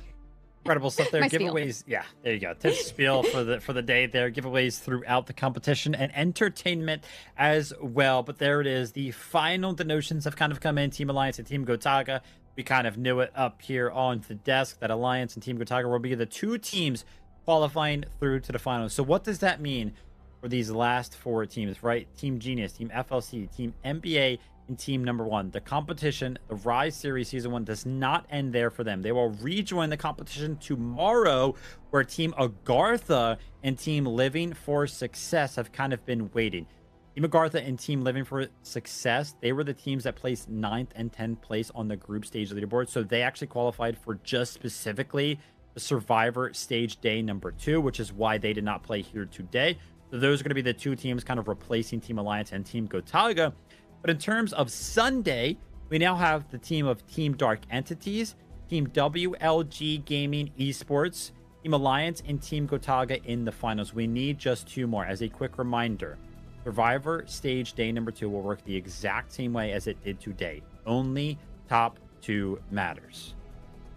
It's kind of scary. That's scary. Bro, Genius, FLC, MBA, and Number 1 are probably like, oh my gosh, today was such a journey. This was a very difficult day. And if tomorrow Survivor Match Day 2 plays out anything like this, Living for Success and Agartha are going to be like, look, we already saw how it all went down. We watched yesterday. We got to change some things. And even the teams that played here today, they're going to look to switch some things up, but it is not going to be easy. But for Alliance and Team Gotaga, they have done enough. Yeah, great performances out of these guys. I mean, you can kind of just see it on the squad points loads, right? Like 34 squad points as well. So just an incredible performance all around the board. Yeah, it was really incredible, and I can't wait to talk to some of our teams, and one in particular. It's going to be Alliance. We do have Grind joining us here on the broadcast, so let's get him in here. Congratulations, homie. You survived Survival Match Day 1. Yeah, thank you very much. Thank you very much. We are honored, like, to win this. It wasn't easy. Like, we went to the match 7 and yeah, we were really happy that we made it.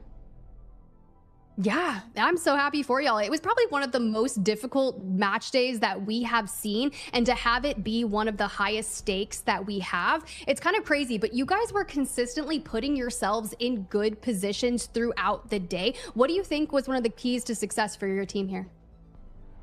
I would say like it was a lot of planning in between the rounds, and in the end, like the team play made like the most part. The team play played the most part in our win, honestly.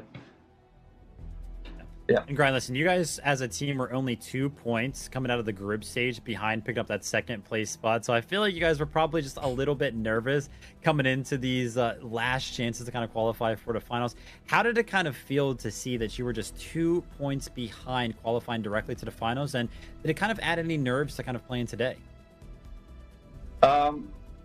It was, I mean, it was a very close one, yeah, for sure. But we were kind of disappointed at the very end, but we were still like looking forward, like, because we knew we were gonna make it anyways. Because we thought we know that we're the better team, and yeah, WLG like got second place, and they really deserve it. They're our teammate, like they're some friends of ours, and yeah, we were kind of. For today, we were kind of nervous, but of course we knew 100%, like for ourselves, that we're gonna win it. Yeah, that's all the confidence. Like we just went in with the full confidence.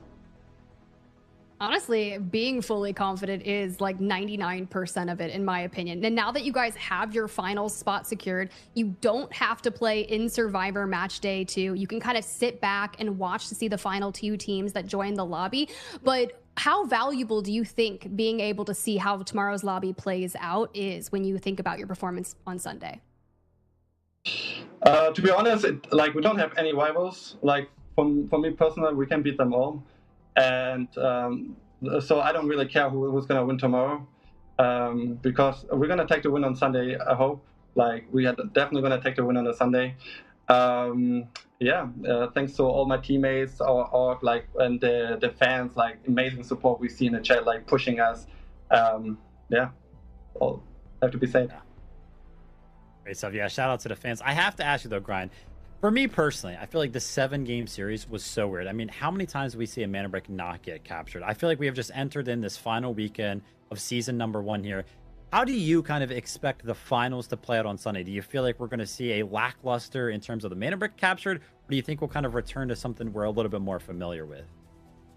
I think you're going to see a lot of tense situations. I don't think that there will be like no Mandelbrick rounds like it was this game, and I think because of the teams, like they are very good at like playing the breaks, and they're really focused for that, because we already know from practice and everything that these kind of stuff which happens in these kind of games like don't really like happen a lot.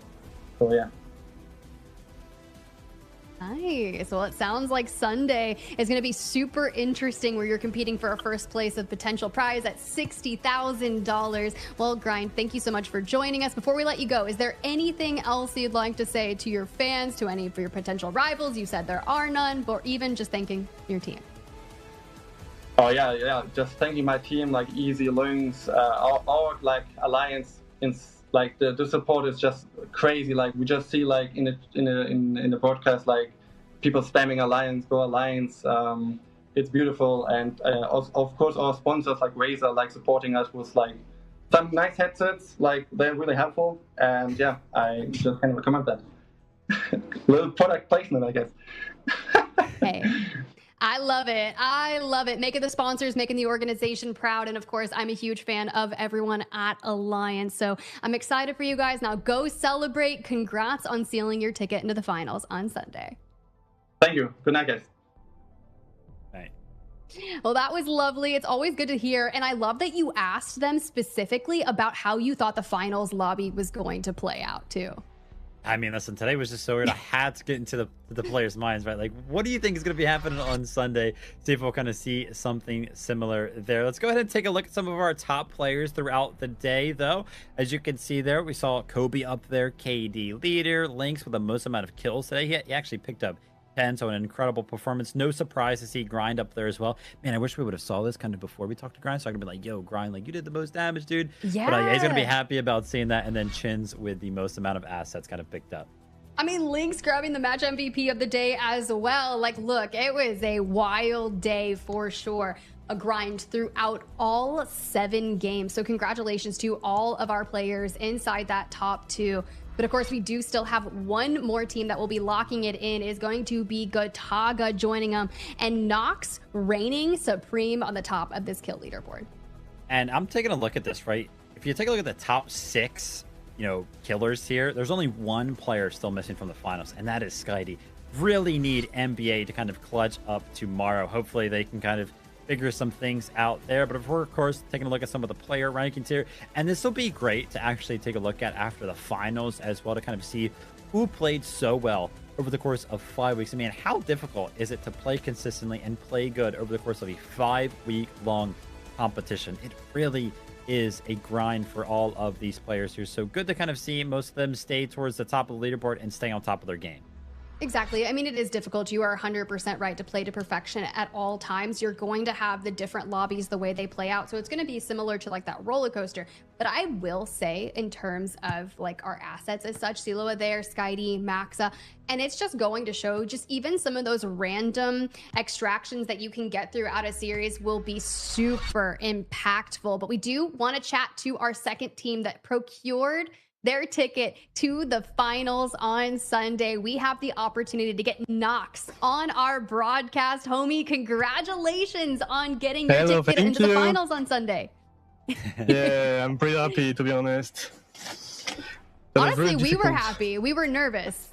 Yeah, we want to ask you about that because honestly, Vivid and I think that was one of the most difficult game series we've seen throughout the Delta Force Rise series. So what was it like for y'all? Yeah, to be honest, that was by far the most difficult game because, like, for the first time, to be honest, everyone was playing the brick and it was so difficult. Like, moving on the map, everyone is retaking it, denying it. It was so hard, especially on Space City. Oh my god, it was so nervous. Yeah. Well, one of the things that I kept mentioning, Nox, was that, I don't know if you know this or not, over the course of this season, you are actually the guy at the top of the kill leaderboard right now. You have the most kills throughout this season. And I was like, dude, this guy's just so good. Does that add any layer of confidence to you? Like, you just take more fights because you feel like you are better than everybody else? Yeah, to be honest, I mean, at the beginning, I was like, oh my god, this is the first time on Delta Force in the Pro League. I was like, can I do it? And matches after matches, I was like, oh my god, I'm just killing everyone. I'm destroying everyone. Okay, this is my time to shine. And shine you guys did, and now you get another chance to do so on the finals on Sunday. Now, what is the mental looking like? Are we going to step back and kind of see how this lobby played out today? Do you think it's going to play out similarly on Sunday, or are you expecting a little bit more aggressive? Since there's no more qualification anymore, so the grand final, I think everyone will play at the same game, to be honest. Like, there's no one who's gonna rat. Like, it's gonna be a war, to be honest. So we're gonna play our game, we're gonna play how we feel it, and let's roll in, I guess. Nice. And, obviously, yeah, you guys are going to want to play your game. And you have, tomorrow off before you do jump into those grand finals. So what is your weekend? What is the rest of your weekend going to look like for you and the team? Like, are you guys going to do any extra preparation? Or is it just going to be all about relaxing and just trusting that you guys have prepared enough already? Tomorrow, we're going to do some VOD review, of course. See what we did wrong. And I think there's a lot of things we did wrong. Because we could have won the game, to be honest, but this is the game, and I think we will watch the last final and see how it goes, and take some experience about that, and yeah, we'll adapt about how's the gameplay. Nice. Well, I'm excited to see what you guys bring to the table on Sunday. You have a chance to get that $60,000 first place prize on Sunday in those finals. So before we let you go to hit that VOD review, is there anyone else you want to shout out, thank? Last words for the broadcast? I want to do a big shout out to the French community who's supporting us. That's amazing. All the Pro League, like everyone's sending messages. And yeah, thank you everyone. Merci à tous les mecs, vous êtes des GOATs. Merci énormément. Merci de nous soutenir. Et on se revoit pour la grande finale. C'est une partie les mecs. Thank you. I love it. Well, thank you so much, Nox, for joining us. We're going to let you go celebrate and have a fantastic rest of your evening. Well, Vivid, I love the vibes that we're getting from Alliance and Gotaga, respectfully, but all of our other teams that have to lock it in and join us to play again tomorrow. Job is not done for Genius, FLC, NBA, and number one. Super scary. I mean, we were kind of talking there to Grind and Nox, and they were mentioning the nerves that they felt coming into Survivor Stage Day number one. But they knew in the back of their minds that even if they did fail today, they had a second opportunity tomorrow. How much more nervous do you imagine these players are going to be playing tomorrow during that Survivor Stage Day number two? Because then that's going to be it, right? You will be relegated if you are not top two. You can see the final is starting to build up. We just need 2 more teams to go ahead and secure their spots before we are ready to go ahead and play those finals on Sunday. And there is actually a little bit of a win there aside from all the prize money in the finals as well. You can see we've been talking about season number 2 a little bit throughout the day. The top 3 teams will also proceed into season number 2 out of those finals as well. So still a lot to play for though. But for the EMEA region, Tiff, we only have 2 days left of a 5-week-long competition. I don't know how the heck we got here so quickly, but this time has just flown by. And if you're Agartha or living for success, tomorrow in Survivor Match Day 2 are your last chance. It's your first and last chance throughout the Survivor stage to get yourselves into the finals happening Sunday, August 9th. So chat, you know exactly where to be and what is happening. This is all the action happening for Delta Force Rise series throughout the entire weekend. And maybe you didn't even have enough of just EMEA. You do have Americas in just a couple of hours in which they are going to be going through their first Survivor Match Day as well. Will it be very similar to what we witnessed here today in EMEA? I have no idea. Anything could happen, Vivid. Yeah, that's what I've really liked about this Rise series as well, is that, you know, you watch EMEA and it's like, wait a minute, we're not done for the day yet. You still have Americas up later on. And then usually the Rise series has also been just a 3-day-long week as well, Friday, Saturday, and Sunday kind of playing throughout. So super exciting stuff here to still kind of break it down over on America's region. But EMEA Survivor Stage Day number 1 was awesome. I can't believe we went the distance. We got entertained throughout, and a big shout out to Team Alliance and Team Gotaga. Heck yeah, Vivid. It was an absolute blast to be on this broadcast alongside of you. Congratulations to all of our players who tried their very best today to get into the finals. And of course, like you said, to Alliance and Gotaga for getting 2 of those coveted spots into the Delta Force finals on Sundays. But for EMEA Survivor Match Day 1, y'all, that is it. We will see you for Survivor Match Day 2 tomorrow live on the broadcast. Same time, same place. We'll see you then.